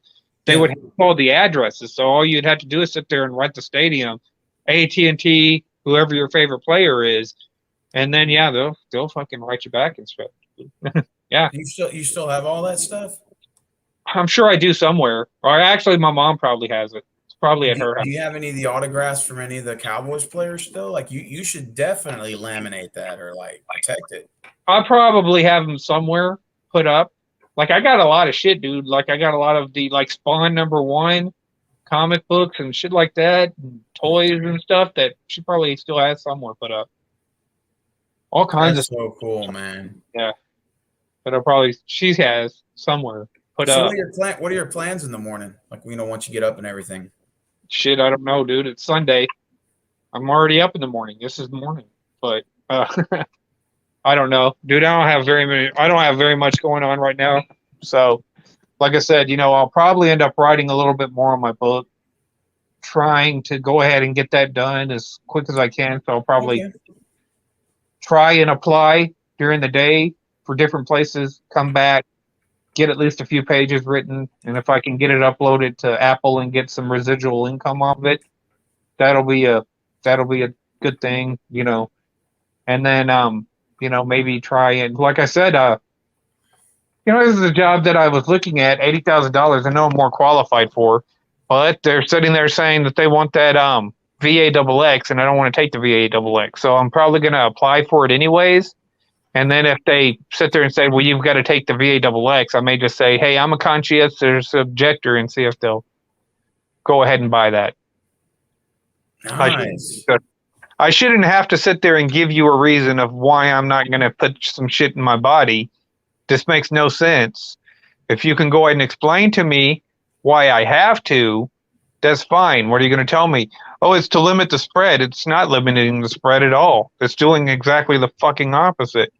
If you can go ahead and tell me how it's beneficial to me, for me that's already has immunity to it, then please explain it. But you can't. I know you can't, because there's no benefit to it whatsoever. So, do you wear your mask at work? I will if I have to, but I don't like to. It's not good breathing in your own carbon emissions neither. I wish people would go ahead and start waking up and saying, hey, we need to stop this shit. We need to sit there and tell you that your fucking power is limited. The federal government, you can't make these executive orders that are stupid. You can only, pass executive orders if it's a state of an emergency, and fake news isn't a fucking emergency. So, yeah, bullshit that you put on fucking TV is not an emergency. Facts. That is so true. But the pay is good. Like I said, it's $80,000 a year. So it would be, huh? What are you going to be doing? Pretty much the same thing I was doing over there. Was the last place I worked. Only making about 4 times as much. Dude, that's good money. Yeah, it is. But I'll see. Like I said, I have people calling me up, asking me for interviews. I had people just stop me. Whenever I go up to the Texas workforce, there's always people up there. Apply for here. Apply for here. The fucking workforce was asking me to apply for the workforce. No shit. Yeah. And they liked my resume and they liked everything. So they was like, okay, well, we are going to start calling next week. So next week I'll probably have a shit ton of interviews. So, yeah. Dude, that's fucking epic, bro. But like I said, I'm going to find out. Like I said, I'd like to have Saturdays off.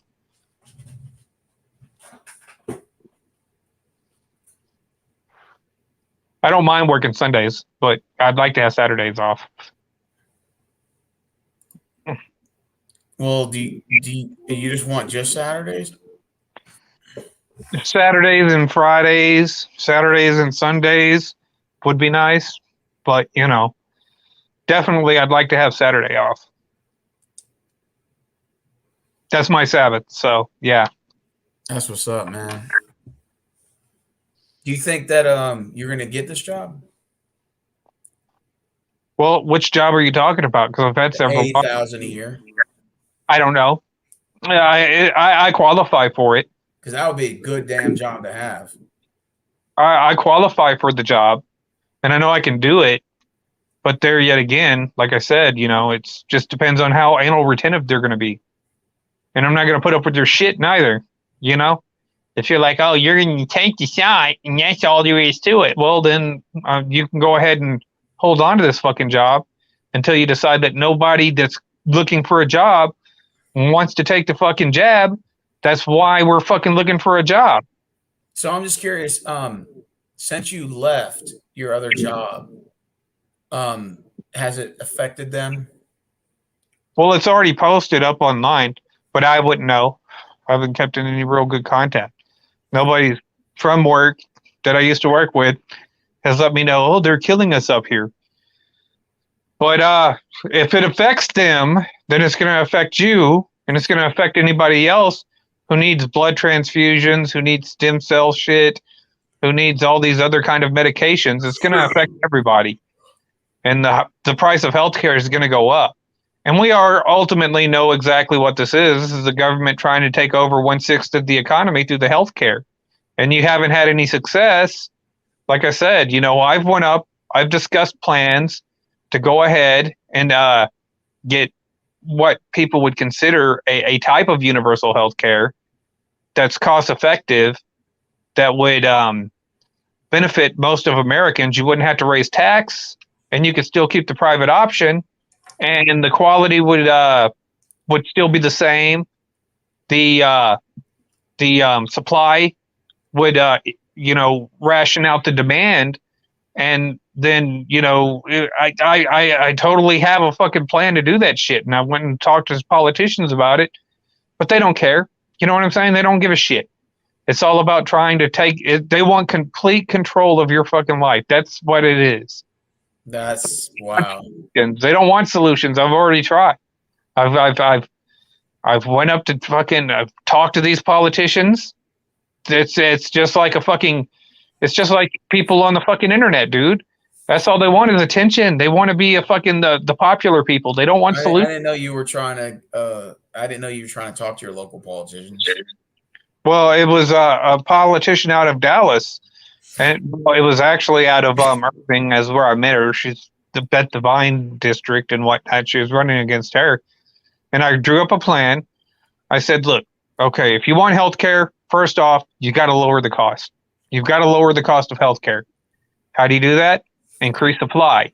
Go ahead and make insurance cost effective for the providers. Go ahead and do price transparency. Go ahead and open up the free market in the healthcare and let these, you know, entities compete with each other. Start lowering the price. Well, if the price is lower and I can pay out of pocket, then I may not want to get insurance. If I'm just going to go every now and again, I could pay out of pocket. That's fine.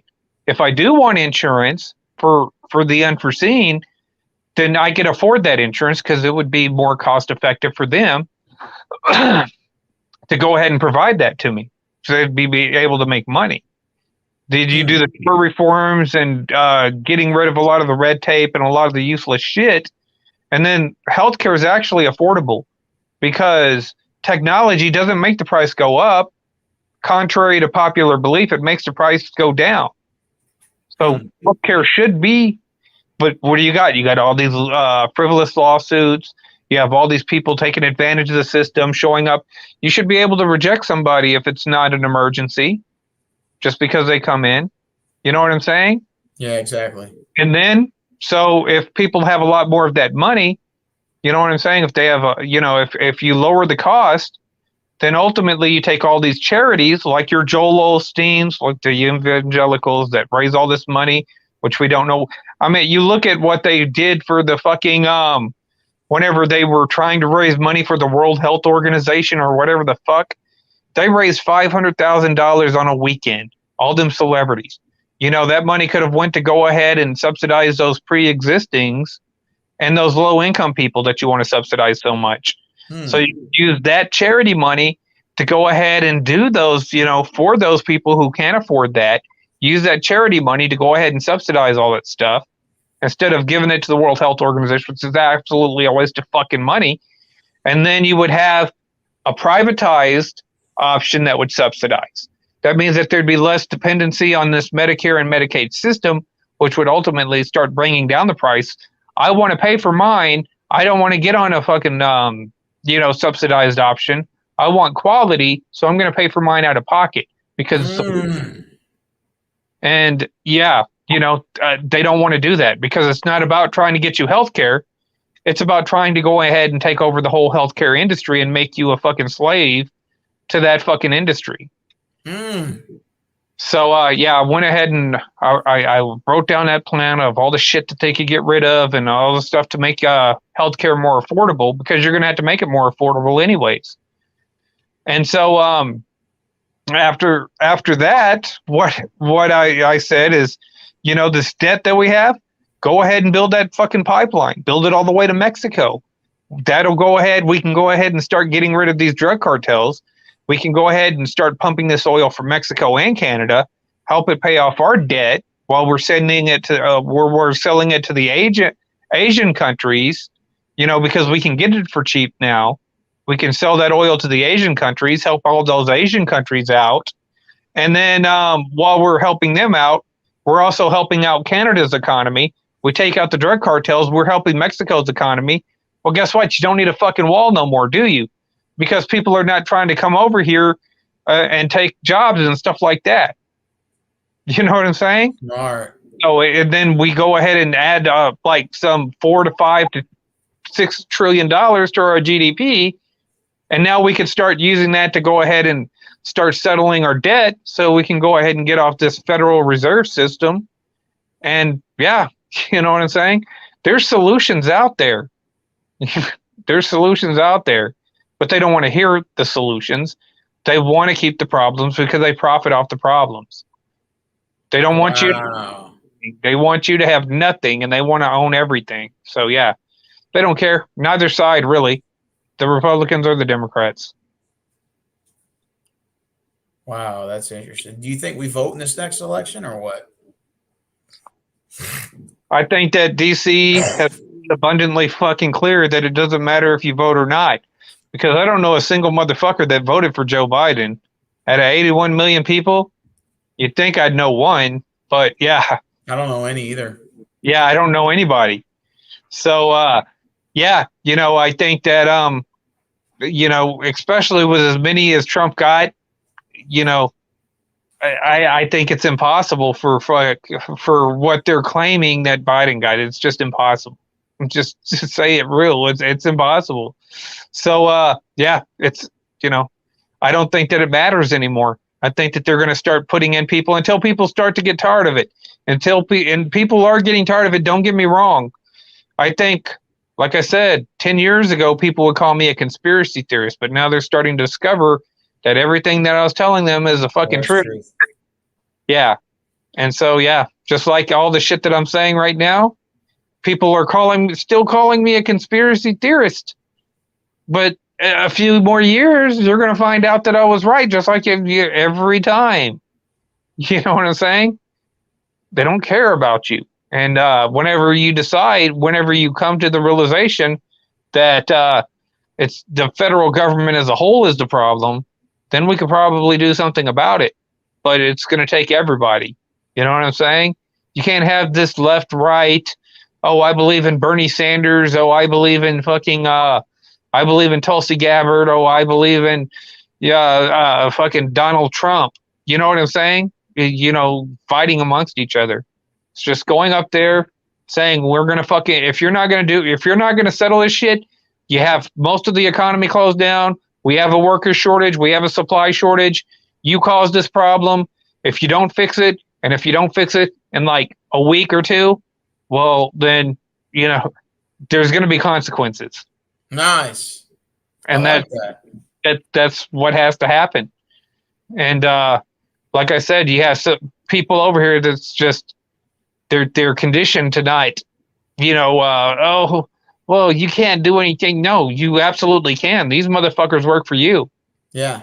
Country, they work for you. Now, in other countries, you could sit there and say that, but these motherfuckers work for us. There's more of us than there are of them, and yeah, they can't fucking kill everybody. They can't blow us all up without ruining. So it's a checkmate. You know what I'm saying? Yeah. So they're gonna have to act. They're gonna have to do something. Yeah, but it's gonna take the people to go ahead and stand up and say we're not taking this shit anymore. Republicans and Democrats alike. It doesn't matter. Or else your life is going to continuously become more shit. And they're going to keep on taking advantage of it. And until you fucking decide that, until you fucking understand that they're not going to ever fucking concede. It's like we would have to march down to D.C. Yeah, fucking Trump isn't going to do shit. He's not going to do shit. Trump's the one that fucking signed the mandate. He's the one that started the mandate. I didn't know that. Yeah, because the mandate it's EO 14043. That mandate was signed in 2019. It wasn't signed in 2020. It was signed under Trump. Trump's the one that signed it. Now, Biden went ahead and extended it to everybody, but Trump signed it for the federal workers, and then they extended it. So, yeah. You think Trump is going to do anything about this? No. Trump would have already fucking repealed H.R. 5736. Trump would have already repealed H.R. 5181. No, he has you going after Section 230, which makes no sense whatsoever. Damn. If you get rid of internet censorship, you repeal H.R. 5181, and that'll be the end of that shit. You want more reliability in your media? Then repeal H.R. 5736. That's smart. And then motherfuckers will have to start acting right, or there'll be consequences. Yeah, it's going to have to take for the American people to stand up. That's for damn sure. Yeah. So, I mean, yeah, you look at me right now, and I'm out of work. I mean, what's, at the end of the day, what's stopping a lot of these people that you've let go because of their proclivities against your so-called VAXX? Yeah. What's to stop us now? Well, you already laid us off. That is true. So they better hope to God that something changes here pretty soon, because like I said, if something doesn't change here pretty soon, dude, because I guarantee you the traffic hasn't died down. There's still a shitload of traffic. So there's enough people out there to fill these jobs. But yeah, if something doesn't change, then yeah, it's going to be, you're going to see a large loss of life. It's just going to be one or the other. You know what I'm saying? Either we're going to have to change the system, or the system's going to change our numbers. And that's what's going to happen, man. Damn, interesting, man. I learned a lot from you today. Yeah, we can't keep going like this. You can't keep going like this. Yeah, and especially our economy's like literally getting all fucked up, Well, if this fucking supply is not out there, how is it supposed to meet the demands of all these people that are not out there? You know what I'm saying? That are not at work, that are just sitting around. Like me, I'd rather be doing something. I'd rather be working. I'd actually to get a job kind of similar to yours, where I get a workout at work too. But, like I said, I'm going to look for the best, most highest paying job. And then if I get the 80,000 a year, then I can get a membership at the Y. You know what I'm saying? I can go ahead and get shit like that. But yeah, it's going to be interesting. Like I said, I got a bunch of potential. I got some potential leads out there, dude. So I'll be okay. Well, damn. Let me know when you clean that room of yours, that guest room. I'd love to stay over there for a couple days, man. Yeah. But like I said, I live out in the middle of the country, dude. But you like haunted shit, dude. I used to work at, there's so many fucking haunted places around here, dude. I used to work at. Mhm. Like, real fucking haunted. Not like this whole fucking ghost hunters type haunted, like really fucking haunted places. Yeah. And I believe in like, I don't believe that they're, I believe that they're, it's demonic in nature. I don't believe that they're disembodied humans or anything, but there's some fucking weird ass places that I used to work at like that, dude. Yeah, But you told me there was a hill by where you live where you said that like the grass doesn't even grow. yeah, it's called Haunted Hill. It's like some, I mean, it's been like that since the Indians were here. You know what I'm saying? And so there's like a lot of urban legends about it, but like I used to work at fucking what is that L3, and that place is haunted. That place is haunted bad, dude.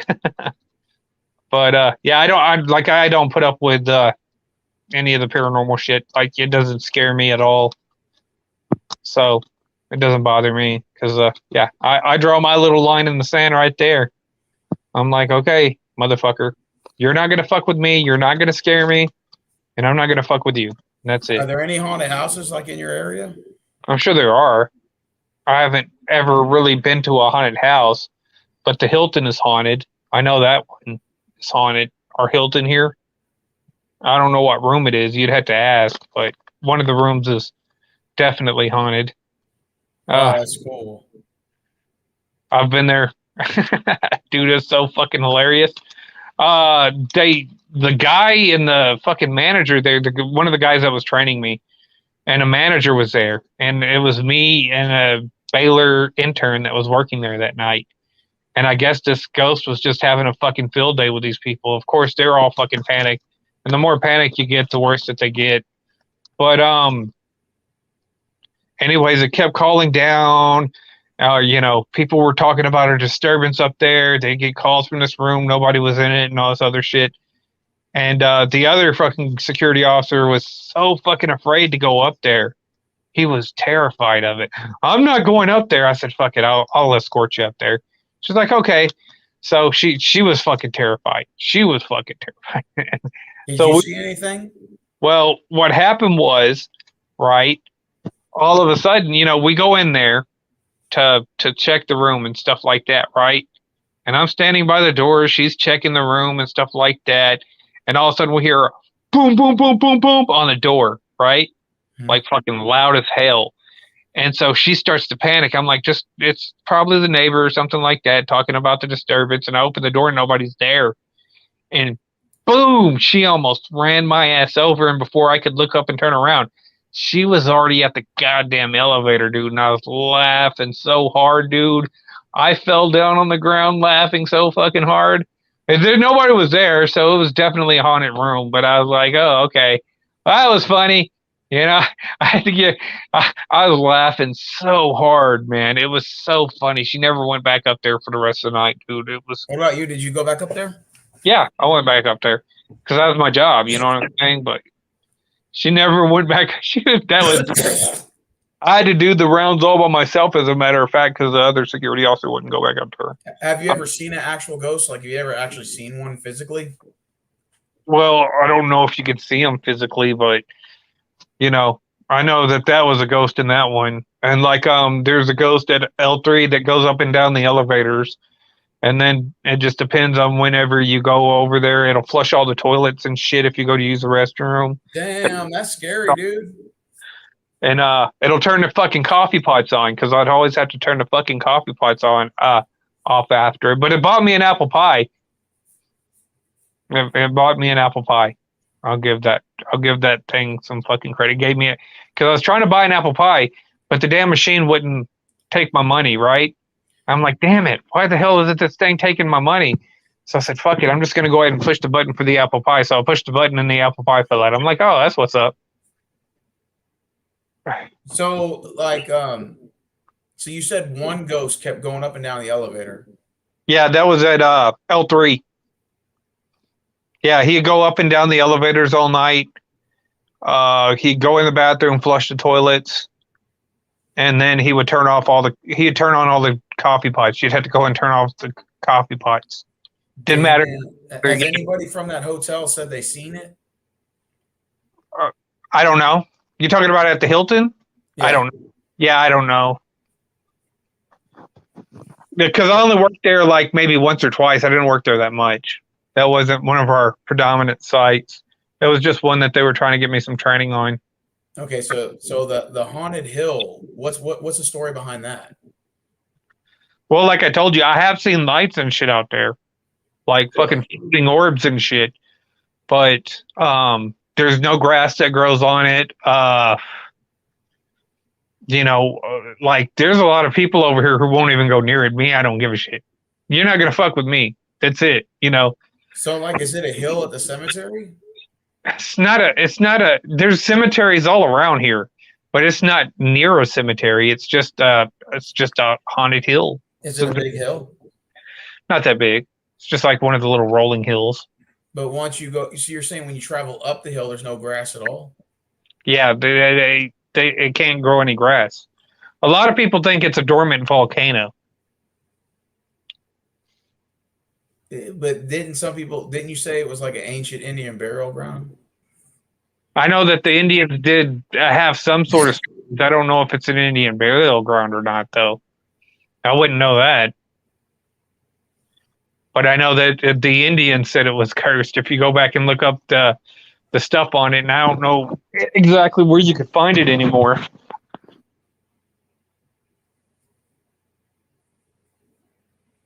Damn.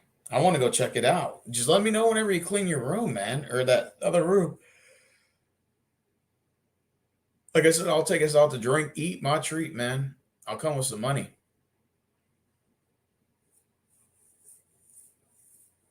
You there? I think your phone died. Prodigal? Yeah, I just had to go use the restroom real quick. Oh, shit, my bad, dude. So, okay, so the pizza you said Paparillo's, right? Yeah, Paparolo's Pizza. Oh, God, I got to go down there and try it. Yeah, that shit's fucking awesome, dude. It's all Well, if you clean that guest room out, not this week, but next 2 weeks, I'm off Thursday and Friday. Yeah, I have to wait and see what's going on, but I'm going to try and get it cleaned out sometime this week. Yeah, if But- you do that, man, I'll come drop by, man. Yeah, I mean, you have to give me a little while. Like I said, I got a lot of shit there. Like So- I said, I'll take you out my treat, man. Drink, eat, whatever. I don't give a fuck. Let's go. Yeah, there's not like a super lot to do around here, but if you like haunted shit, Yes. Wake place, man, I'm telling you. Didn't you say there was another place where there was a legend where there was gold at? Yeah, that was Jesse James, and that's first somewhere right behind First Street Cemetery, dude. Okay, now what now? Okay, now what's the story behind that? Behind Jesse James? So what happened was Jesse James hijacked a train or something. Okay. Back in the days, they held up a train. It was a train robbery, and they stole like $50,000 and $20 gold pieces at the time. They were $20. Now they're $180,000 a piece. Oh, I bet. But yeah, they're solid gold. And so the law was catching up with him, so he threw it in this well. And he was, I guess, had intentions of coming back for it, but he never came back for it. So somewhere out there, after a while, the well got covered up, and then the gold kept sinking down further and further. So there's like a safe full of these $20 gold pieces, or $20 gold pieces at the time that are worth $180,000, $50,000 worth. So you could do the math. Damn. They're somewhere in that well that he chunked them down. Has anybody tried to look for him? Oh hell yeah, dude! They've tried to get them, but the gold keeps on. The more they fuck with it, the further the gold keeps sinking, man. It says Jesse James was born in 1847, died in 1882. Yeah, so it tells you how long it's been down there. Damn, they even got his funeral too, like how he actually looked in the coffin. So yeah, it's that happened down there. Oh shit, my bad. Turn on battery saver. Yeah. They Well, if your phone's about to die, is it about to die? yeah, it's pretty low. Okay, all right. Well, you want us to go ahead and end it here or what? Yeah, that'll be fine, man. Okay, Polston, I'll start a stream tomorrow. And then if you guys want to get on, y'all are more than welcome to. Yeah, I'm gonna just do a Halloween stream tomorrow. just text me. All right, man. I'll hit you up, man. All right, have a good Hey, what's going on, people? Who's still in the room? I got 4 people in here. Say hello. Washburn Billy, what's going on, man? Donovan Burrell, what's going on? Who's still here? I got 4 people watching me, man. Who's the 4 people? Ghosts are not real, but demons are. Yeah, I've never seen a ghost myself. I've never even seen a demon before. I mean, just in the movies. But I've never personally seen anything like in that nature. But yeah, if Polston, if you get your room clean, like that guest room, I'll come visit you in your area. Like I said, I'm off Thursday and Friday not this week, but next 2 weeks. And I plan on going back to Dallas, go shooting the shit up there. Oh, you guys missed it earlier, man. I had look at that lantern. I had my Halloween lights. I had my jack-o'-lantern earlier. So if you guys rewind it, Washburn, you'll see all that cool stuff I had. I had like a little Halloween stream. Maria was in the room. We talked about a lot of good topics, and this is probably one of the best streams I've had in a while. It's just right now it's died down because everybody's already gone and doing whatever. We're excited when you have Maria back on. Oh, God, whenever she wants. That's the first stream I've done with Maria probably in about a couple of months, 2-3 months, easily. Maybe about 2 months. Yeah, I've never seen a ghost, man. I mean, people told me that there's haunted places. Like I said, Haunted Hill is in Waco, and it's a hill that has no grass that grows on it. And like Polson said, people believe it's like a silent volcano. Others believe it's an ancient Indian burial ground because it's like the only area. It's a hill that's on the other side of the cemetery, and no grass grows on it. It's like a weird phenomenon. It's they've tried to send scientists over to examine it and stuff, and they couldn't come up with any theories other than that they think it's like an inactive volcano. So I just thought it was pretty cool, fascinating. We want to go check that out. And then we want to go check out the cemetery. It's called First Cemetery. It's where Jesse James allegedly threw a bunch of gold chips, allegedly robbed a train. He hijacked it, and then I guess the laws were catching up to him, so he threw all that gold in that well. And rumors has it that there's a bunch of gold sitting below in that well. And each chip that at the time was worth $50 is now worth $180,000 a gold chip. And they've tried to send people down there to get that damn gold, and they never could retrieve it. So I think that's pretty fascinating to, that to hear those kind of stories, man. Yeah.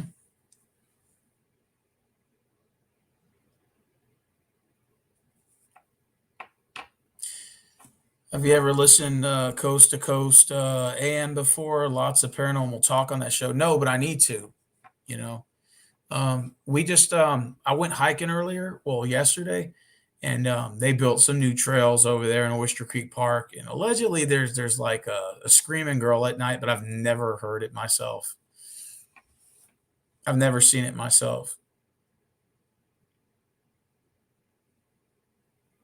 No, that's Billy Gunn, not Jesse James. Billy Gunn was in that was the one in New Mexico. I don't think that was Billy Gunn. That was it wasn't Jesse James. It wasn't Billy Gunn. It was I can't think of that guy's name. It's not ringing in my name. But he was buried in Albuquerque. Yeah. I can't think of his name. Let me look it up real quick.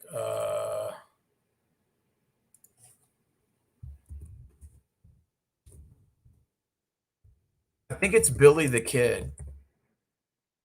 Yeah, it's Billy the Kid. They got a Billy the Kid museum, Billy the Kid's grave and visitor center. Where did Billy the Kid hang out? Site was Mesilla. Is Billy the Kid buried in New Mexico? Yeah, he is. He's buried at Fort Sumner's old military cemetery. Yeah. Billy the Kid was also another bank robber. Famous bank robbers. Jesse James, all those guys. Now, like I said, if I can find Jesse James gold, dude, that would be epic, man. Yeah, there's a buddy of mine, believe it or not. He goes to Arizona like once a year to go look for gold in the mountains. And there's all weird types of rumors that Billy the Kid and Jesse James threw a bunch of hid some gold in the mountains there. I mean, it could be true. And like he goes there, he's like, man, I'm gonna find Jesse James's gold, man. I'm gonna find it, man. I'm going to Arizona. I said, dude, well, I heard that it was in Waco, that it wasn't here. He's like, well, I'm gonna go find some gold in Arizona. I said, well, have fun with that. He found a little nugget. It wasn't really worth much. It was like an ounce. And an ounce of gold is like what, 1,500 now? I think it's going for about around 1,500. If I'm correct. I mean, it could change. Let me see how much an ounce of gold is. What is an ounce of gold worth? It depends on the type of gold, but it can go between $600 and $1,800. It's $1,800 for an ounce of gold. So he found $1,800 worth. Not bad. Yeah, an ounce of gold is going for $1,800. Just imagine if you bought a lot of gold in the 90s and 80s back then when it was like 500 an ounce, dude, you'd be cashing on that shit. I used to listen back in the day with Art Bell.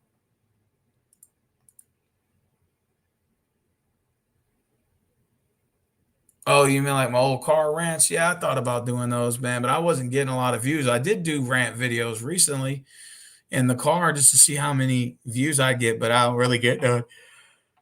Honestly, my live streams is what's really popping. I would love to go back to doing those videos, man. I don't mind doing car rants, but I used to get 400 or 500 views. Oh yeah, my car rants are classic. I want to go back to them, but man, it's just people don't watch it, don't comment anymore. So it's just, I brought back 3 car rant videos, but it's been so long. Now I just do the live stream.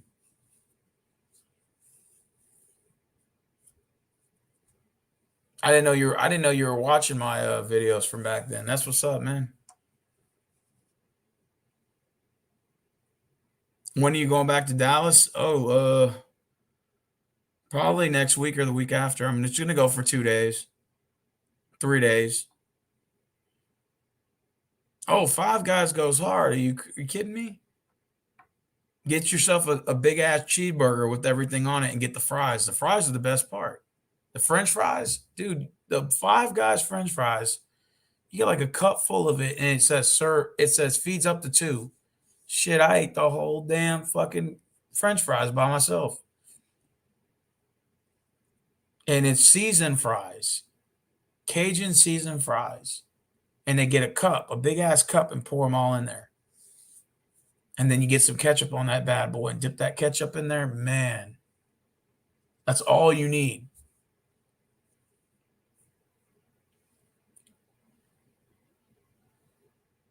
Oh, yeah. Don't lend money to friends and family. I still got that video up.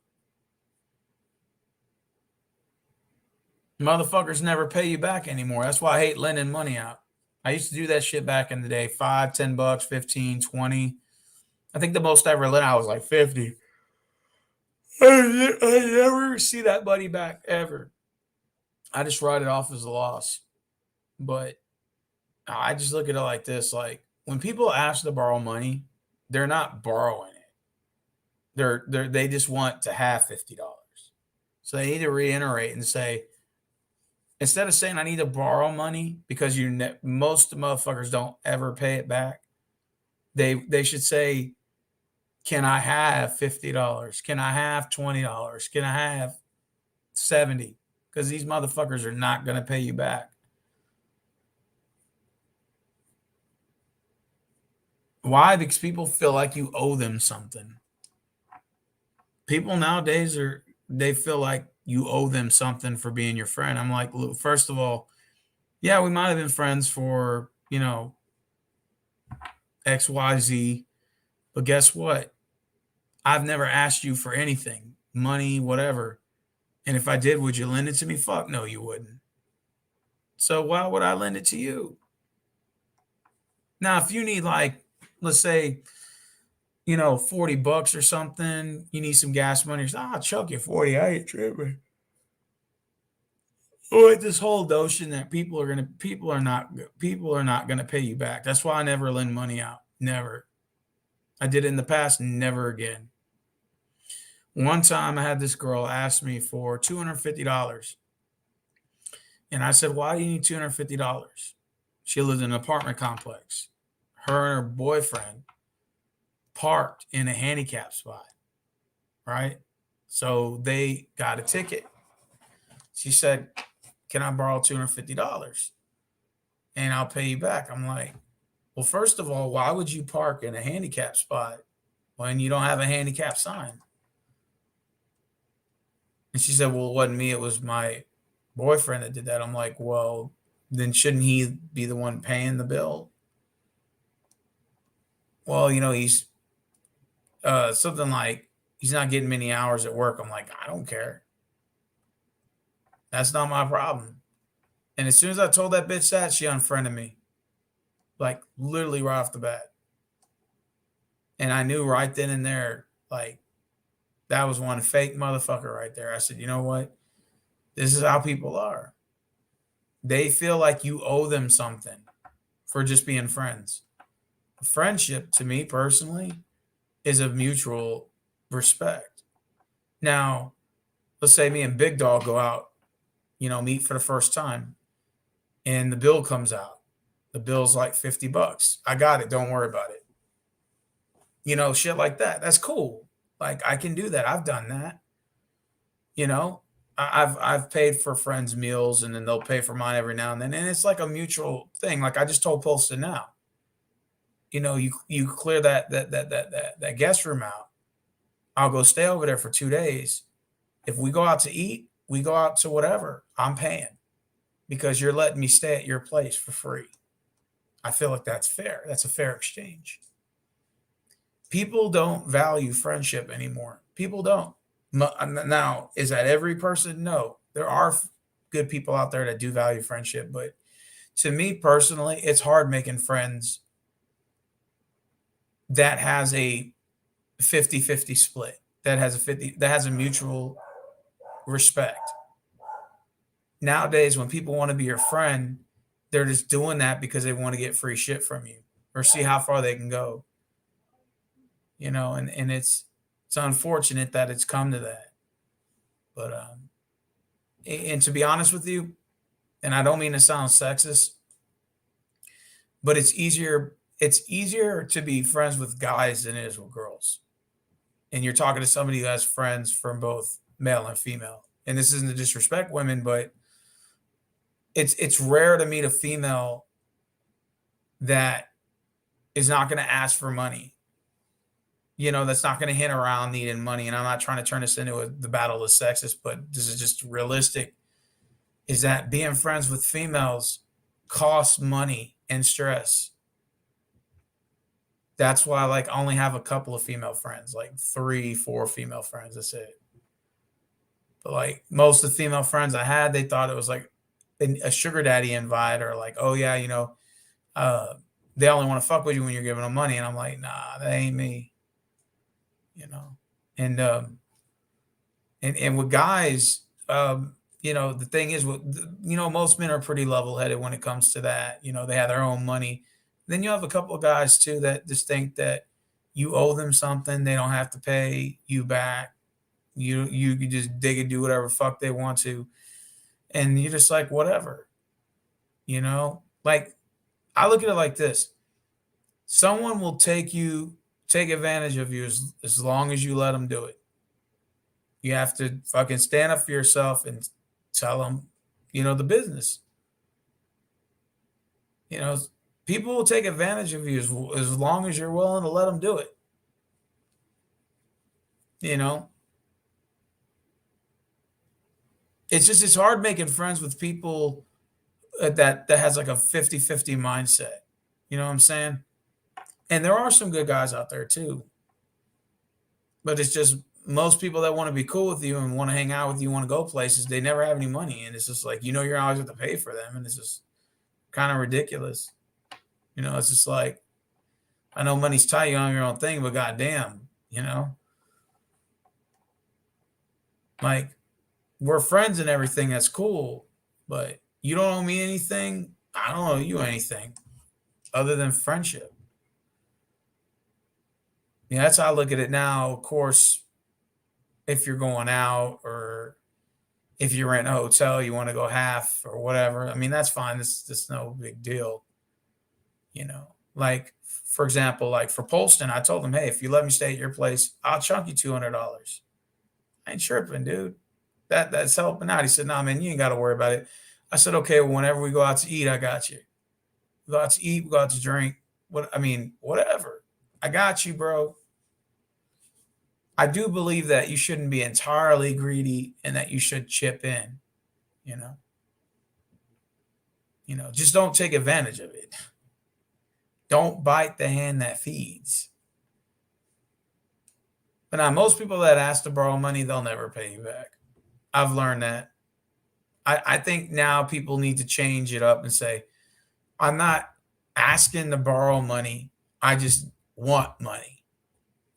That's what people need to say. Hey, look, I just need $50.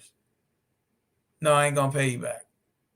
At least if you're honest, maybe you might get the $50. I might say, you know what, man? I like that.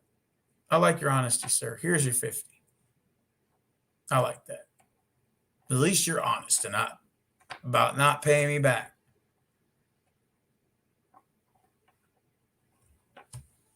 That's why I really never lend money out. I used to do it back in the day. Like I said, $10 here, 15 here, 20 here. Nothing that's going to break the bank. But you always want to lend small. And if they screw you over for $20, then you'll know, well, if you would have did it at 20, you would have did it at 50. And if you would have did it at 50, you would have did it at 100. And if you would have did it at 100, you would have did it at 200. That's the principle. Because think about it. If you can't even pay me the $20 back, what makes you think you're going to pay me 200 back? If you can't even pay the $20, $20 is $20. That could easily be obtainable.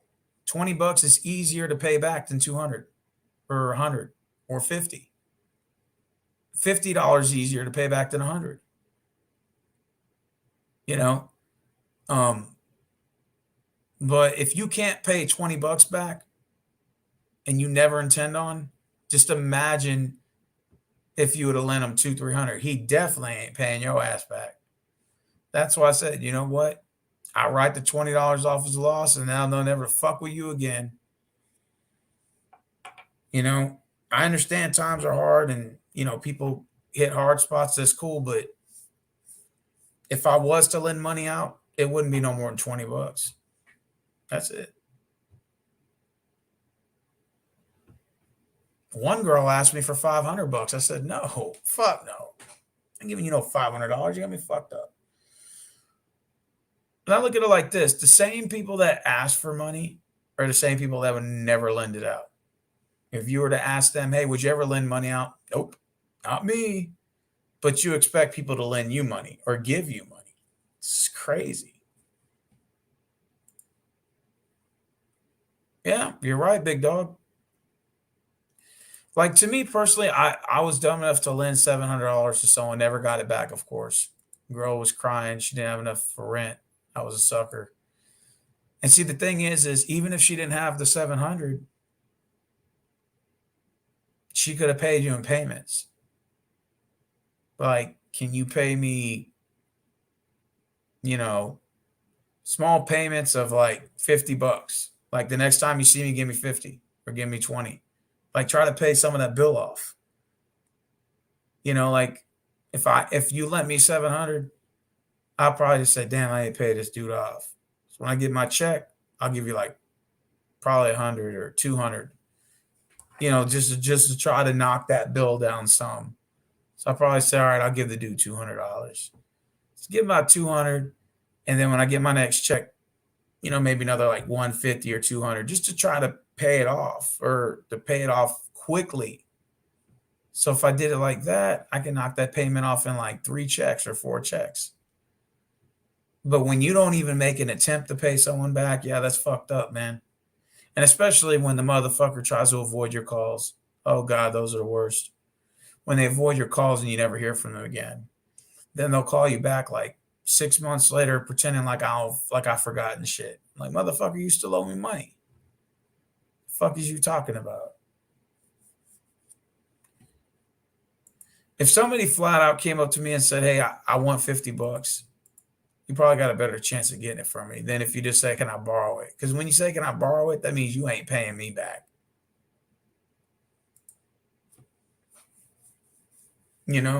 I don't mind paying for people's food. If we go out, I'll pay for your food or something just to be nice. But I don't just give people money. No.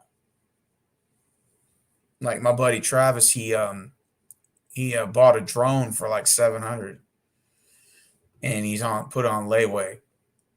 And he doesn't know, but I'll be nice enough to give him $100 to put on the payment, just to be nice.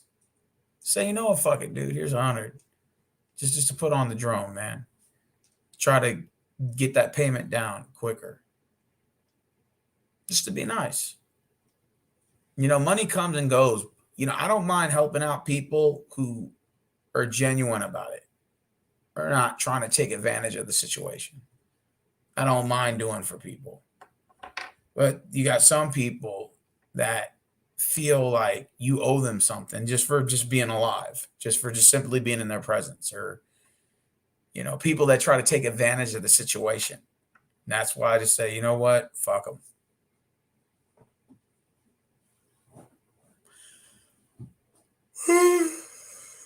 What time are you streaming about?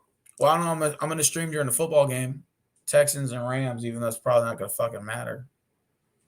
So probably about noon, which is in 10 hours.